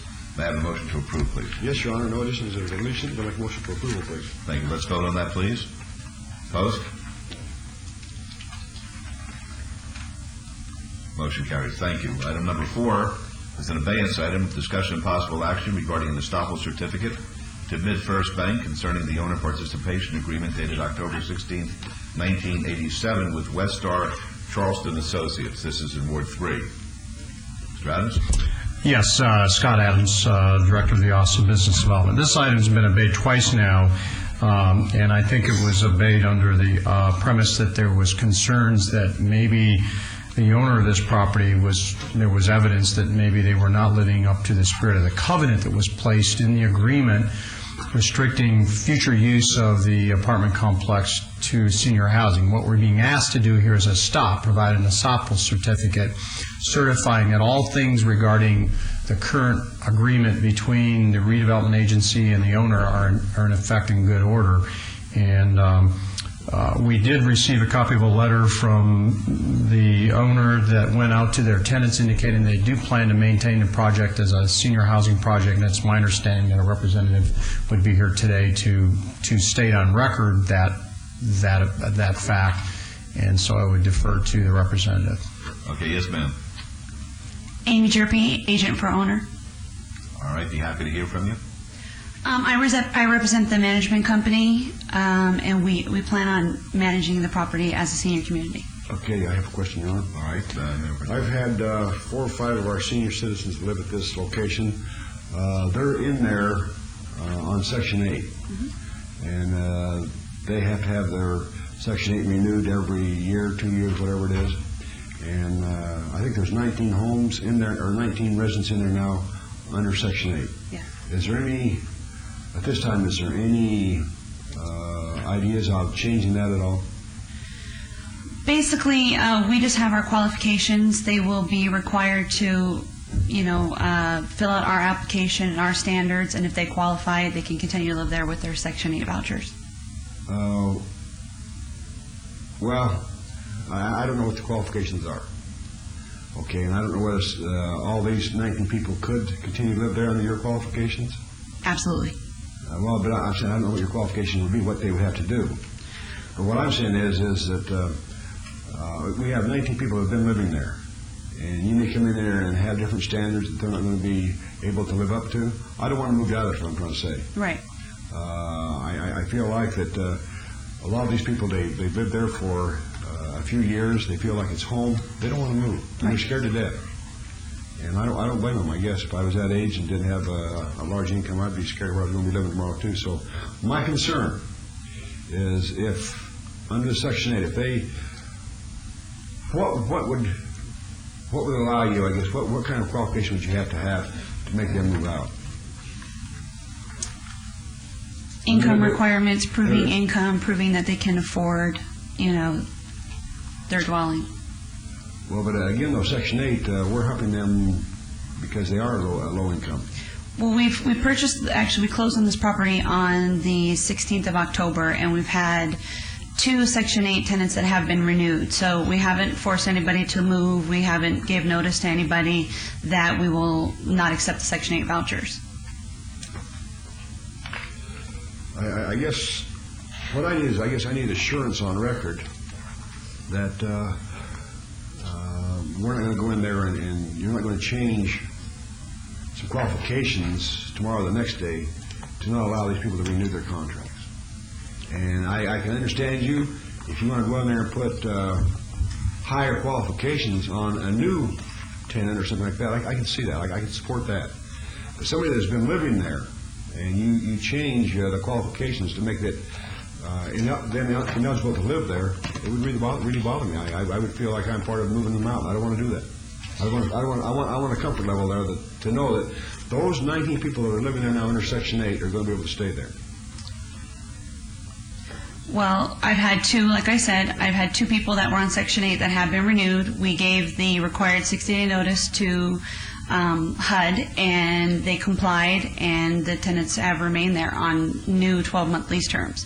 So I don't foresee any problems with the remaining 18 that are there on Section 8 for the future. I don't see any problems with renewing their contracts. Can I make a condition on this that during this renewal of these 19 people, if there's any problems, all my office is contacted immediately so that I can step in and intervene if I have to or work out a solution or something? Absolutely. Mr. Timber, can I do that, please? You can just have that, off the record agreement. It can't be part of the motion, and we're not agendaed for that. But if you want to make that request and just have it made part of the record that that's going to be a procedure, that's fine. It's not legally binding, and it has no effect on the giving of the estoppel certificate by this council if you so vote, or by the agency. Well, we have no desire to make anybody move. I mean, we have long-term tenants there. We want to maintain the property as it has ran. It's ran great since the property was built. A lot of, like you said, a lot of the tenants have been there a long Does term. you have a problem when you call me? Yes. Okay. Are there any other questions or comments from the council members? I'll move to follow staff's recommendation with our discussion on the record. All right, let's vote, please. Pardon me. Let's vote, please. Opposed? Motion carries. Thank you very much. Good luck. I appreciate it. All right. Number 5 is discussion and possible action regarding extending the Indianapolis parking validation program for 90 days to Warula Hayward, LLC, located at 450 Fremont Street. This is in Ward 5. Mr. Adams. Okay, this is an item that is a continuation of prior items on this matter. Back in the first RDA meeting in October, you ratified a letter that was sent by the executive director of the RDA to the representative of the owner of Indianapolis, and that being Rohit Joshi, that indicated, and this was in response to their request to extend the validation parking program that exists in Indianapolis an additional 90 days. And you ratified that letter, and in that letter it stated that we would extend if they met certain conditions. One of those is that they made up the arrears that they owed under the existing validation program, which they've done, and then that they essentially work with staff on and the council on developing and presenting to us plans for the future redevelopment of the project. We have been meeting diligently with Mr. Joshi during this period. He's provided us a lot of plans. I know he's made his rounds to you and briefing you on plans for what he plans to do. And the other condition in that letter was that he appear before the RDA board no later than today to present those plans to you and appeal for an additional extension of another 90 days to extend the validation program to give us time to then put in place a permanent amendment to the existing agreement between the RDA and the project that would permanently put in place provisions regarding parking. So that's a little bit of the background as to why you have that item here today.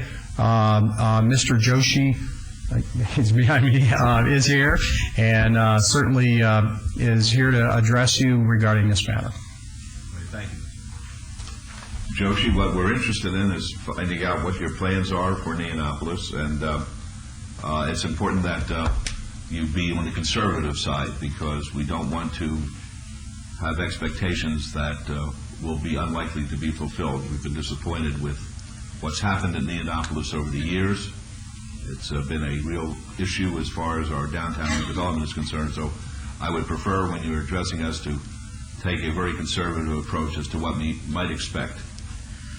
Initially, we have about... Please give us your name. My name is Rohit Joshi, Joshi Associates, at 8981 Opus Drive in Las Vegas, Nevada.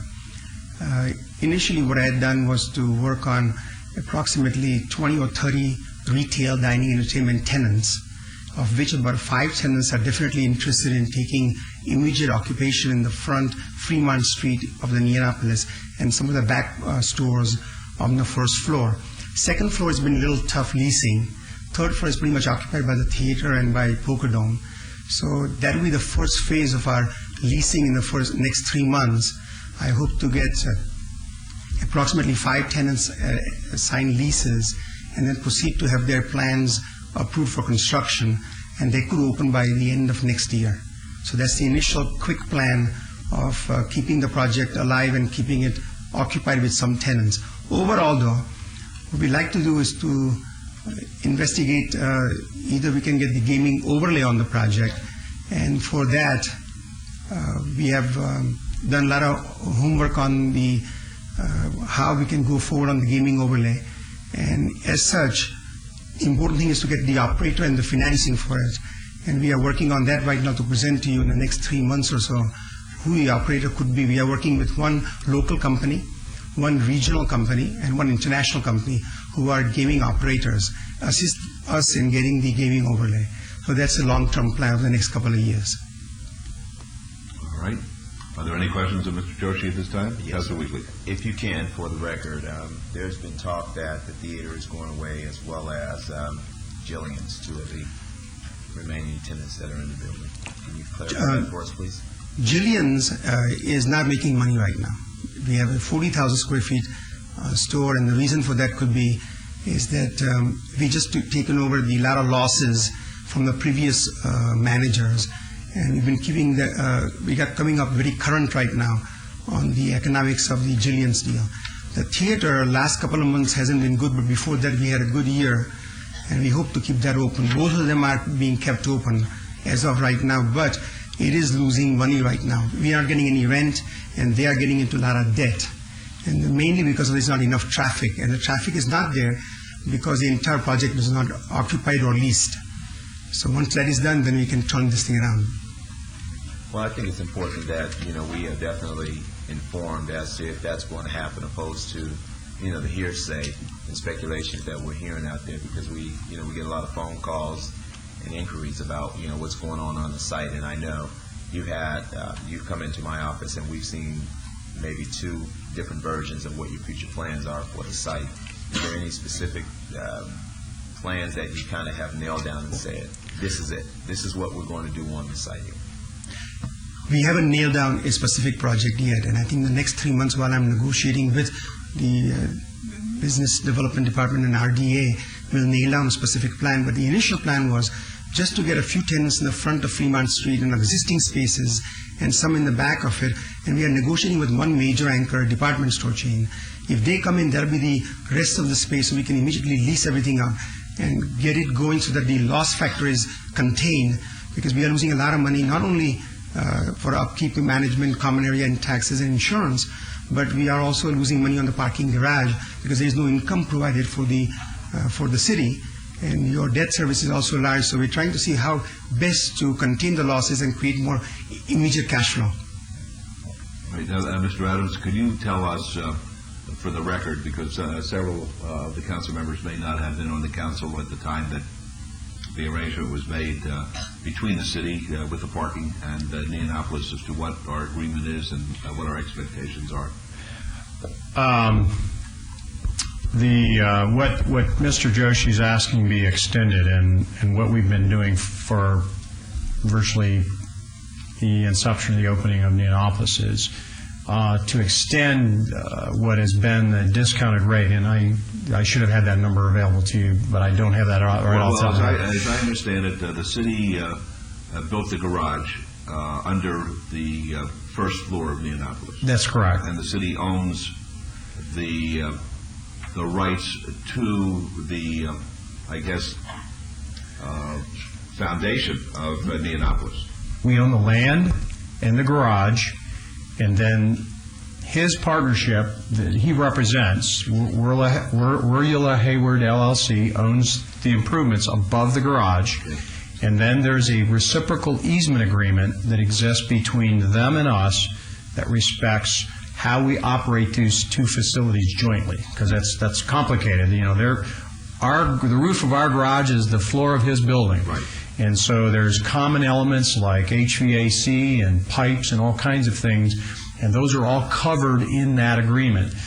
Now, as far as our recompense as to how we recover the money to retire the bonds that were issued to build the parking garage, okay, we have an arrangement with the tenant of the building which sits on top of the garage to retire that debt? There's two things that would be potential incomes to us that we could use to retire debt. First is the actual revenues from the parking garage itself. The revenues that come into the garage go against the repayment of debt, well, operations and then debt service on the garage. Secondly, in the restructuring of the agreements that we approved quite some time ago that led to the sale from Prudential to Wurula Hayward, we maintain a note in place in favor of the city that was a cash flow participation note that would eventually pay us income above a certain profitability in that facility. Now, the facility has never, ever reached that level of profitability. One of the goals of maintaining that note and keeping that lien in place was to have some level of control as we move forward in the redevelopment of the project. It was our feeling at the time that if we kept that lien, that first note in place, which is a first lien on the property, that should he require financing of anything he does on his improvements, that lender more than likely would come to us and ask to subordinate our debt to his debt, and that gives us some level of control. And the debt is, what, $32 million? That note has been reduced to the debt on the garage is a declining principal, and I believe the outstanding indebtedness on the garage is somewhere in the range of $24 million. And the note is a note that's based on a projected level of cash flow, and I believe that note's somewhere around $12 million. I think our understanding of the note is we've never been paid on it and may never get paid on that note. It's simply a matter of retaining control as we move forward on the project. All right, thank you. Who is Wurula Hayward a name of a person? No, it is just the name of a company that is based out of Delaware. Does it mean anything? No, it was Wurula is an Australian name. It was a shelf company years ago. It was purchased by a friend of mine from India, and that's why he calls himself Wurula Hayward LLC. But who is Hayward? Hayward is the name of the city in San Francisco. Okay. It was the first asset that was purchased, a hotel project. Okay. And did Wurula Hayward buy the Prudential interest in Neonopolis? Yes, sir. How much did they pay for it? $25 million. Cash. Cash. There was no way to get a debt because of the fact that you have an encumbrance on the property because you have the ownership of land in the parking garage. And that's why most of the buyers who came to Prudential for the last few years couldn't purchase the property. No lender would lend them the money. I see. All right. Thank you. Councilman, do you have any other questions? Yeah. All right. Now, are there any other questions? All right. Does anybody want to be heard on this? I see some folks are standing up here. Just afternoon. Good afternoon, Mr. Mayor, City Council. My name is John Keamy, and I'm an assignee of interest for 3 matters concerning Joshi and Joshi and Associates. One has to do with the judgment for fraud to induce. My client in that situation was a former pro ball player. Mr. Dalton? Mr. Dalton, Darren Dalton. Catcher for the Philadelphia Phillies. That's right. He has been substantially injured by Mr. Joshi. He's hired me, and I have an assignment of his claim for value. And where we found Mr. Joshi in Las Vegas is that he's been represented by Mr. Adams as the owner of Neonopolis, Joshi and Associates as the owner, by the Review Journal, by the Las Vegas Sun. Now we know that Rolla Hayward is the owner. Right. There were documents made to Joshi and Associates. But the city, as I understand it, has been negotiating with Joshi and Associates for various issues, including architectural renderings, and there is no Joshi and Associates. It's a defunct California company, and has been so for approximately 2 years. So for our perspective, it's to alert the city and to bring truth to the light, and frankly to hopefully get him on record, because we had a contempt order. He did appear last week, and things that he said in his deposition exam are frankly just quite different than the public persona. And in speaking with the redevelopment agency and other city officials, they're two different, they're very distinct. And so if we wanted to, again, bring to the light that Joshi and Associates does not have a Las Vegas business license, and they're a defunct California company. Okay, well, I think those are things that are of concern to us. And Mr. Jervik, I think that you have to interject yourself into this situation, too, and actually see with whom we're dealing. I mean, I know Mr. Joshi. There he is. That's Rohit Joshi in real live presence. And we've got to find out, because the first time I've ever seen Rolla Hayward, to be quite frank with you, is when I was looking at the agenda here today. I wasn't aware of that particular entity. Let's find out where we stand with the man, because we've got a lot of money of the city that's resting on him at this point in time, because he's the front man for whomever. He's the guy who represented whoever put up the $25 million to buy it. That's real. $25 million is a lot of money, and he's in the driver's seat as far as the future of that property. But because we're his partner, we have to know who we're a partner of. Okay? Your Honor, I guess my question would be, what, according to the claims that were made by the gentleman here, Attorney Jervik, what does that have to do with the item that we're dealing with today, if anything? Yeah, it may not have anything to do with it. I want to state for the record that we have received some of this information before. I think you've made phone calls to my office. I have forwarded those messages to Tom Green in my office and to Scott Adams, and I have informed your Secretary, Councilman Weekly, that we'll be on top of just looking into it. If it turns out to be something that causes us more concern than we think right now, we'll bring it to the council's attention. And I will say this, he's not hard for us to find. Let's put it that way. He's on our doorstep on a daily basis. So it's not as though he's ducking the city. He's Mr. Joshi. We know where to get him. Hopefully it'll come to the light. I hope so. I hope so. It better. The city has a lot of money in this. Thank you for your time. Thank you. Thank you.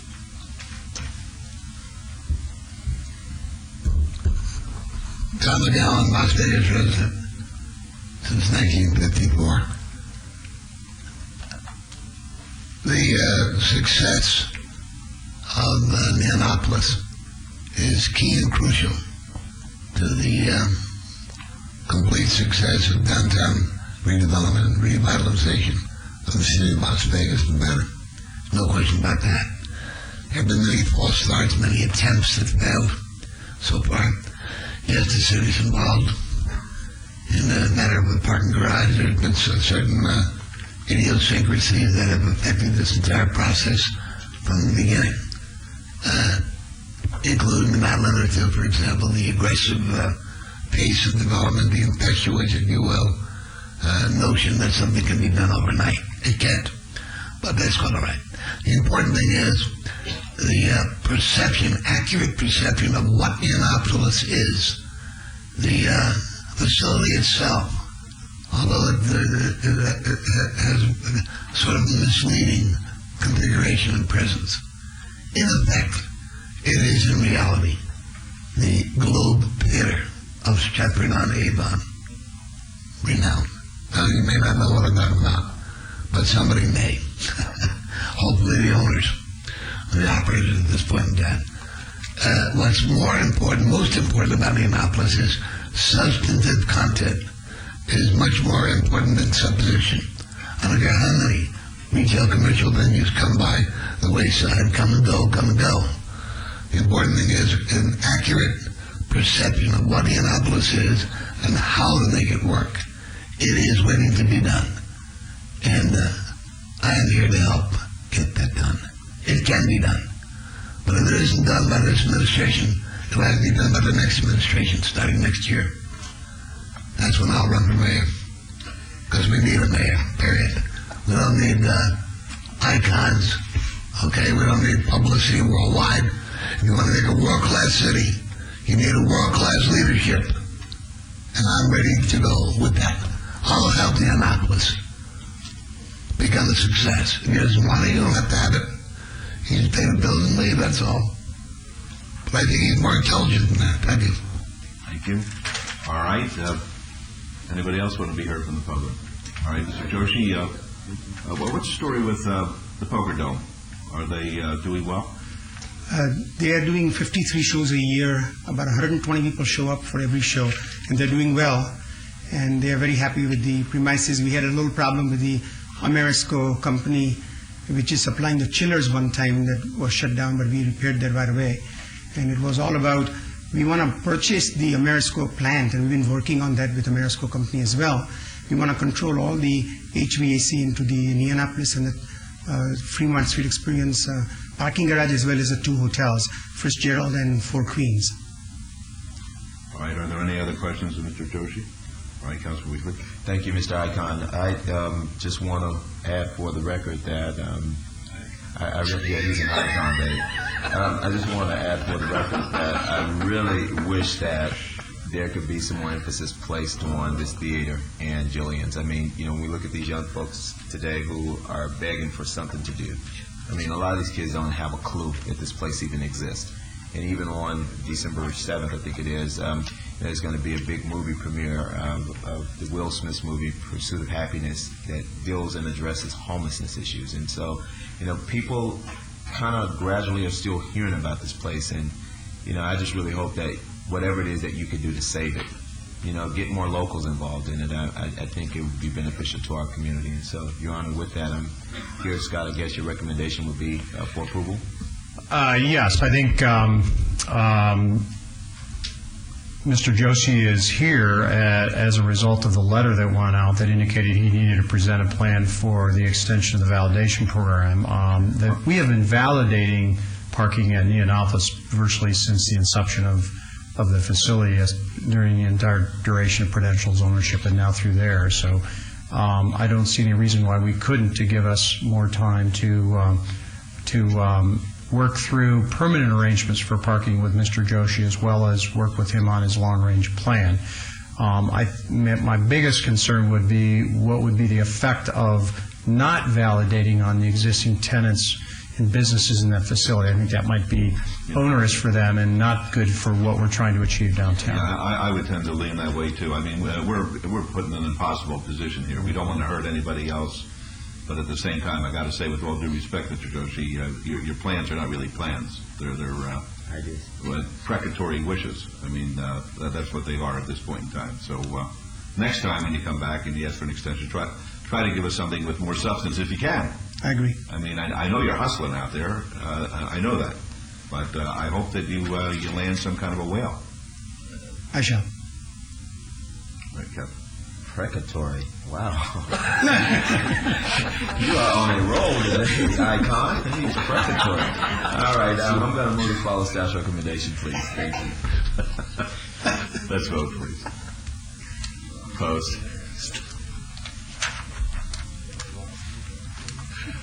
Did I say opposed? If I did, I want to scream out opposed.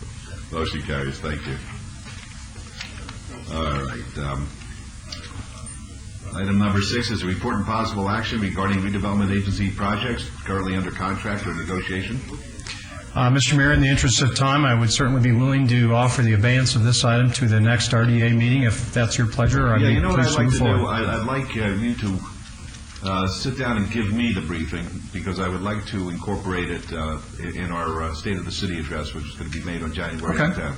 Certainly. And perhaps we can have some pizzazz and some of the pictures shown when we're talking about some of these projects. So the viewing audience, which will be on the 16th floor of building number 2 of the World Market Center with the backdrop of what's happening in the city, will be able to enjoy it. So I'll move to obey it until after the State of the City address, which is the 10th. I'll support that motion. I'd just like to ask Mr. Adams if he can, at our December 20th meeting, if he could give us a clear-cut, thorough report on what's happening with DLC Urban Core and this grocery store issue in West Las Vegas, because I know that we're at the end of our ropes with our ENA agreement, and lots of people are asking what's happening. We made a commitment that we would have an answer early fall, and we're at the end of the year. Do you have that now?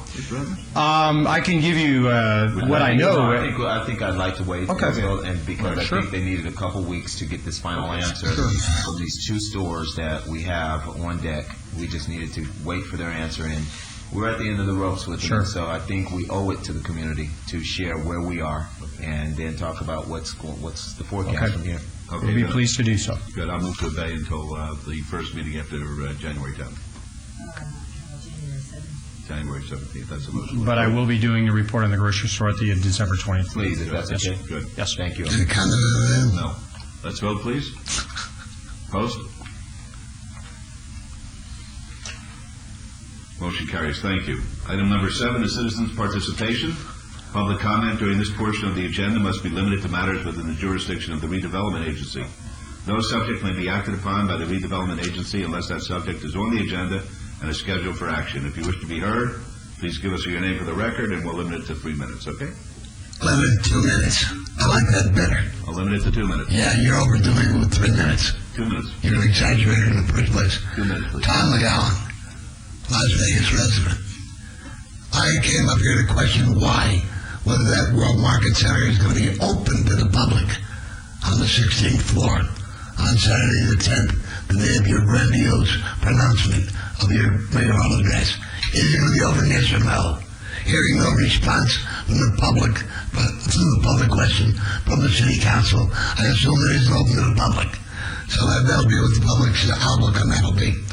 Now, regarding your redevelopment agency matters, and the World Market Center being included in that, by the way, your aggressive pace and your dictatorial way of doing things and public exclusion in public participation in the democratic process is your downfall. Okay? This isn't a world-class city any longer because it doesn't have world-class leadership. That's why.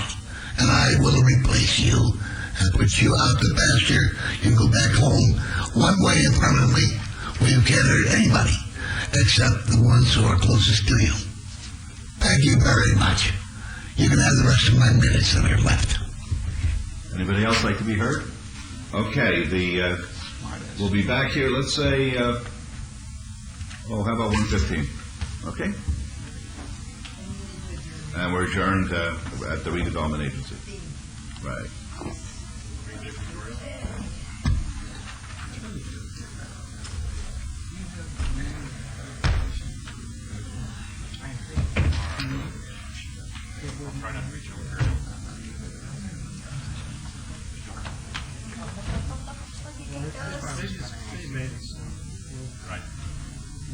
We're waiting, Charlie.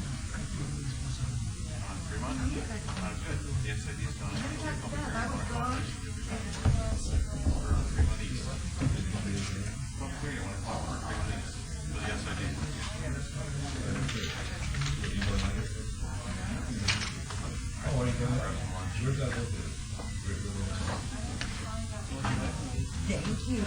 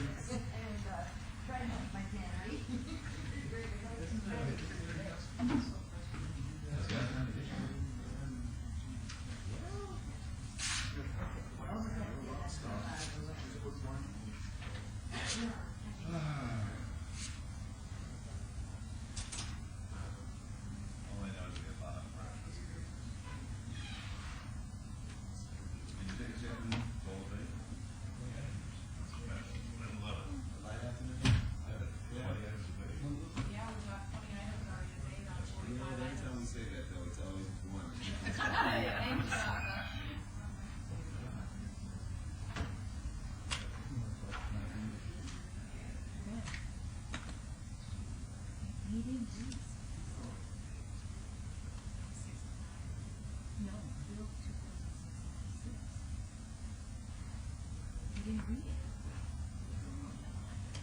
But he didn't read it. That's what I thought, and I thought you just pointed out he didn't read 66. He went 67, 68, 69. I can't go back to the minute. Both the afternoon.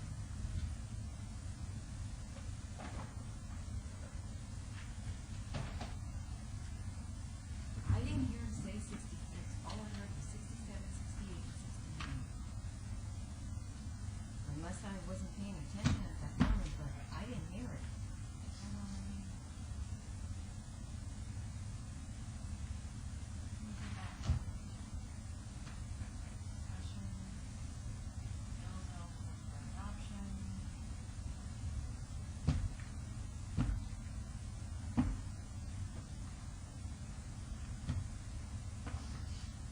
Bill 2006-66?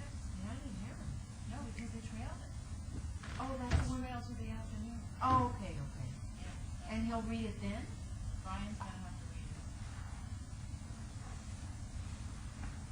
Well, how come they did that? They have to hear something else? They didn't want to hear it until after the public hearing. So the resolution got trailed and then the bill got trailed.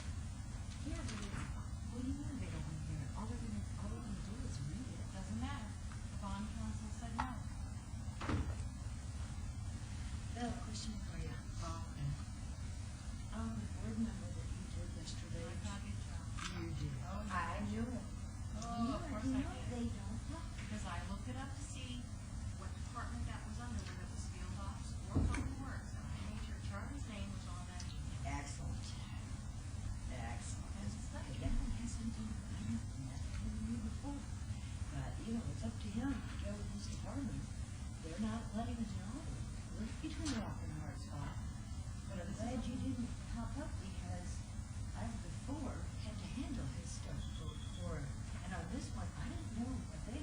I didn't either. All I knew was what came through from the department. They sent a copy of the agreement so that we would have the data on why they were putting it on. If he had a recommendation from them, and I always put under the Department of Public Works. It is. It's in the back of the, it's in the back. No, on the agenda summary page under the recommendation, I always think it's very good. Is it that it says the Department of Public Works? Oh, I don't have a sheet. All righty. There you go. You bet. It's going to rip Steve a little bit. Yeah. He needs it. See, that's it. I knew it was on the recommendation because I looked for it. It's right there. See, the recommendation, council to appoint one member and one alternate. See, that's not the place that can go. It has to go there as a whole. Or it won't happen. Yeah, it won't happen. I've had that before. So, because I didn't even bother reading the purpose and background. I just read the recommendation and it didn't say it. So in the future, we need to have it in both places. No, it doesn't even, yeah, however you want to do that, but it has As to go long on as the it's under the recommendation. recommendation. All right, afternoon is all set up.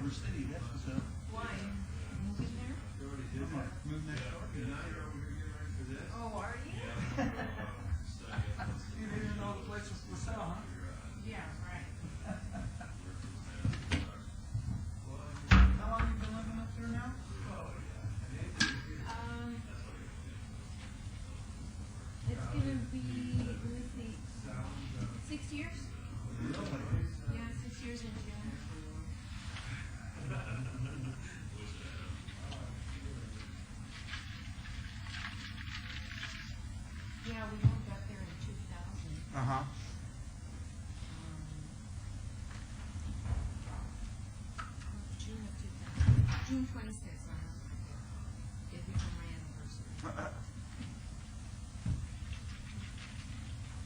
Now, do you live up by the golf course? No. Okay.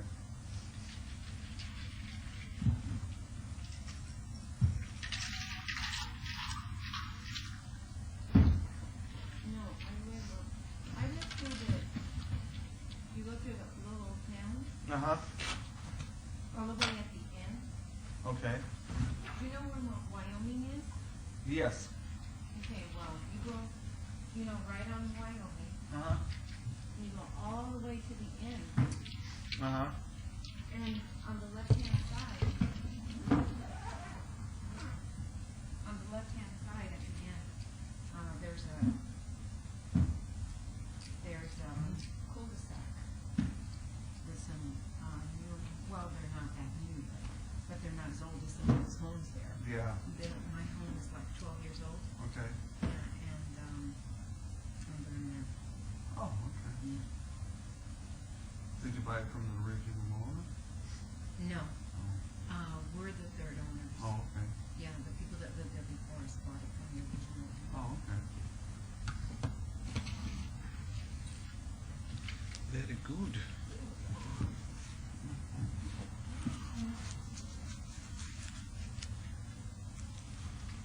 And we love that house.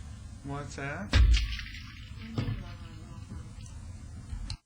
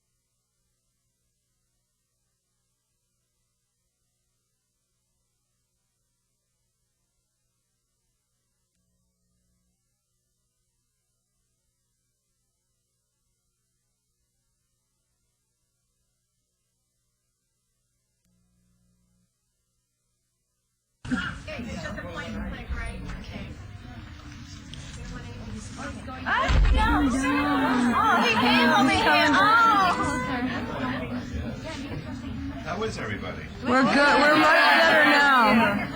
Happy year. You all, you know that. Thank you very much. And we're so happy that you're back to work. Yes. It's not over, though. No, we know. It's just the beginning. Yeah. All we did was get them to sit down together. Good. That's very good. We appreciate that. Yes. But of course, how many from Desert Springs? And how many from Valley? Okay, well, thank goodness I haven't had to do anything over at Desert Springs. I have had experiences with Valley. With the nurses, for sure. It was, thank you. It wasn't so hot.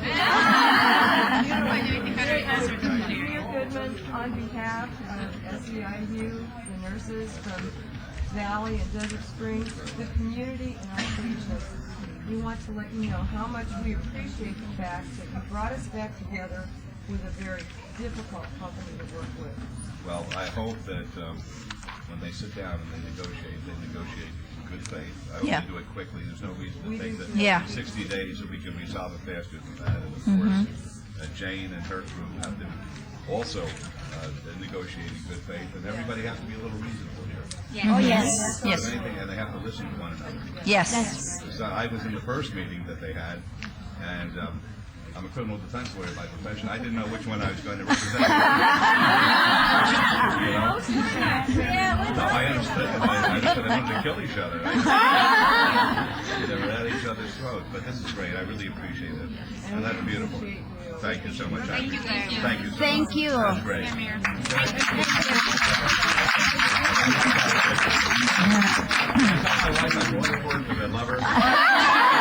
Yes, you could.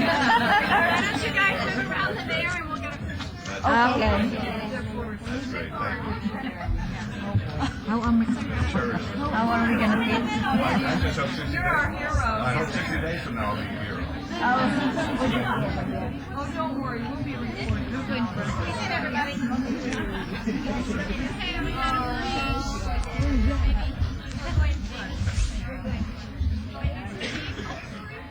I'll take two. 1, 2, 3. One more. Another one. Hang on, it's not telling me green yet. It's not cheese, it's sexy. I hope that's fast. Absolutely. Thank you. Thanks for coming down. Thank you. Thank you so much. Really, I can't tell you how touched I am by this. Thank you. Thank you so much. I'm really touched. Thank you so much. I appreciate it. Thank you. That's so nice of you, really. Thanks a million. Thank you so much. I really, this is a real honor and privilege, really. Thank you.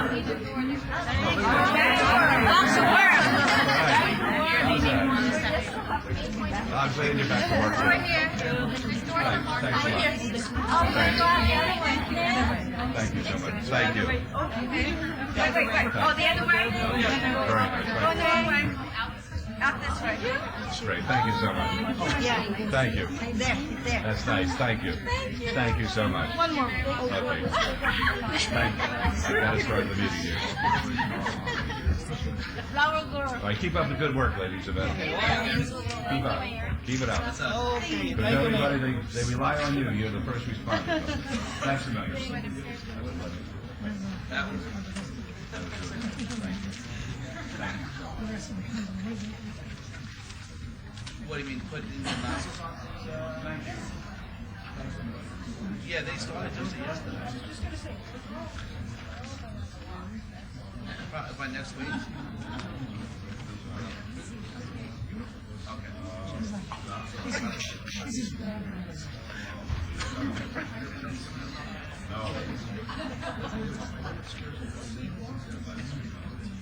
Good afternoon, everybody. Thank you for your patience. I really appreciate it.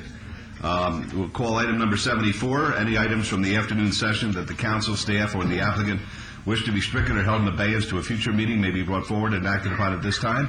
Mayor Pro Tem? Thank you, Your Honor. We have item number 87, 89, 88, 89, 90, 91, GPA 16201, rezoning 16196, special use permit 16198, special use permit 16200, and site development review 16197. John Vivier, architect, Fred Nazareth, 5000 West Charleston Boulevard. The applicants asked to hold that in advance until our December 20, 2006 meeting.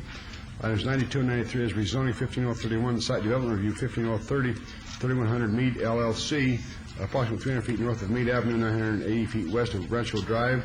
The applicant has asked for that. Those items in advance till our December 20, 2006 meeting. And variance items 94 and 95, variance 16144, special use permit 16143, T-Mobile USA, Inc., Mesquite Wood at 3 LLC, 1620 Bracken Avenue. It's been held in advance until our January the 3rd, 2007 meeting. And item number 96 is a special use permit 15347, Sunloan Company, Plaza Los Arcos LLC, 7591 Washington Avenue, Suites 140 and 50, has been withdrawn by the applicant. Items 101 through 104, GPA 16538 and rezoning 16609, and WBR 16610 and site development review 16610 or 11, National Homes Corp. Nevada Management Holdings Company LLC, Southwest corner of Torrey Pines Drive and Azure Drive. The applicants asked for that in advance until our December 20, 2006 meeting. And items 107 and 108 is variance 14734 and variance 16769, Stephen Portnoff, O'Bannon Drive and Lisa Lane. The staff's asked for that in advance until our December 20, 2006 meeting. And items 111, 12, and 13 is special use permit 17404, special use permit 17405, and site development review 16952, Centennial Hills Center LLC, northwest corner of Durango Drive and Grand Montecito Parkway. The applicants asked that to be held in advance until our December 20, 2006 meeting. And item 119 is ROC 17677, Animal Foundation, City of Las Vegas, southwest corner of Mojave Drive and Harris Avenue. The applicants asked for that in advance until our December the 20th, 2006 meeting. Council members, at this time, is there any other items we need to report at this time?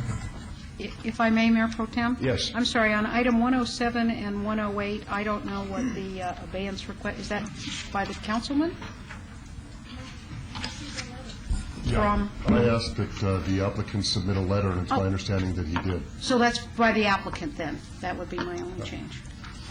On 107? Says right here, staff. That would be the clerk's office. However it is. Mayor Pro Tem? Yes. With regard to item 96, the applicant didn't indicate whether that was with or without prejudice.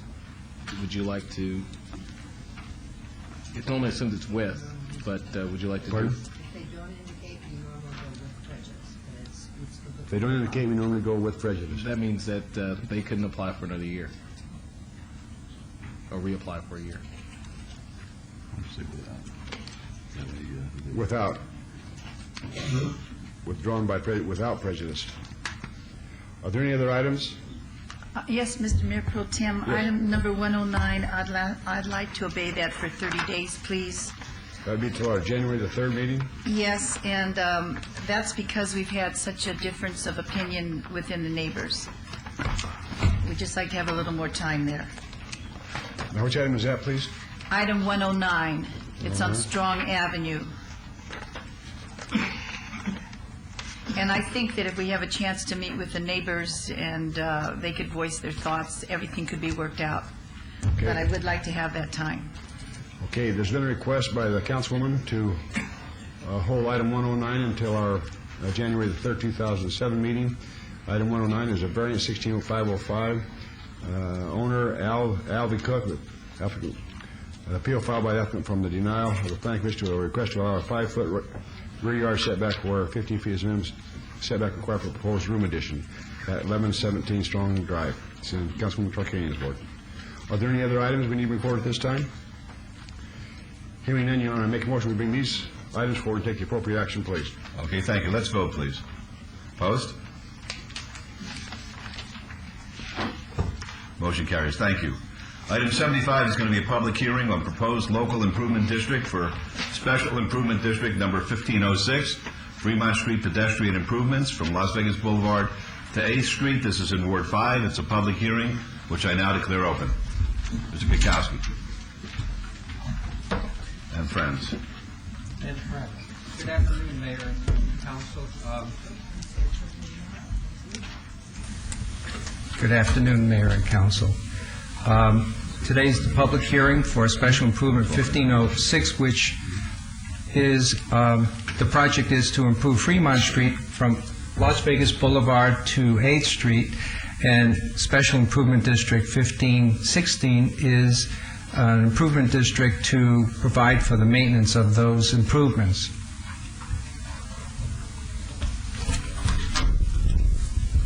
Mayor, we're going to also discuss number 76. We'll need to read that one for the record also. Okay, thank you. I guess I have to read number 60 from this morning as well. 60 is R91-2006, discussion and possible action regarding a resolution disposing of the protest made at the hearing on the provisional order for Special Improvement District number 1506, Fremont Street pedestrian improvements. And you say item number... Mr. Kukowski referenced item 76. I don't know if he's going to discuss them both at the same Yes, time. Okay. I would request All that. right, item 76. Happy to do that. 76 is a public hearing on proposed local maintenance district for Special Improvement District number 1516, Fremont Street Maintenance District, Las Vegas Boulevard to 8th Street in Ward 5. This is a public hearing which is now declared open as well. So we're going to be talking about 75. And 76. 60. And 76. Okay. Very good. These two special improvement districts, as I said earlier, the first one improves Fremont Street between 5th and 8th, and 1516 provides for the continuous maintenance. Now, the parcels affected by this special improvement district are indicated on this map, and it's all the properties within Ogden to Carson, Las Vegas Boulevard to 8th Street. What is being contemplated is pedestrian improvements. This map, this drawing shows the entry statement to Fremont Street, either from 8th or from Las Vegas Boulevard. In addition to those improvements, there will be these icons of Las Vegas's past,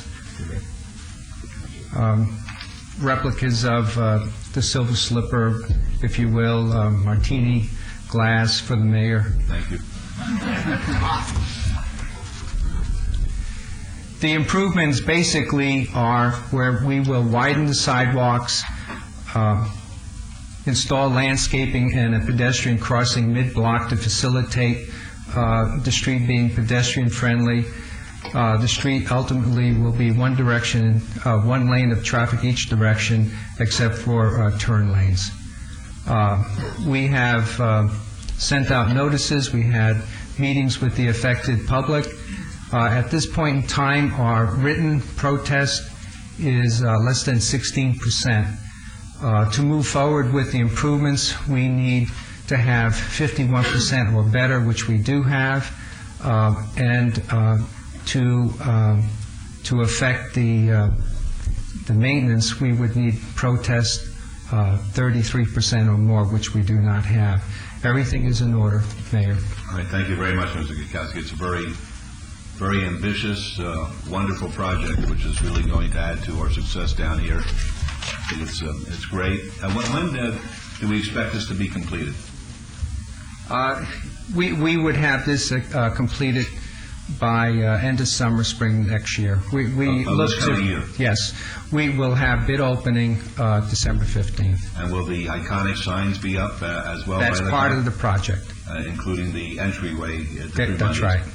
Are you folks here in regard to this project? Yes. These are the gentlemen who are really so vitally important to what's happening in our downtown area. They're a group of businessmen who really have spent an awful lot of their personal time and efforts in talking to the neighborhood and just being so very, very active in trying to make it a better downtown. And I want to personally express on behalf of the entire council, in particular the councilmen and councilwomen who are in the downtown vicinity, for all the great things you do. I have not forgotten your request for Elvis Presley Drive. I'm just saving it for the right spot, okay? It's constantly preying on my mind, but we'll get Elvis in here somewhere, I promise you that. Okay, this is a public hearing, folks. Would anyone like to be heard? Yeah. Oh, how many want to speak on this? Oh, let's see. 1, 2, 3, 4, 5. How many are for the project? Okay. How many are against? All right. Well, we'll have the fours on this side then. when you speak, and then the against on this side. And we'll start with the fours. Are you for or against, or just for? Okay, then we'll start with the fours, and then we'll have an against, a for or against, and we'll do it that way. That's the best way to handle it. All right? On this side or?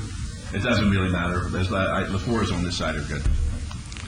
Tom McGowan, Las Vegas resident since 1954. When and where were the open public meetings held regarding this project? And that included public comment. And where are the minutes of those meetings? All right. That's my question. Yes, Mr. Adams or Mr. Kukowski, are you in a position where you can respond to that at this time, or do you need some time? Basically, the question is, were there public hearings, and if so, when, where, and whether they're minutes? There were meetings conducted by the Property Owners Association, and we relied on the property owners to provide those notices and facilitate those types of meetings. We've been meeting with the property owners now I know I've been with the city for 2.5 years. I've been working on that entire time, and we've been meeting with them continuously since we first conceived of the idea of the streetscaping, and we probably had quarterly meetings. I know there's been at least 1 or 2 large-scale meetings where all the owners have been invited into the meeting, and then we've had continuous meetings with their board of directors. Very good, thank you. Yeah, I request a copy of the minutes of those meetings as soon as possible. Thank you. All right, anybody against? Yes, sir. Please give us your name and address. My name is John Kitchen. I own the property at 515 Fremont Street. And about these meetings that supposedly were held, I was never received a notice of any kind that there was going to be a meeting pertaining to anything downtown. I used to be invited to the Property Owners Association meetings, but when they found out that I didn't care much for this project, they stopped inviting me. So I had no time, ever had an opportunity to provide any input whatsoever to this project. I have never spoken publicly against it, but the time has come now for me to do so. I have had 30 years of experience on Fremont Street, and I have accurately predicted the outcome of every single city-induced disaster that they've ever had on Fremont Street. I took over not an abandoned, but a vacant building on the corner of Fremont and Las Vegas Boulevard where Hennessy's Bar is currently. It was covered with graffiti, it was in tremendous disrepair, and I built a highly, highly successful business there. We all know what happened to that particular block. So I had some problems with the city attorney over that, and in the end, I bought the building at 515 Fremont Street to escape what was going on in that block. I have never been wrong in a prediction as to the outcome of any of these city-induced projects. This project, I believe, is destined to failure, abject failure. I do not believe that there is a need for one single bar in downtown Las Vegas. We've never had one that has really been successful. My building is right next door now to a business called the Beauty Bar. The Beauty Bar has late night things, whatever it is they call them, where they have bands that play, and I'm all in favor of these things. Because of these people next door to me, the front of my building, which is offset from the street a little bit, is covered with feces and urine and vomit on each occasion that they have these meetings, whatever they call them. We've endured that for a long time. Our business, like every business in downtown Las Vegas, depended on the parking for a portion of our business. It provided access to our customers to make the effort to come all the way across town to do business with us. The parking meters were removed because a Metropolitan Police officer went to the Parking Commission hearing, which I attended as well, and he provided testimony which was downright perjury. Based on this perjurious information provided by a Metropolitan Police Department, the parking meters were removed years ago. had a tremendous detrimental influence on all business in downtown Las Vegas. Those meters, I would like to see the street return to normal with the parking meters reinstalled. This is called a downtown improvement project. I see no improvement whatsoever in removing not just the parking meters, but now the street or half the street as well. I do not believe, nor will I ever believe until I actually see a successful business in downtown Las Vegas that has to do with bars. The particular picture that is on this screen that I see, there's a picture similar to that where my sign is on the right-hand side and my sign is turned off in this picture, which means it was taken after 8 o'clock p.m. The one picture that I saw, and they're very proud of that picture, it's exactly the same as this, except my lights are on, which means it was taken after dark but before 8 o'clock. On that picture, there's one pedestrian on the left side of the street. A number of years ago, before the Neonopolis disaster came about, these streets were filled with pedestrians. It was safe for them for some time to go back beyond 8th Street on foot. The picture that I would like to find for your edification shows one pedestrian on the left-hand side. Those streets, all the businesses and every building was occupied, were teeming with customers until midnight. No business closed before midnight, and some remained open till 2 and 3 in the morning. My business was open 24 hours for years. I have done traffic counts and pedestrian counts in downtown Las Vegas for a long time. It's a disaster. It's a disaster caused by it has several causative factors, one of which was the Neonopolis and the parking garage disaster. The second one was the complete failure to enforce the law in downtown Las Vegas. It became a lawless enterprise. Several of my customers were murdered downtown.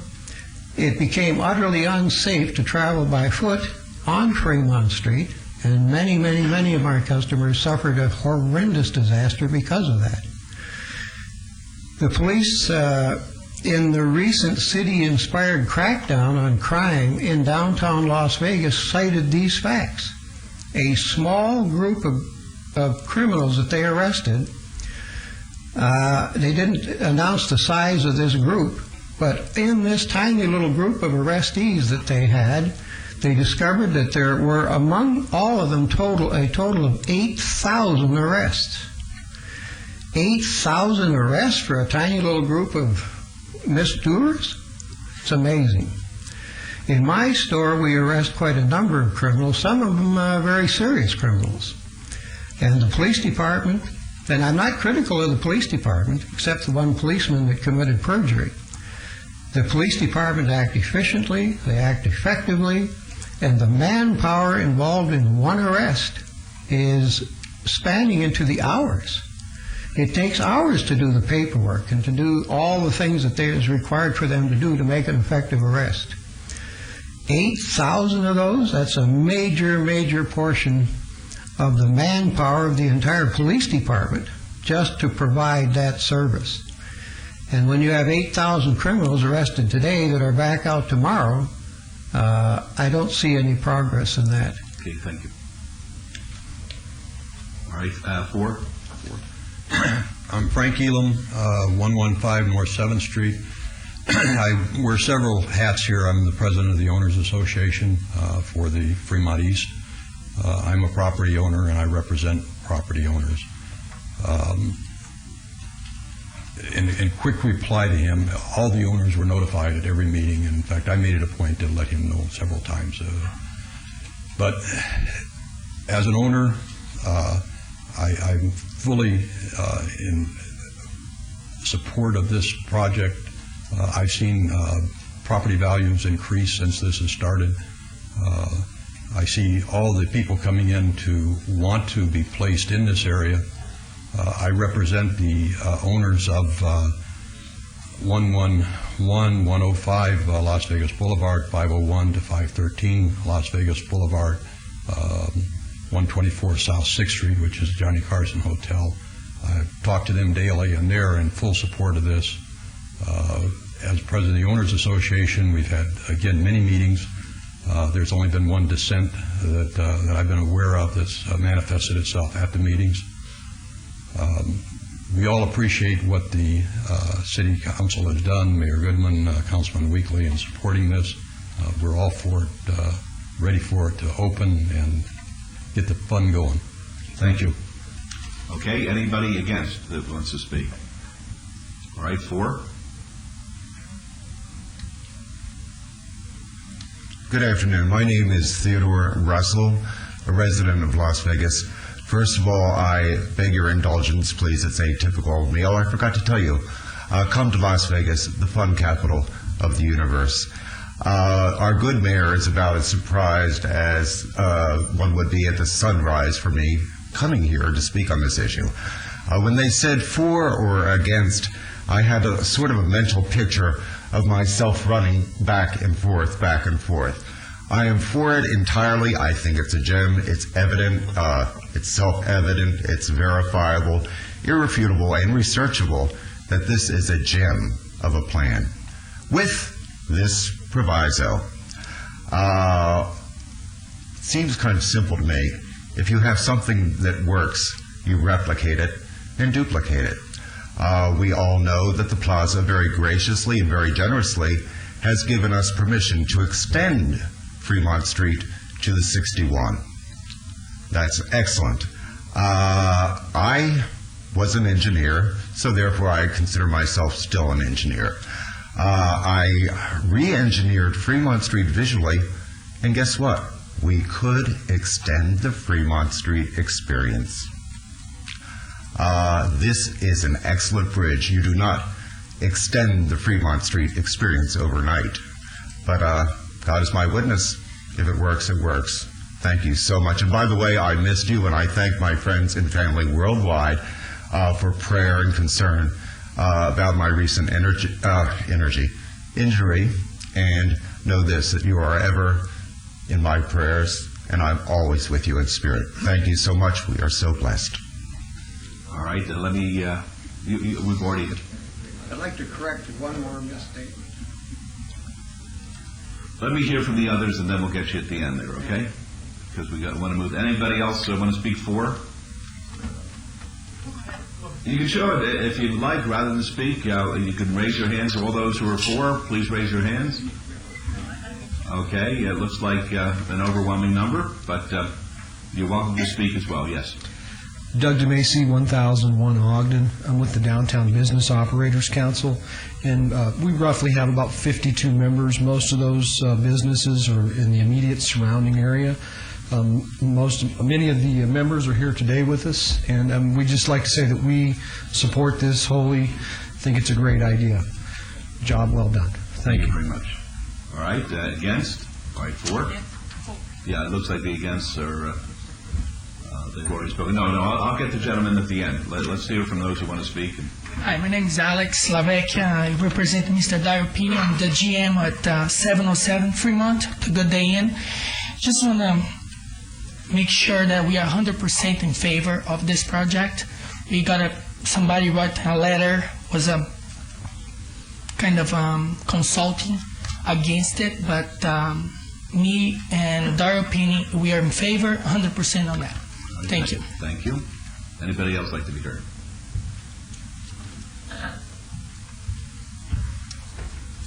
Good afternoon. I'm Vera Busick, and I am the owner of the business that I'm leasing from Mr. Elam, and that would be at 115 North 7th Street. And the business that I'm opening is going to be a restaurant, nightclub, and internet cafe with a sort of an upscale soul food theme. And I'm speaking for this, and I really wanted to make a point of the fact that this this club that I'm opening, this restaurant, nightclub, and internet cafe, I'm already creating a buzz for this. I have people from New York, which is where I'm from, who are excited about it. I have people who are already talking about it. And I have people who are just begging me to get open so that they can have a place that's an upscale place downtown that has some ethnicity to it. And I think it's also a gem, and I can't wait for the experience to start. Thank you. Thank you. Anybody else like to speak? My name's Kevin Kelly, 120 North Las Vegas Boulevard, a Streamline Tower Group. One of the reasons that we decided to build in the entertainment district was after having a meeting, was it about 2.5 years ago, Steve Van Gore, where we met with Steve and we learned all the new things that were going on in the district. And these exciting things is what encouraged us to move forward and proceed. So we're very much in favor of this. Very good. When does Streamline look like it's going to be finished? January 2008. Okay. Hurry up. Okay. Anybody else?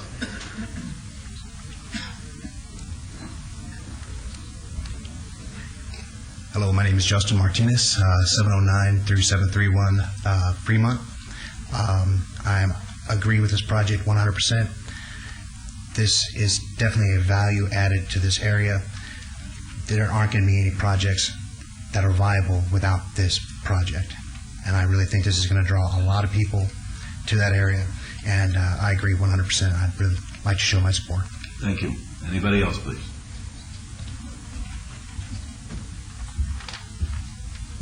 Thank you, Mr. Mayor and City Council. I'm Mike Nolan from the El Cortez, General Manager and Partner, 600 East Fremont. With me is Joe Woody, our Chief Financial Officer, and in attendance is our other partners, Mr. Kenny Epstein, Mr. Lawrence Epstein. The El Cortez, in the heart of this district that you're proposing, we are in the middle of it. We supply 400 rooms, 4 restaurants, 1,200 parking spaces, and over 700 employees. We're excited. We wholeheartedly support the city and the plan of the entertainment district. What the Cortez has been doing in the last couple of years since this has been announced, we've spent over $10 million on our hotel, mostly at this time inside with the rooms, the casino floor, also in the garage as valet. We're spending another $5 million right now with the carpet, redoing the air conditioning systems, and then finally the outside. We're waiting on final permits from the city, which are going along, where we're redoing our porte cochere, putting up a sign similar to what you see at a cost of $600,000 on Las Vegas Boulevard, inviting people down the street. So we like the vision of the city. We are financially supporting this, and we recommend approval. Thank you very much. Thank you, Mr. Nolan. I want to tell you that people haven't been to the El Cortez in the last, let's say, year. They don't know what they're missing because it's not the old El Cortez as far as when you walk in there. It's bright, it's cheerful, it smells good. It's a really wonderful boutique hotel in the downtown, and we thank you for your confidence in the downtown and your investment in the downtown. And we'll continue. Thank you very much, Mr. Mayor. Thank you. City Council. Okay, next, please.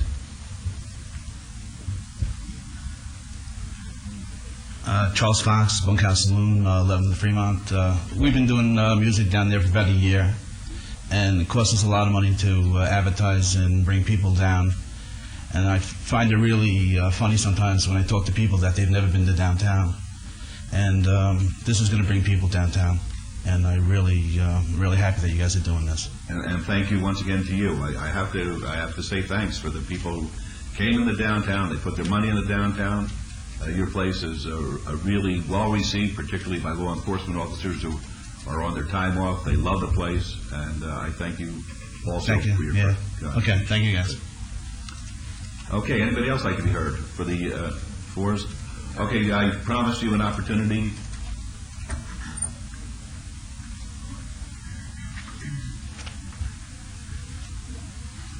Well, once again, I'm going to reiterate the fact that at no time ever did I receive a notice that these important meetings were taking place. I do receive notices from the city frequently having to do with the issuance of a license for a bar here or there, somewhere in that area, none of which I respond to because I'm not really concerned what they do.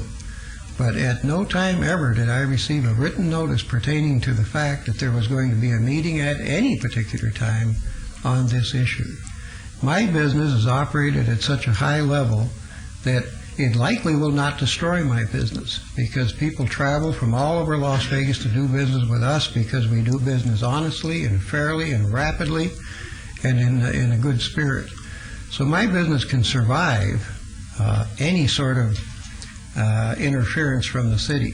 I still think it's not a good idea. Thank you. And one other issue, if I were in charge solely and alone to decide who the mayor of this city is going to be, I would choose you. You're an ideal mayor for this city at this time. I can't think of a better representative. Well, I appreciate that, and it's a wonderful system that we have where somebody such as yourself can come up and express themselves, and that's what government's all about. Well, thank you very much. Thank you. All right. Anybody else like to be heard before we close the public hearing? No, we've already been through it. Thank you. All right. We'll close the public hearing then. This is Councilman Weekly. Okay. Being that we had item number 60, 75, and 76, how are we moving on this, Ronnie? Okay. Item 65 and 76 were the public hearings which you opened and closed, Karen. Yes. And item 60, you can't make a motion on the resolution. Okay. 75, 60, and 76. Yes, sir. So with that, I'd like to follow staff's recommendation for approval, please. All right. On item 60. On 60? All right, let's go to that, please. Opposed? Motion carries. And on item number 75 and 76? No, separately? No motion? No motion on either? Okay, very good. Oh, great. Okay. And what? I'll give you a chance for a little free advertising. What's the business? Nationwide check cash. All right, nationwide check cashing. They do it honestly and efficiently. I'd like to add, we are not in the payday loan business. I understand that. When that came about, I was the only one to testify against that at the state legislature. Very good. Thank you, Mr. Kitchen. Okay, I got you a free ad. Yeah, we'd also like to just thank all the downtown business operators very much for believing in the concept, and I'd like to maybe stress to the president of the organization and Mr. Kukowski that if we can just ensure that Mr. Kitchen, because I'm not here to say, Mr. Kitchen, whether you receive notifications or not, but just to ensure that whatever we send out, that he's notified in. Will do. Will do, Councilor. Thank you very much. Okay, very good. All right, we're going to go on to 70, which is a new bill, bill number 2066. It's going to be heard at the recommending committee meeting on Tuesday, December 19th, 2006. Could you read that, please?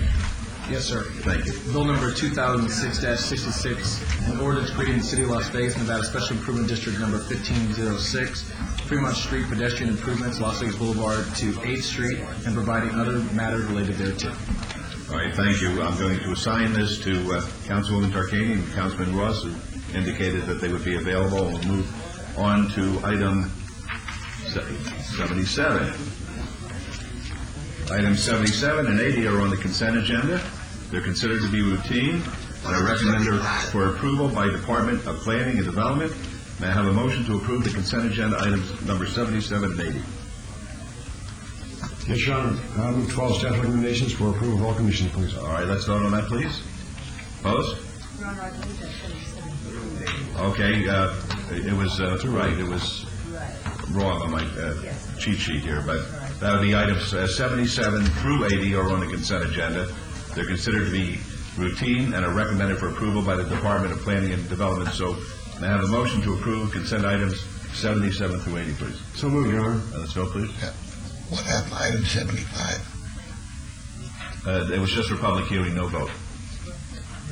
There was no public hearing on 75? Yes, it was. We called it. I read it. No, you didn't. I didn't. the pedestrian sidewalk. They didn't cover that. 75 and 76 were read together. Yes, I all did. those people that were I read it. standing were the ones who Right, that's correct. All right.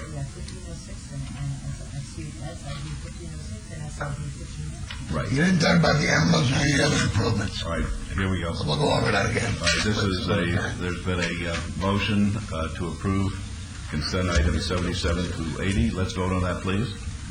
Opposed? Motion carries. Thank you.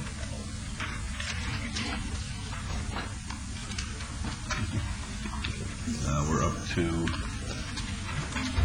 81, 82, and 83. 81 is ZON 16915. The applicant owner is Ghassan Mishurfi. Request for rezoning from RE residential estates to RPD6 residential plan development, 6 units per acre, or 1.08 acres on the north side of Smoke Ranch Road, approximately 467 feet east of Michael Way. This is in Ward 5. The Planning Commission and staff both recommend approval, subject to conditions. It's going to be a public hearing. 82 is VAR 16996. The applicant owner is Ghassan Mishurfi. Request for variance to allow a residential plan development of 1.08 acres, where 5 acres is the minimum area required on the north side of Smoke Ranch Road, approximately 467 feet east of Michael Way. The Planning Commission and staff recommend approval, subject to conditions. 83 is STR 16914.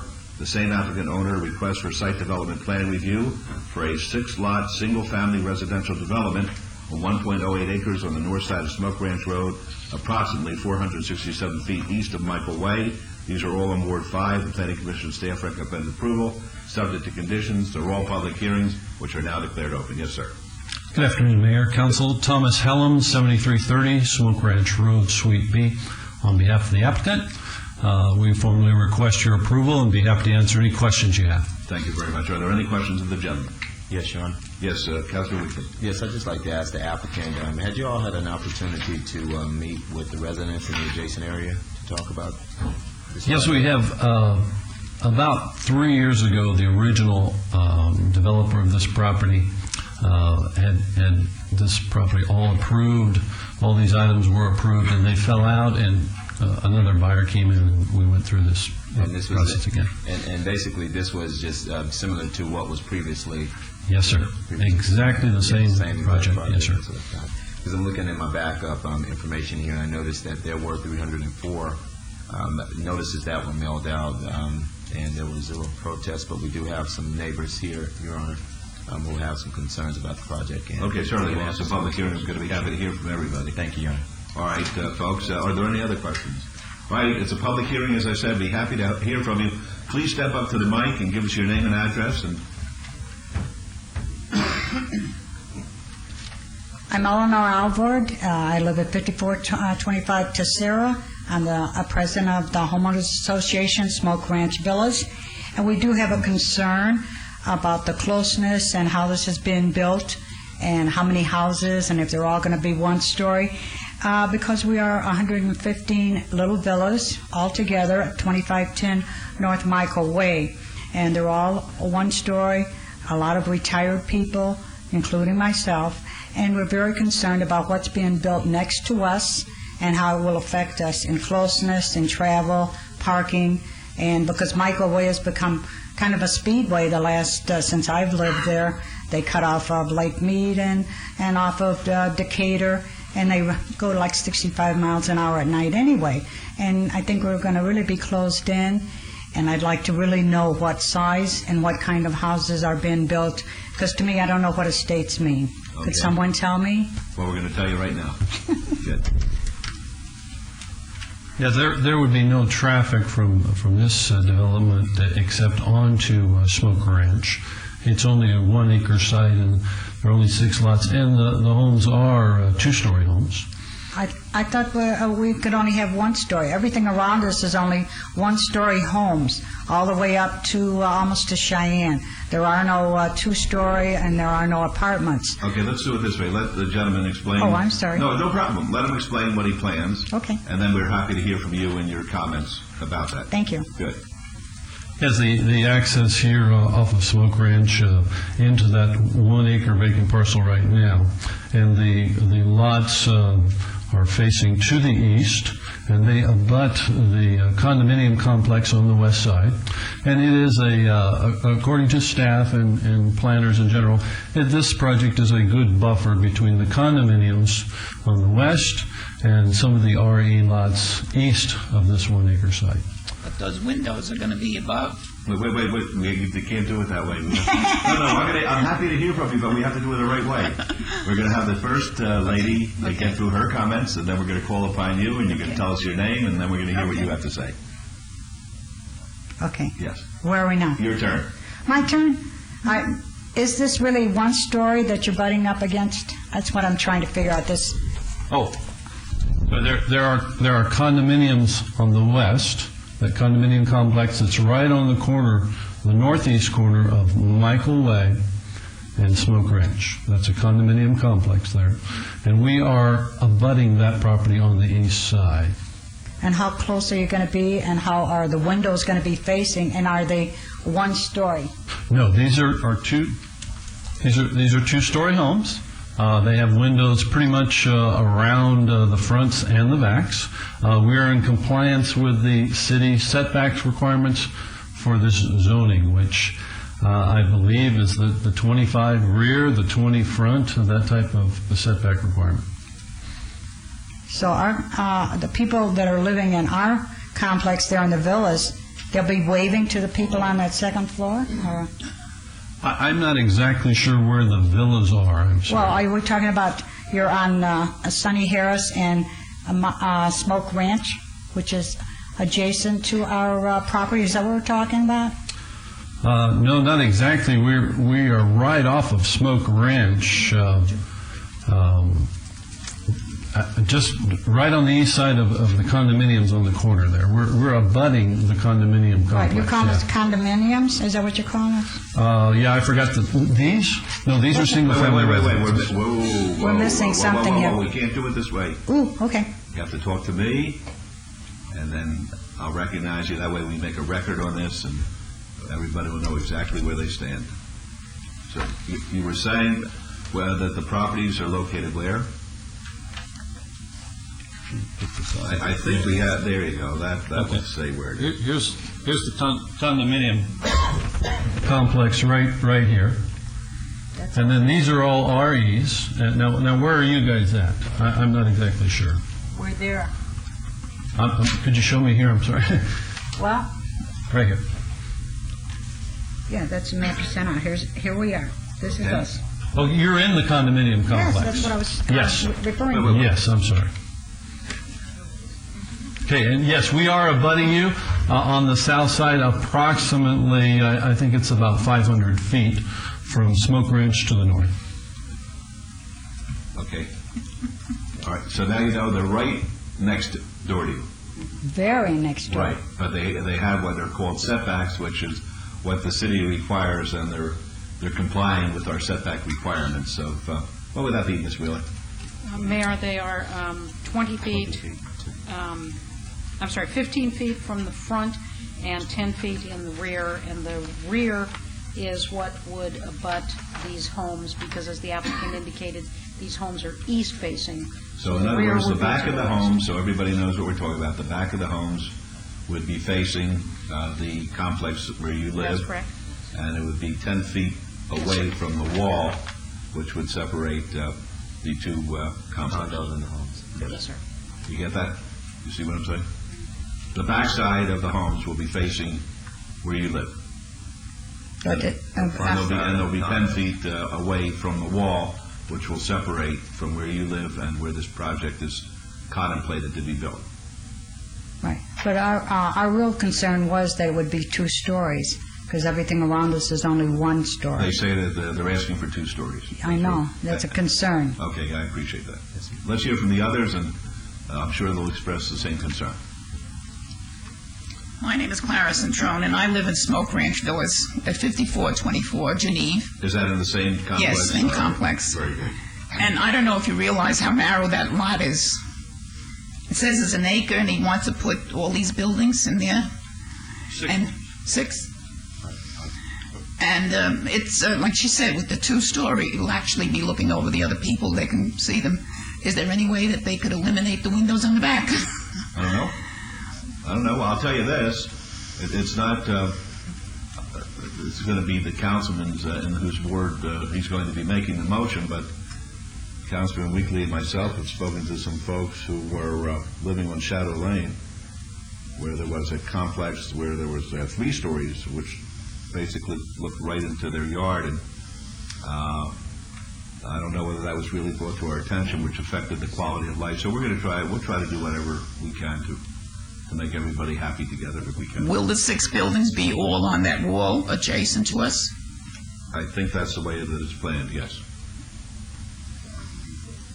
Yes. I think it's a really narrow lot, and I particularly don't like the building that's next door, and I don't know if I would want to live there. No. Okay, let's hear the rest, and we haven't approved it yet. I had my turn. Thank you, Mr. Mayor and Councilman. You're welcome. Thank you so much. Happy holiday. Yes, ma'am. Margaret Rodriguez. We own the property at 5244 Smoke Ranch. So you're in that complex too? No, we're on the other side. The other side. It's approximately 1 acre. Okay, could you point it out on the drawing there, so we have an idea where we're talking about? Right here. No, we are right. You're right here. Right here. Yes, right there. Okay, you're on the other side of it. Yes, Okay, sir. very good. Yes. Yeah, we've been out of town since May. We came back the day before yesterday, and I found this. Something similar was proposed about 2 or 3 years back, and we did get a chance to talk with the people that were proposing it then, and nothing came of it. I don't know why. And we're against, because of, like the lady said, the 2 stories are going to be looking right into our yard. And also, we have an easement on this property. Our only source of water is a well situated on that property. Our property and this property used to belong to the same person.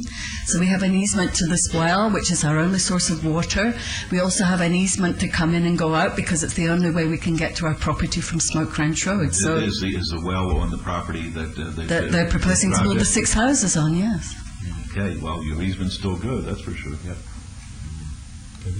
This is the first chance we've had to talk to anybody about. Okay, well, I'm glad you got the notice at least, so you could be here. Ya le dije. Did you want to be heard as well? He's saying tell them about the easement. I'm saying I just told you about the easement. Okay, what is your name for the record? It's my husband, Juan Raul. Juan Raul Rodriguez, and I lived there about 10 years, more than 10 years.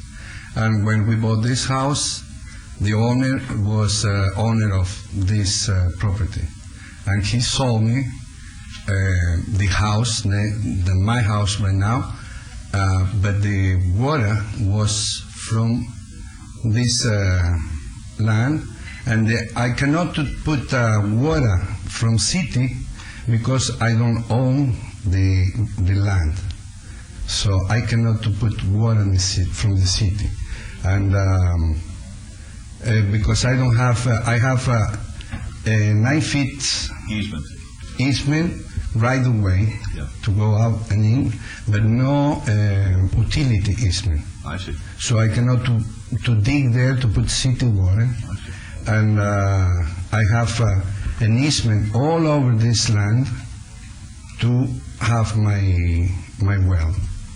I understand. Okay. Okay, thank you. So I want to know what's going to happen with my... Well, your easement, they can't interfere with your easement, that's for sure. Am I right?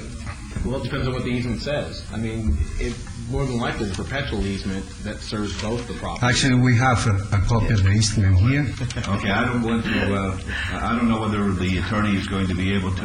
Yeah, more than likely, if it's a typical easement, it would probably be a perpetual easement in favor of both parcels, and they would still, and it would run with the land regardless. Okay, well, we have a lot of questions that we have to have answered. Don't sleep easily over the holidays, folks. Sleep gently. We're going to resolve all these things, hopefully. The councilman has a motion he's going to make. Listen, yeah, we're going to obey this item because of consulting with staff when I don't think everyone was aware of the well on the property, on both properties, sir. And so that's why it's important. And Lord knows I am of the opinion that with a situation that I've recently dealt with and have been dealing with. I don't ever want to go there again, and so this is important to me that we make sure that as we look at these infill projects, that we make sure that we're looking at folks' quality of lives and making sure that we have the I's dotted and the T's crossed. And so we're going to hold this in abeyance, and I'd like to do it for... Can I say something? Yes, please. They know that I have this easement. Yeah, right now you're winning. You're winning. The previous owners knew about it. It's okay. Relax. Just No problem. go and, I live in your hands. As the iconic mayor said, go and enjoy your holiday. We're going to obey this. I'd like to do it for 30 days, please. And I'd like to allow us an opportunity to meet with these residents and find out if there is a happy compromise here that we can make sure that we look out for their best. The developer will be providing municipal water and municipal water hookup to their parcel. No, we don't want with, that. With a meter and everything. All right, we'll talk about it. Yeah, we have an easement there. Okay, we're looking at January that this will come back. But in the meantime, unfortunately, folks, we're going to have to try and get together and inconvenience ourselves through the holidays. Okay, so if everyone can make themselves available, I'll have someone to come out and get some phone numbers and addresses, please. And we'll work with the applicant. Yes. If we can also have a copy of that easement, I'd appreciate it. Yes, sir. Sir, could you please provide a copy of the easement to our city attorney so he'll be able to evaluate it as well? Right over here. That gentleman is the city attorney, and if you give it to him, we'll make a copy for you if you need one. In the meantime, this is the motion is to obey this till January 3rd, and is it for items 81, 82, and 83? Correct. And if I can get you all to just hang on just for a moment, please, we'll get some information from you. I appreciate it. Thank you. Very good. Let's vote, please. Thanks, Mayor. Thank you. I've been through that with you, too. Opposed? Motion carries. Thank you. All right, 84 is SUP 16947. This will be a public hearing. The applicant is American Outdoor Advertising, LLC. The owner is LDR-DMG Meadow and Decatur, LLC. Appeal filed by the applicant from the denial by the Planning Commission of a request for a special use permit for a proposed off-premise advertising billboard sign at 4600 Meadows Lane. This is in Ward 1. The Planning Commission recommends denial. The staff recommends approval, subject to conditions. It's a public hearing, which is now declared open. Mr. Curran? Good afternoon. I'm Bill Curran with the firm Ballard, Spire, Andrews, and Ingersoll, located at 300 South 4th Street, appearing on behalf of the applicant. You heard my presentation a couple of weeks ago. Councilwoman Tarkanian asked that the matter be obeyed so that she could make some further inquiry into it. We've discussed it with her. She's emphasized to us that she wants to see strict compliance with conditions with regard to abating any graffiti on the sign or in the surrounding area. She also doesn't want electronic or video faces on the billboard face. And she's concerned that we meet with her before we actually build the sign to see to it that there's mature landscaping there now, but we've suggested we might be able to do a little more to fill in one tree that's missing in the area and also perhaps put in some lower rising vegetation. So we accept all those conditions, and I'll answer any questions. All right, thank you. Any questions to Mr. Curran? All right, Councilwoman this public hearing, folks. Anybody like to be heard? Seeing none, we'll close the public hearing. Councilwoman Tarkanian.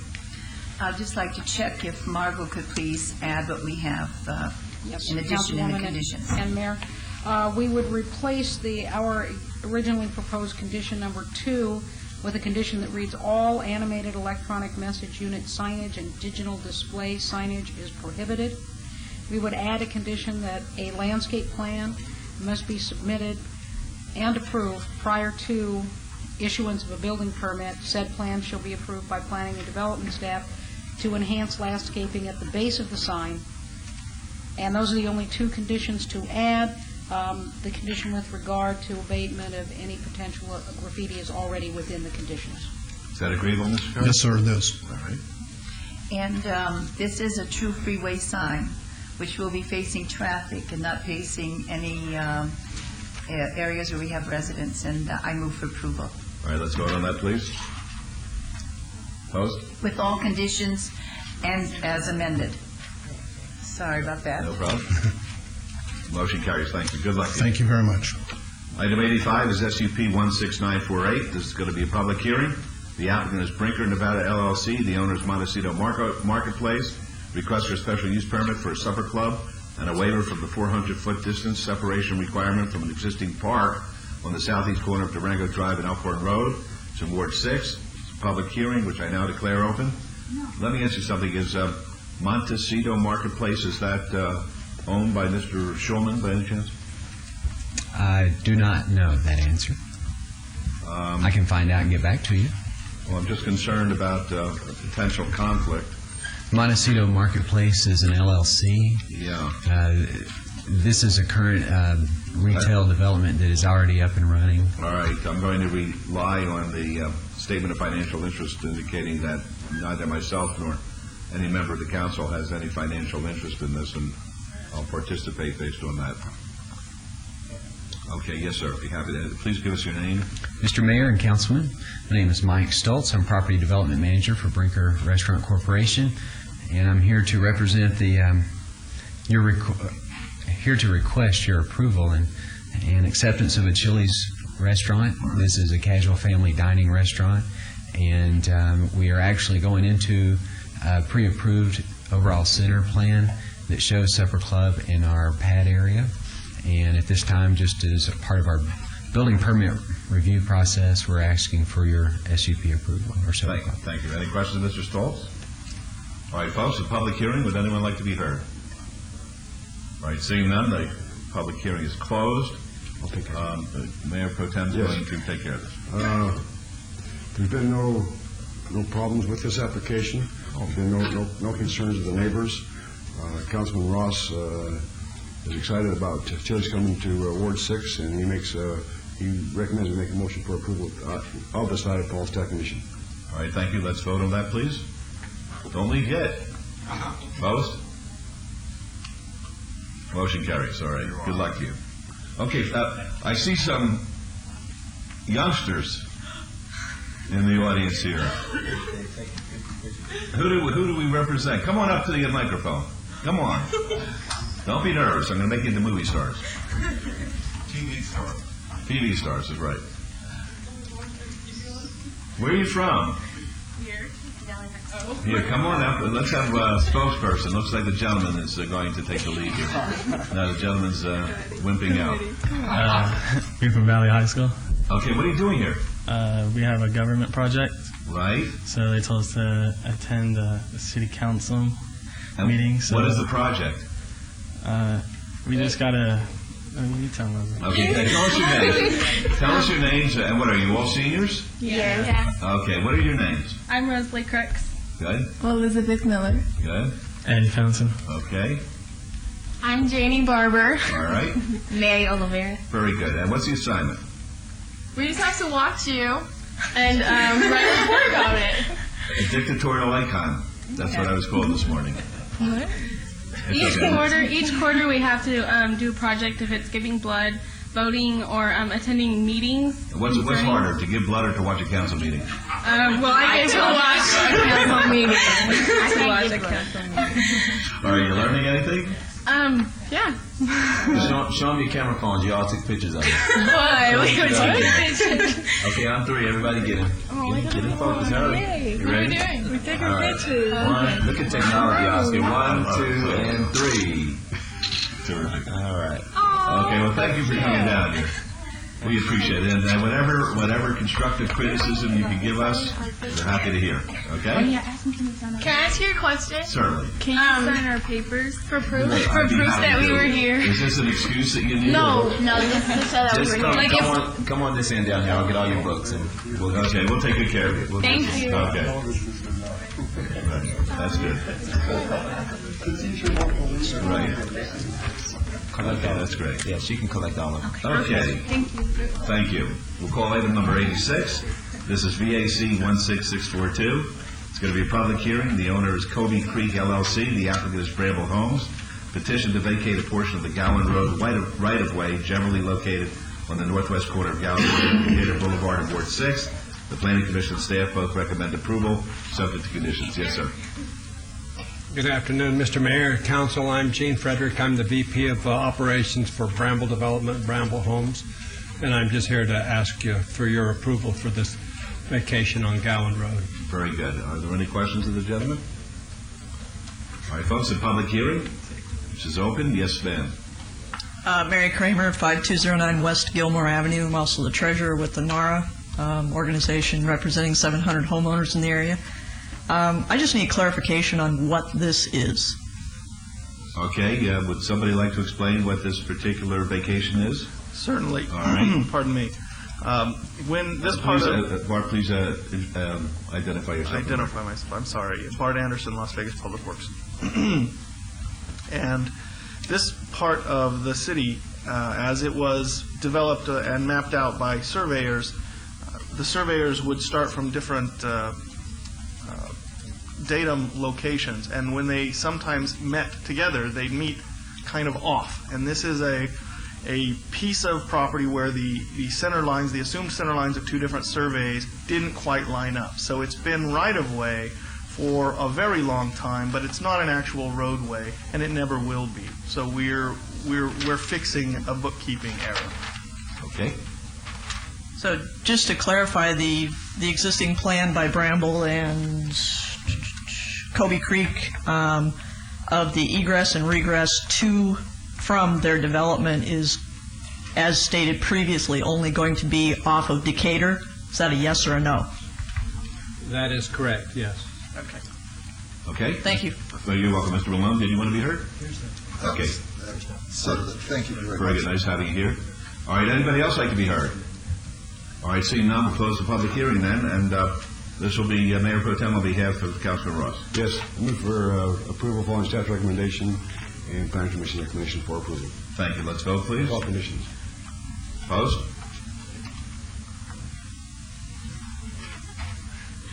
Motion carries. Thank you.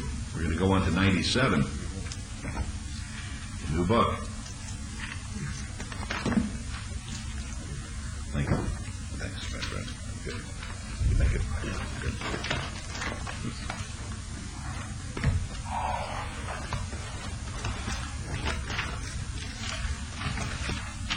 Okay.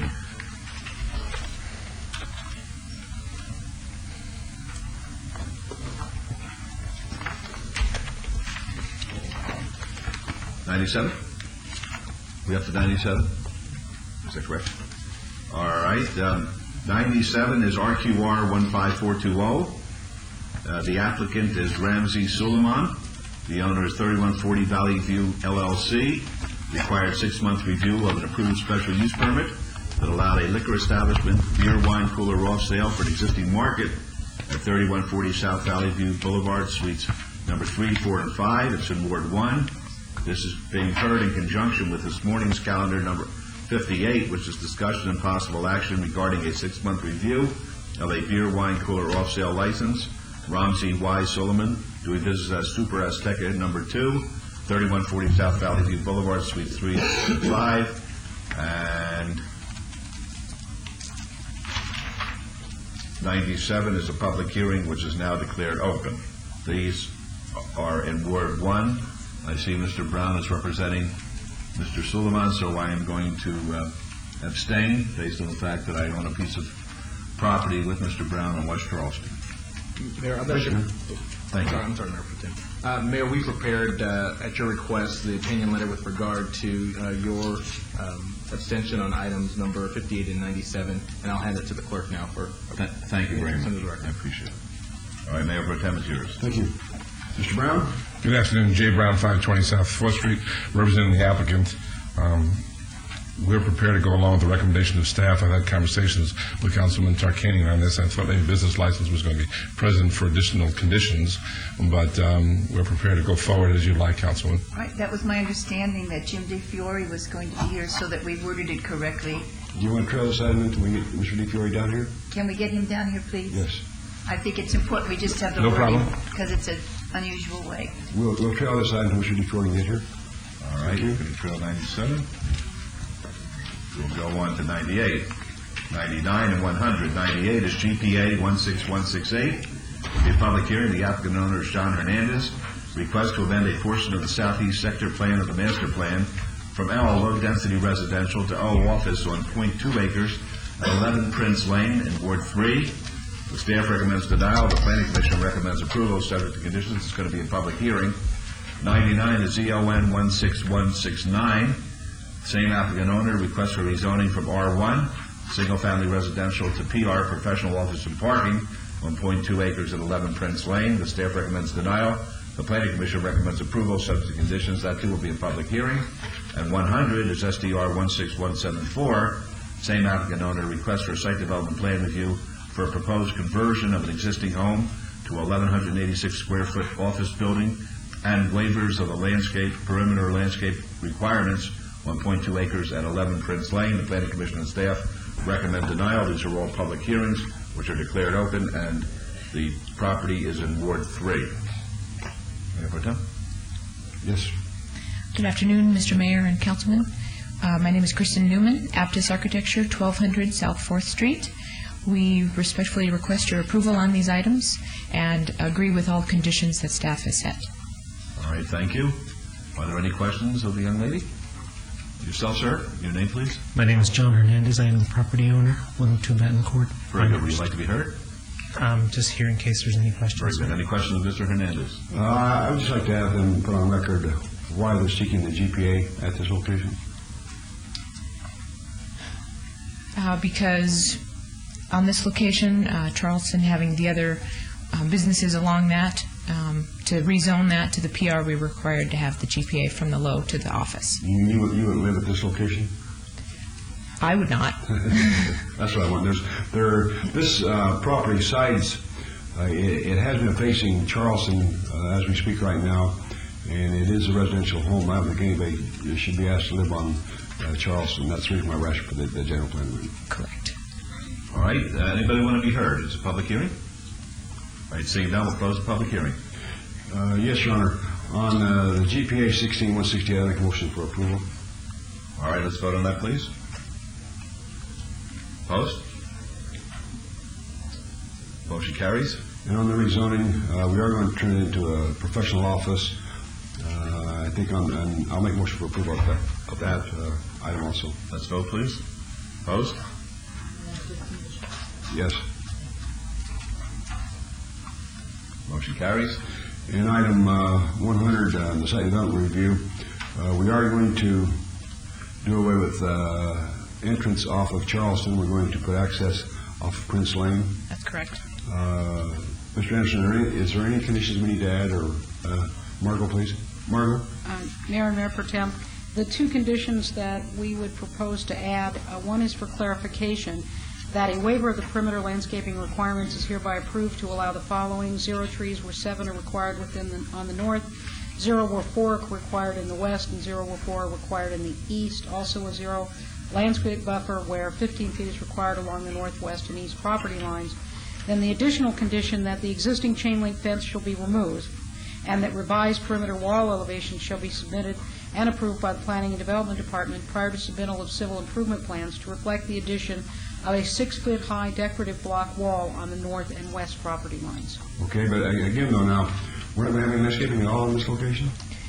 Yes, we will. As you can see on the plan, it'll be fully landscaped along the front, as much as we can on the west side before we have the asphalt for the parking, and then around the perimeter of the building also. I just want the viewing public to feel like that we're going to just have no landscaping at all here. No, there will be landscaping.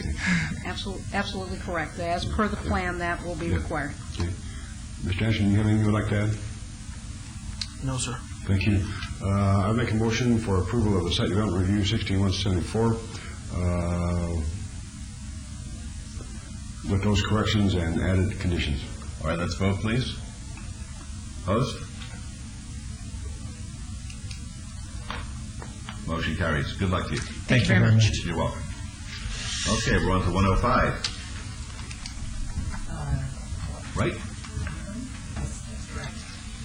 105 and 106. 105 is VAR 14193. Public hearing. The applicant owner is Donald J. Walker. This is an appeal filed by the applicant from the denial by the Planning Commission of a request for variance to allow a proposed non-habitable accessory structure to be 4 feet taller than the main dwelling and to allow this structure to be 2,475 square feet, where 1,613 square feet is permitted on .54 acres at 1295 South Tenaya Way. This is in Ward 2. The Planning Commission and staff both recommend denial. 106 is SUP 14192.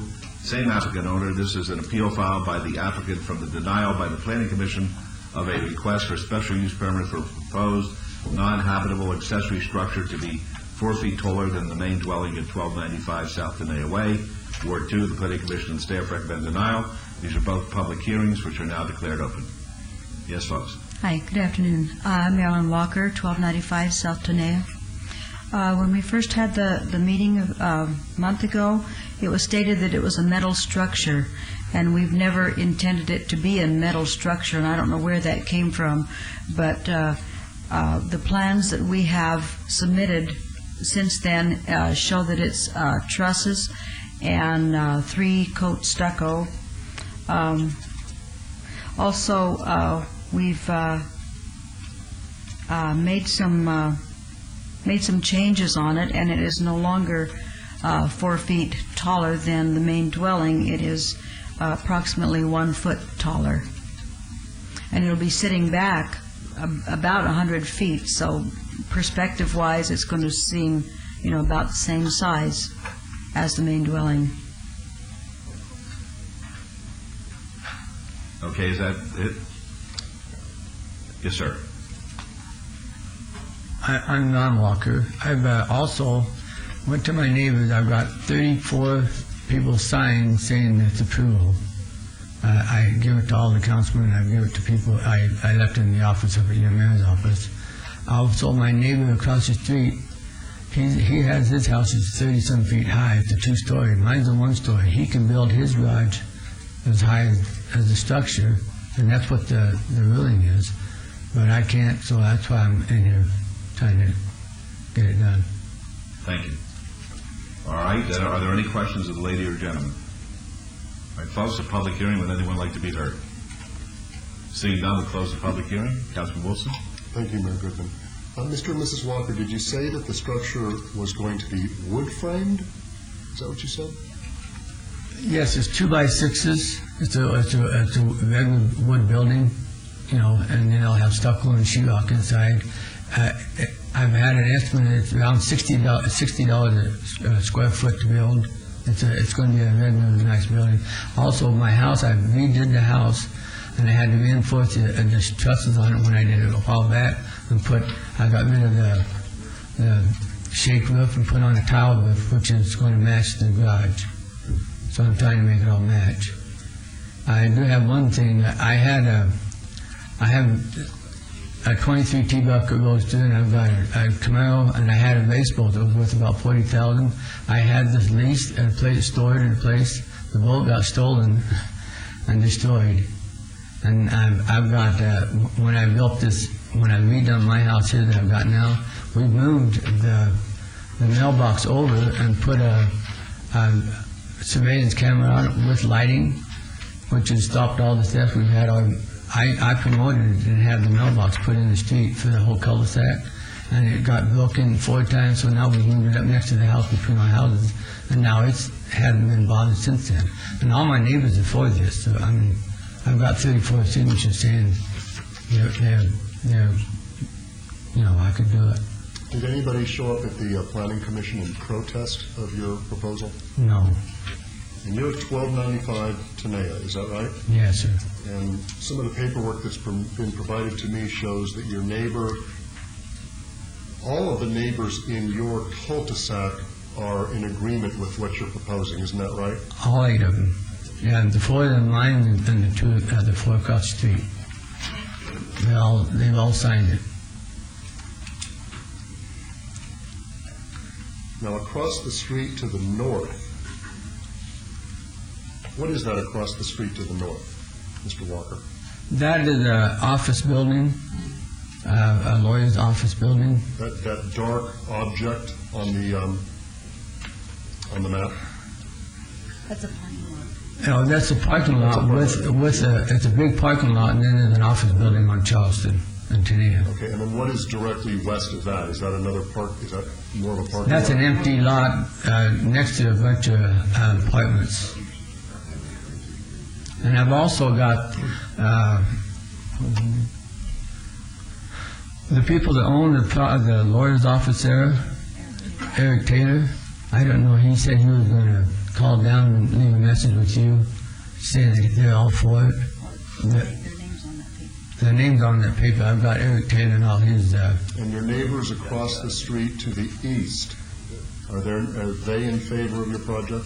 Yes. They're the one I moved the mailbox in for. So everybody that's directly in your cul-de-sac and across the street and nearby are not opposed to what you're proposing, isn't that right? No, nobody's opposed it, and I've got all the signatures right here from all of them. And I've turned it in to the city, and I left one for each one of the memberships on the board here. Thank you very much. My motion is for approval consistent with, my motion is for approval. All right, that's on 105. Let's vote, please. Opposed? With conditions, right? Motion carries. On 106, please. Same motion. All right, let's vote, please. Opposed?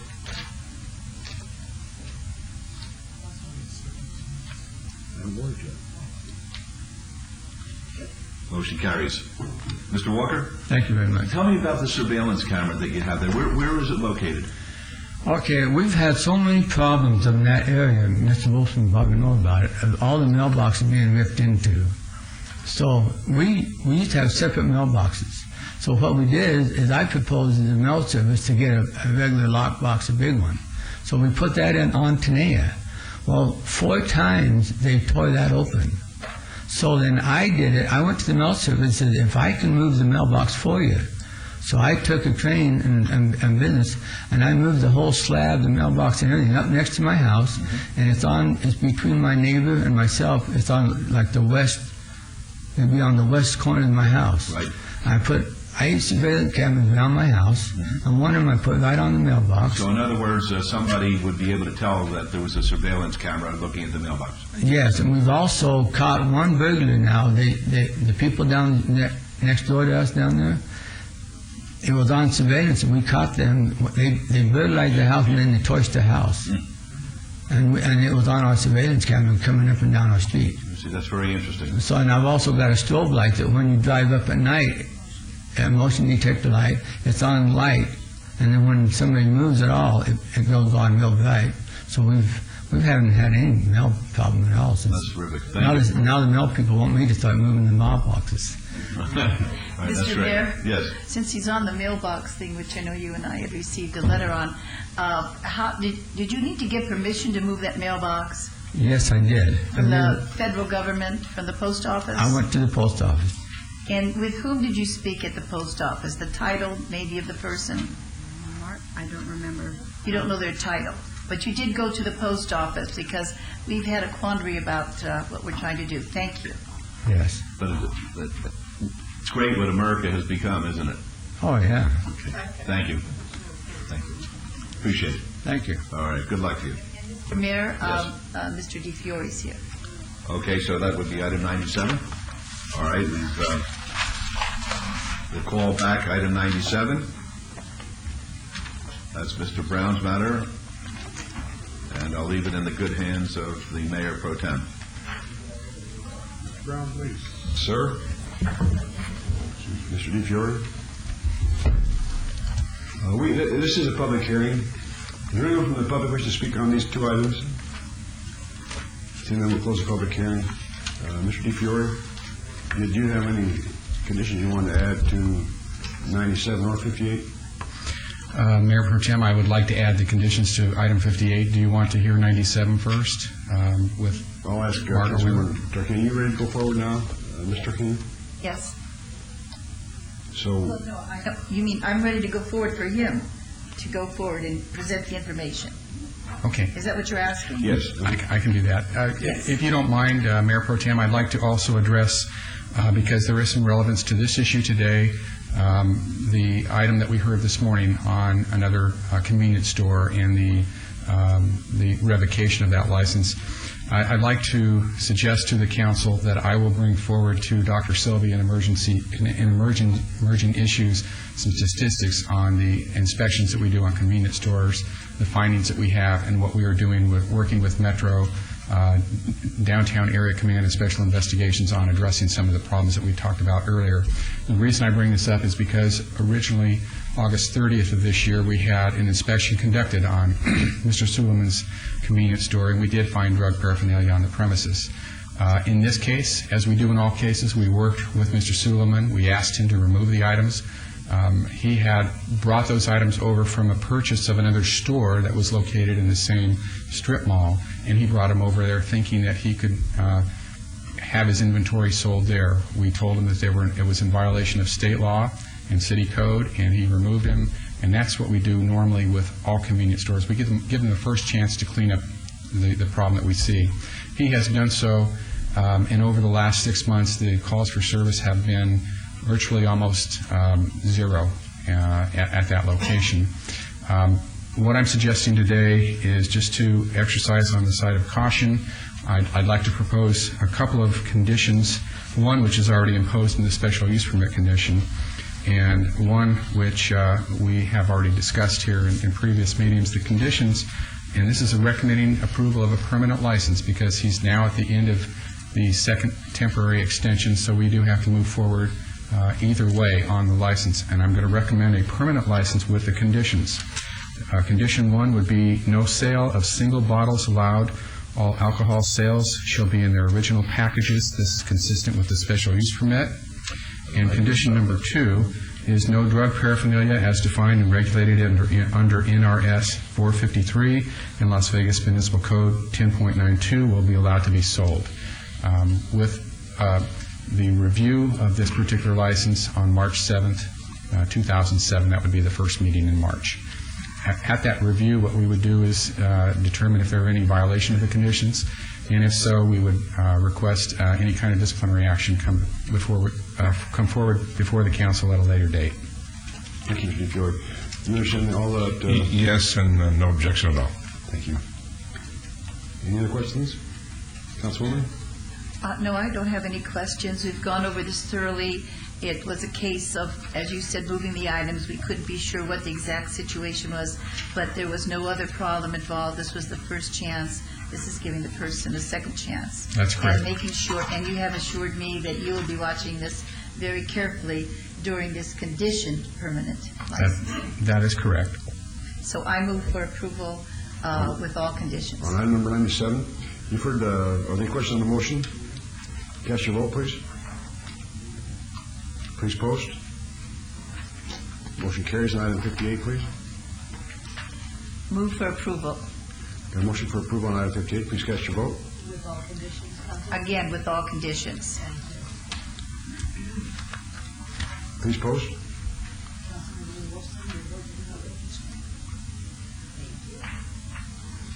That motion carried. Thank you very much. Thank you, Mr. Fjord. All right, item 110, this is RQR 17662. It's going to be a public hearing. The applicant is Clear Channel Outdoor. The owner, Jay and Carol Harrelson, required 6-month review for an approved variance, which allowed a 40-foot tall, 14-foot by 48-foot off-premise advertising billboard sign, 265 feet from an existing off-premise billboard sign across Charleston Boulevard, where a 300-foot separation is required at 5301 West Charleston Boulevard. It's in Ward 1. The staff recommends approval subject to conditions. It's a public hearing, which is now open. Sir. Good afternoon. Good afternoon. Excuse me. Rod Carter, 2880 Mead Avenue, on behalf of Clear Channel Outdoor. Concur with all the conditions. We have complied with Councilwoman Tarkanian's wish to convert the cladding from half of a billboard to a full 14 by 48, and I'm here for any of your questions.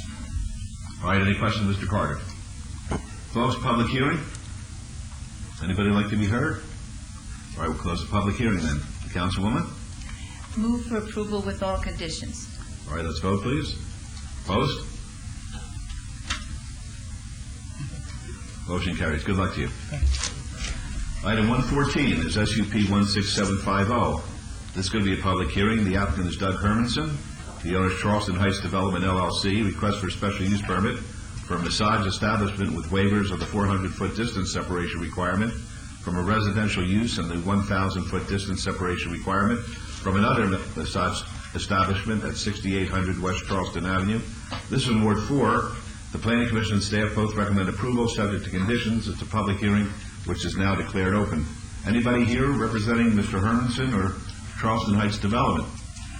All right, as I understand it, Councilman Weekly, you're handling Councilman Brown's matters? Yes, Your Honor. What's your pleasure? On behalf of Councilman Brown, I'd like to make a motion for approval with all conditions, please. All right, before we vote on that, it's a public hearing, folks, if anybody'd like to be heard.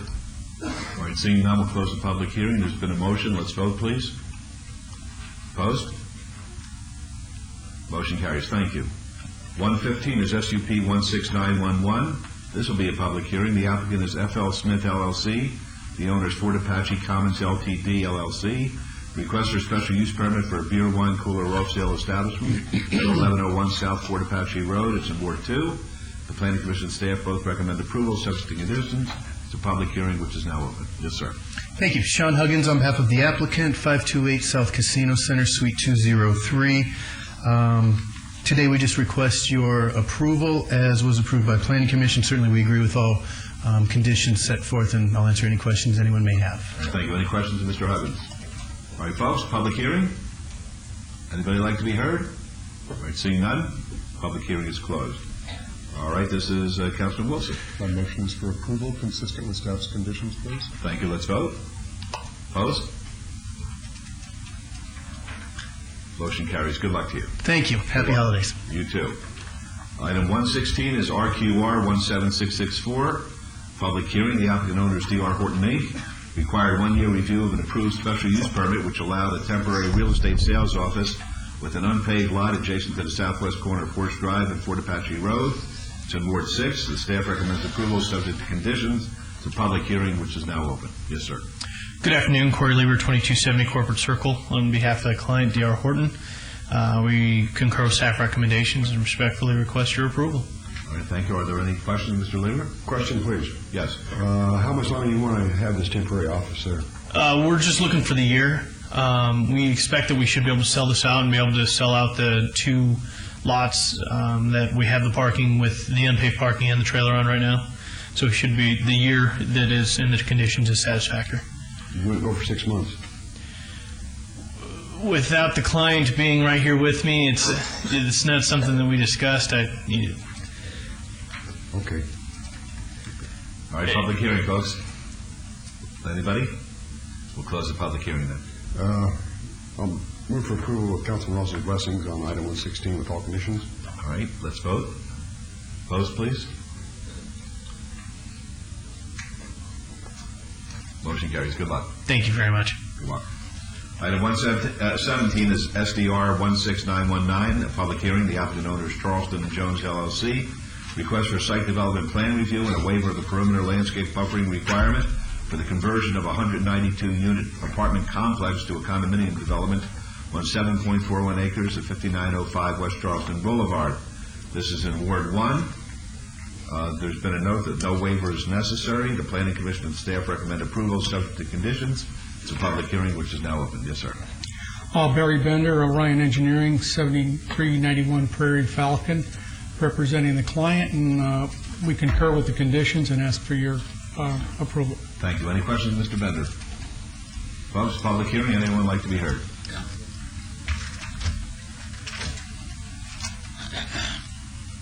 Tom McGowan, Las Vegas resident. How does this item contribute to the inventory of affordable housing stock in the city of Las Vegas? Do you care to answer that question? I didn't understand the question. How does this development contribute to the volume of affordable housing inventory in Las Vegas? Well, I can't really answer the question precisely, but the project is an already approved apartment project that's being converted, And what the improvement would be, and what the neighbors have concurred with, is that the project being for sale rather than for rent would improve the overall image of the area. Yes, and I appreciate your voluntary response to that question. I recommend approval of the item. Would anyone else like to be heard?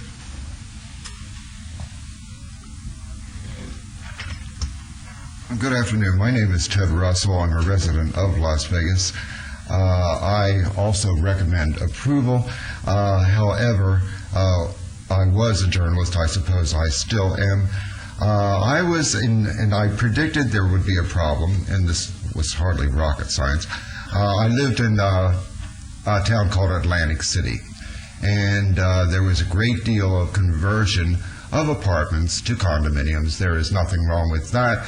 Again, I am constantly reminding you, and you constantly remind me that affordable housing is very important. I approve of the project, but there is, again, a proviso warning. We do not want to price the workers out of Las Vegas. I read one projection where we will be out of desert land in the valley in 10 years. It's never too early to be vigilant. Thank you so much. Okay, would anyone else like to be heard? All right, seeing none, we'll close the public hearing then. Councilwoman Tarkanian? This is sort of a unique situation. It's been going on for some time, this building. And basically what's happening is we're losing some apartment inventory, but we're gaining the condominium inventory, which we hope will help with the affordable housing that's needed. In other words, you can purchase the condos, which gives us more of an affordable housing in that respect.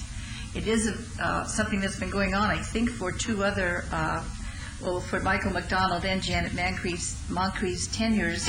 I want to point out, because I've had some questions about this, nothing is going to change. The whole site that was approved a long time ago, the way it's being built, the way the apartments are, the amount of area in each apartment, condo now it would be, will be the same. So for neighbors who have come forth, as I understand, and I would like you to substantiate this, if you would please, there are no changes from all that was discussed in the past. The only change is that these places where you live, which were called apartments before, are now being called condos. Am I correct? That's true, and I can say the only change that was made since that time has been the addition of larger trees on the perimeter to further allay the fears of the surrounding owners about screening.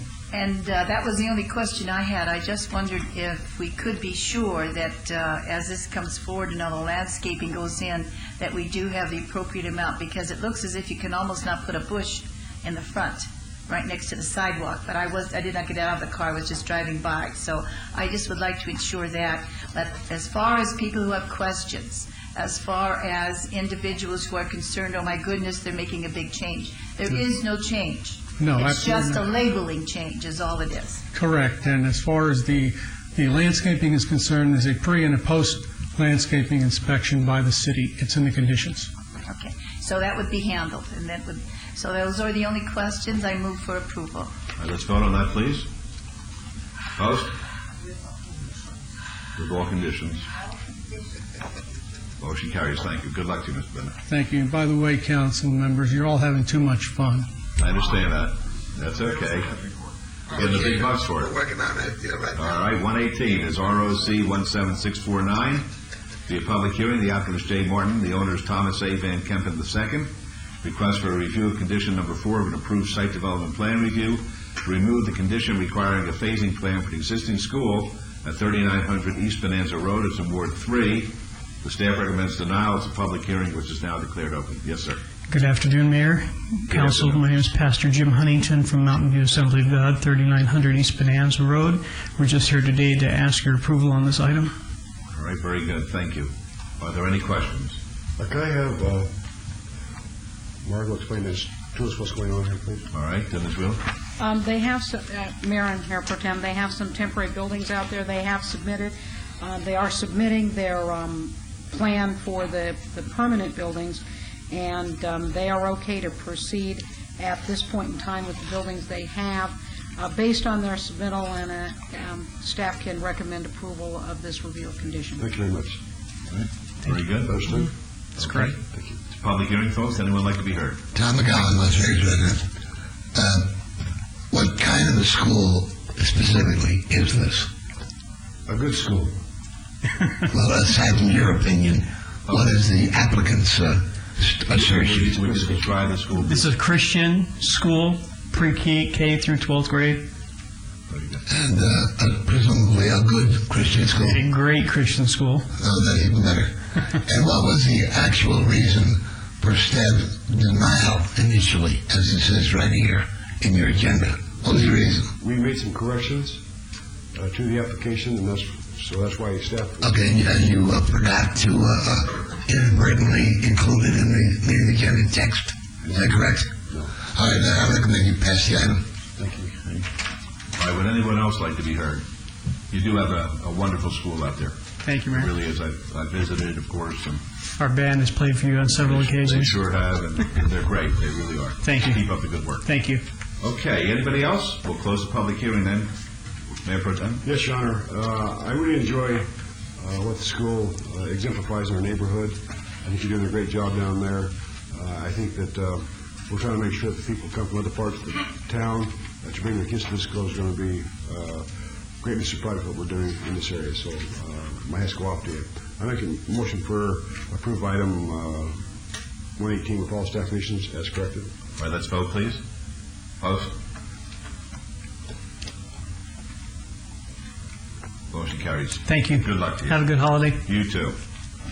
Item 120, Madam Clerk, would you please set the public hearing date for appeals for the City Planning Commission meetings, Tenny Hills Architectural Review Committee, and dangerous buildings or nuisance litter abatements? Thank you. All right, folks, time for citizens' participation. Public comment during this portion of the agenda must be limited to matters within the jurisdiction of the City Council. No subject may be acted upon by the City Council unless that subject is on the agenda and is scheduled for action. If you wish to be heard, please step up, give us your name, and we'll put the 3-minute clock on, okay? Yes, sir. Good afternoon. My name is Ted Russell, resident of Las Vegas.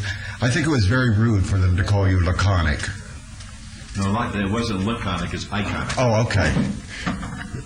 Also, I have got to get I went out there for I went out there for a smoke break, and when I came back, I regret I wasn't paying attention to the speaker. I just wanted to add this. One of the most dearly and highly respected and loved individuals in Las Vegas is Mr. Jackie Gahn.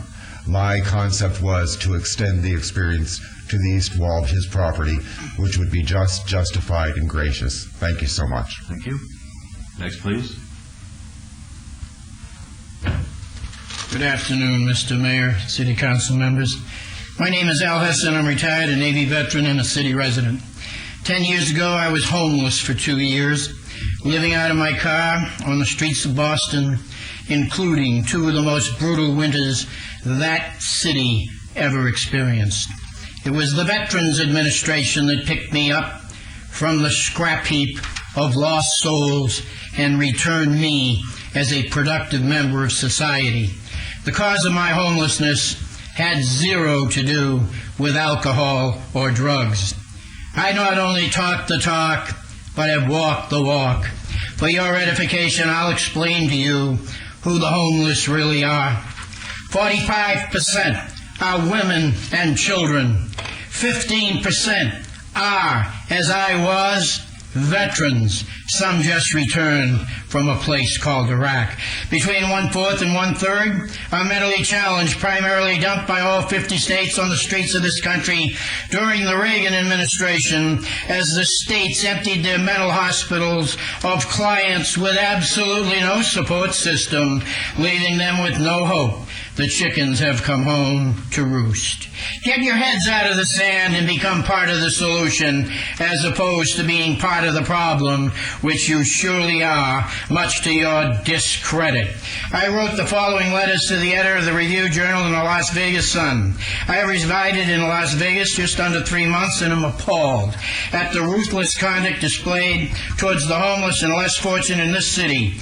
Mayor Goodman, City Council members, and most especially City Attorney Jervik and City Manager Selby are totally misguided in their concerted, relentless efforts to denigrate and attempt to criminalize individuals' conduct that they do not approve of.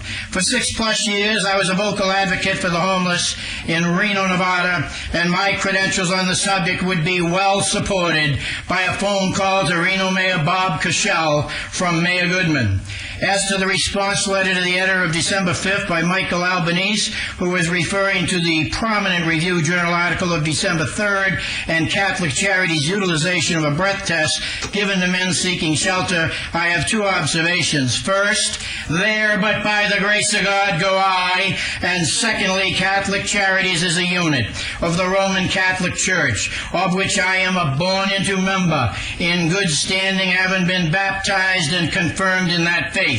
The Catholic Church is the incubator for untold numbers of deviant, diddling priests who are pedophiles, child molesters, and perverts, and to have an extension of this group judging the character, behavior, and actions of the homeless and less fortunate is most hypocritical.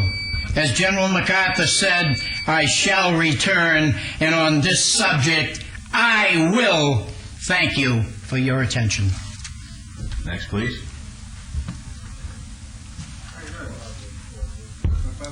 I have to say, when Tom McGowan, Las Vegas resident, I concur with the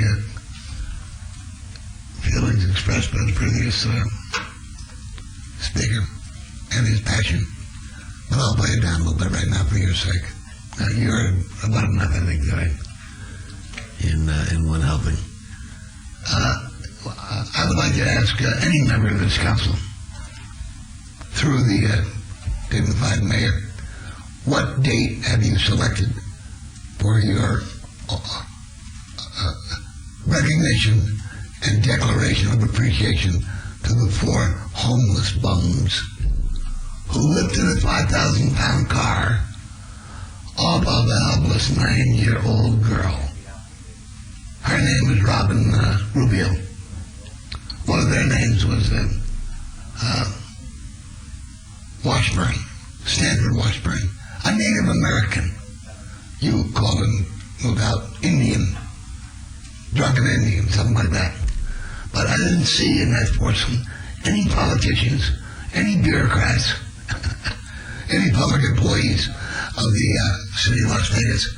So whenever you get ready to do your civic duty, be sure and make sure the public hears about it, okay? Because I'd love to be there and see it, but I don't think it's going to happen anytime soon, despite all of your proclamations to the contrary. Now, one thing I wanted to mention to you, of course, 5 years ago I gave you a proposal that was a solution to homelessness. You ignored it, but it's still a solution. You don't have to put up with the kind of stuff that's going on in the city about homelessness. It can be cured, but first you have to want to. And I'm not going to wait for you to do that. I'll do that as the mayor of this city, starting next year. On your right turn flight paths of the FAA, you have not mentioned anywhere in all of your expert consultants' studies and reports the following facts. The greatest danger in passenger air travel is not in the air, it's on the ground. And the greatest consumption of oxygen in all of Southern Nevada is by the jet commercial aircraft taxiing and on the runways and McCarran Airport. Even more volume than the entire volume of automobiles, service-based automobiles that drive around Southern Nevada. And yet, that's never been a part of your opposition, official or otherwise. So my question is, what is it you do when you're supposed to be thinking about these solutions? and what are you thinking about them? Thank you. Thank you. Next. I have no paperwork, but I'm going to tell you. You have to give us your name first. My name is Steve Roybal. I just got back from Denver. But the idea is, there's so many educated homeless people that can build. And the idea is that all these hotels and places, why can't the government buy? They'd rather pay them welfare. If you turn around and let them build, I know electricians, I know plumbers, I know carpet layers, whatever. Why not buy them for them and let them live there for a little while? Just a little while, a year. And then give them a little incentive. For another year, charge them a little. But instead of destroying them, why don't you build them? Because we're not all drunks and crazy. I got more education that I don't perceive. I'm from Denver, Colorado, and I went to college. But I'm trying to tell you, why don't you buy the place and let the homeless build it? Because there's more homeless people that don't have a chance to have a right, to turn around and have dignity. You got dignity. They don't have dignity. They destroyed their dignity. Something or another in their life destroyed it. But the idea is build it and then destroy it. There's hotels over here I see. And tell you the truth is, what do they do with them? Destroy them. Why don't you let them build it? And if you ever looked at them, I know more electricians, plumbers, they can build it. And the first, when they build it, give them free. And then for a year, give them a low, how can you say this, rent. And then they get dignity to live this life. Because tell you the truth is, we all need dignity, you know? It's like, you can't destroy a life, you build it. You did this with your child, you build a life. You don't destroy it. You make them stronger and stronger. And these people know what they're doing. And tell you the truth is, they deserve a little dignity, because all humans deserve dignity. You can be the richest man in the world or the poorest. And some of the richest are destroying it. And some of the poorest are destroying it. But there's a few of us out here, and I tell you the truth is, I'm one of them, but then why not give them dignity to stand up and be a man? Because nobody gives them a chance. And look at the hotels that are shutting down. Why don't you go over there and find people that can build this sucker and give them a chance? Because why am I on welfare when you can turn around and give them a chance to know their business? It gives them dignity. And if you have no dignity, you have no life. And that's the truth. You understand what I'm saying? If you can give them a little opening, you might grow and grow and grow. We're not all drunks and stupid. We're all men. And men need dignity, women need dignity. I ain't putting nothing, I know them both. But the idea is, why not give them a little dignity? And once they get a little bit of dignity, they'll step up, and they'll step up. I know more of them that do it every day, twice on Sundays. And tell you the truth is, it's the truth. We're destroying this land. And the idea is, we gotta build it. We can destroy Iraq, but you're destroying your own people, your own United States people. And this is the one we got to build. And if you can't build it, I'm sorry. No, but you know what? It's the truth. Fine, and we heard you. Thank you. Think about it. And they're cheap hotels, and they're all closed down. And you know why? You don't have the right people. Sorry, sir. No, we welcome you here. Yes. Excuse me, maybe you had a copy to each one and to one to you. Good afternoon, Mayor, City Council, and City Manager. I was with Mayor Pro Tem Monday, trying to get to you, Your Honor, last week, but you had to leave town.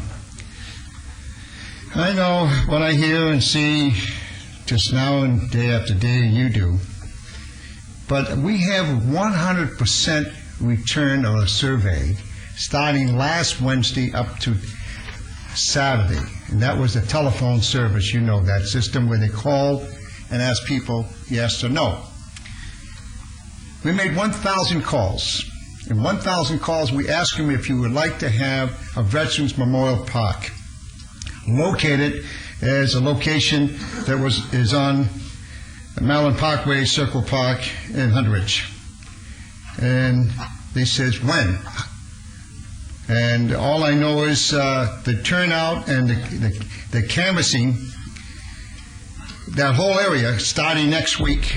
And not just that area, but we want them to know first.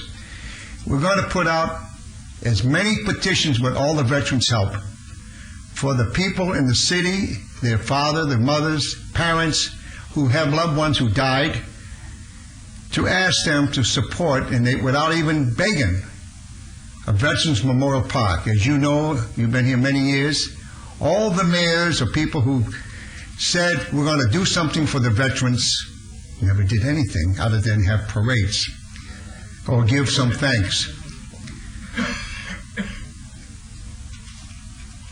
This is something that 160,000 veterans plus their families in the city alone want.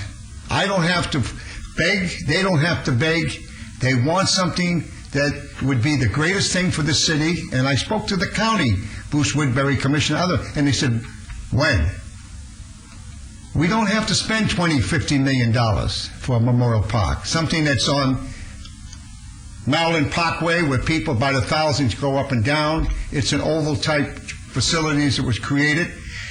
Almost $2.5 million spent by the Mayor Pro Tem to upgrade it and didn't develop the way it's supposed to be. But I believe that the high-pitched wrought iron fence like they have with other federal property and the proper gates and the proper people to maintain it and secure it and have it open Saturday, Sunday, Monday, Tuesday, Wednesday from 10 to 3 and holidays, it would give the people in this community of ours something that they would be proud of and haven't been for a long time, a Veterans Memorial Park. I'm asking you and your staff, because you have that ability with the Pro Tem Mayor and the other council, to say it's about time we do something for our veterans. Knowing that tomorrow, and everybody waits and every year to hear what happened at Pearl Harbor, we have nothing in any park on the wall saying that our men from Las Vegas, in general, over the years, have ever had a chance to put it out there as a memorial, so that their loved ones still living here can come down and sit and meditate or say, he's there. I appreciate that. Mayor Pro Tem has talked to me about it. So I'd like to have we're going to be having a meeting on the agenda coming next 2 weeks. We're going to have a meeting with you. Yeah, next 2 weeks, have it on the agenda. As I say, we're here to work with the city. We understand. We're not here to make them say they don't care, because I think, and overall, even though your son is a Marine, everybody has some son or something in the service. Okay, we're going to talk to you. Okay. Thank you very much, and have a nice evening. You too. Bye. Okay, anybody else, please?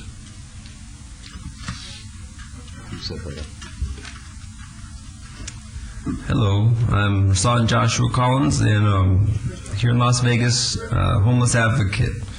And I just wanted to let people know about the Lord Jesus Christ, of course, first foremost, and just what He taught. He told us to take care of the poor, and God's wrath is going to come on a land that doesn't do that, and on a people that don't. It's hellfire is real, heaven, hell, all that, and it's important to do what God says. Love your neighbor as yourself. Real simple principle, not easy to live out. None of us are perfect, but especially me, I'm not perfect, but the Lord showed me that I need to try my best to do that, and live for God, and there's a punishment coming for our nation, Babylon. America's Babylon, and in the Bible, and it's real simple solutions. I think could be able to take care of a lot of problems that the homeless are facing. Homeless parks, maybe they have children's parks, which from what I understand, that was really just designed to kick out the homeless. They call them children's parks, but from what I've heard, it's just to kick out the homeless. But they could have homeless parks, right, where people could camp out there. Why not? They're going to camp somewhere, so why not have a park for them? I don't see why not.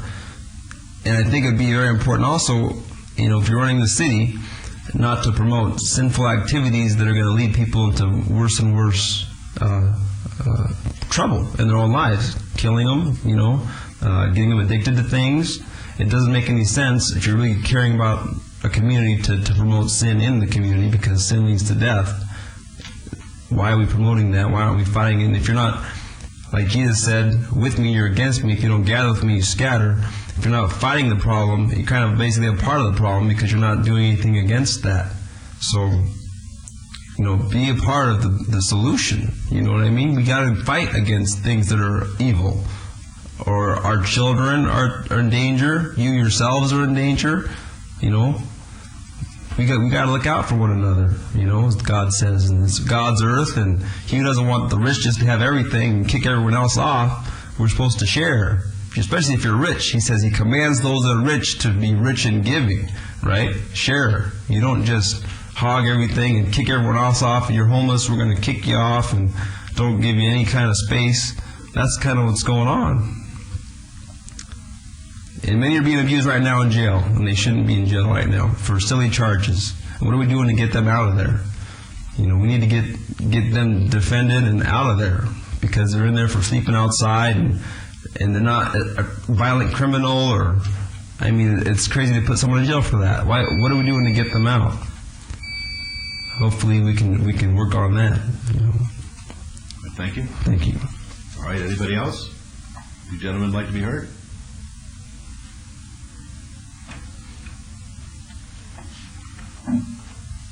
Please give us your name.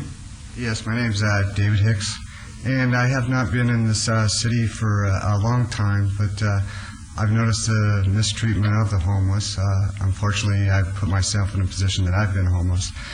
And I was, as this gentleman just stated, about people being locked up that are not really criminals, and who are we really protecting us from? I was arrested on a charge that I really didn't understand why I was being arrested for sleeping 500 feet from human feces. Now, just because I'm homeless doesn't mean that I forgot my upbringing. I would not do something like that. I was not read my rights, Miranda rights. I was not, treated very well as a man by the police. I was something less, and I didn't appreciate that a lot. I was embarrassed being arrested in public, was not being arrested at the time and told why I was being arrested. Observed men being violent and in handcuffs before they came and approached me, and then they let them go, and they were obviously intoxicated. I was not drinking. I was not harming anyone. If I was ticketed, I could understand that, but arrestable offense, I believe that was totally felonious, and I believe the city owes me an apology on that. Were you one of the gentlemen who was arrested the other day? Yes, sir, I was. All right, well, on behalf of the city of Las Vegas, I offer you an apology. You were wrongfully arrested. The arrest took place under an ordinance which was not passed by this council, and you're entitled to more than an apology. I'm very sorry about that. And it was a mistake that the city made, and I sincerely mean what I'm telling you. It was not the right thing to do, and you're hearing it from me with my counsel behind me. Are you homeless now? And I don't mean to embarrass you. Are you homeless now? Yes, sir, I am. Would you like us to try to find you some assistance? I would appreciate that, sir, and there's many more like me that do need help as well. Okay, well, I'll tell you this, and I'm not going to tell you that the comments today didn't have a ring of some truth to them, but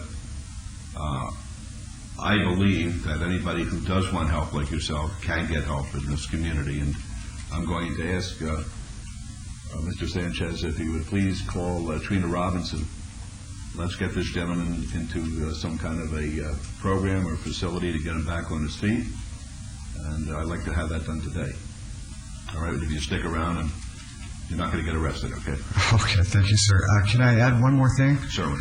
I was a little appalled on the conditions in the jail. I know it's not supposed to be a pleasant You're absolutely correct. I was place. down there too, and they're important, and we're doing something about that as Okay, well. it wasn't very clean. I don't disagree with anything you said. Okay. How do you like that? Thank you, sir. We'll take care of the gentleman. All right. Anybody else like to be heard? All right. Seeing none, we'll Mr. close. Mayor, I'd just like to say you're very manly. The apology is certainly in order, and I commend you. All right, thank you. All right, folks. If no one else wants to be heard, we're going to adjourn today, and thank you very much.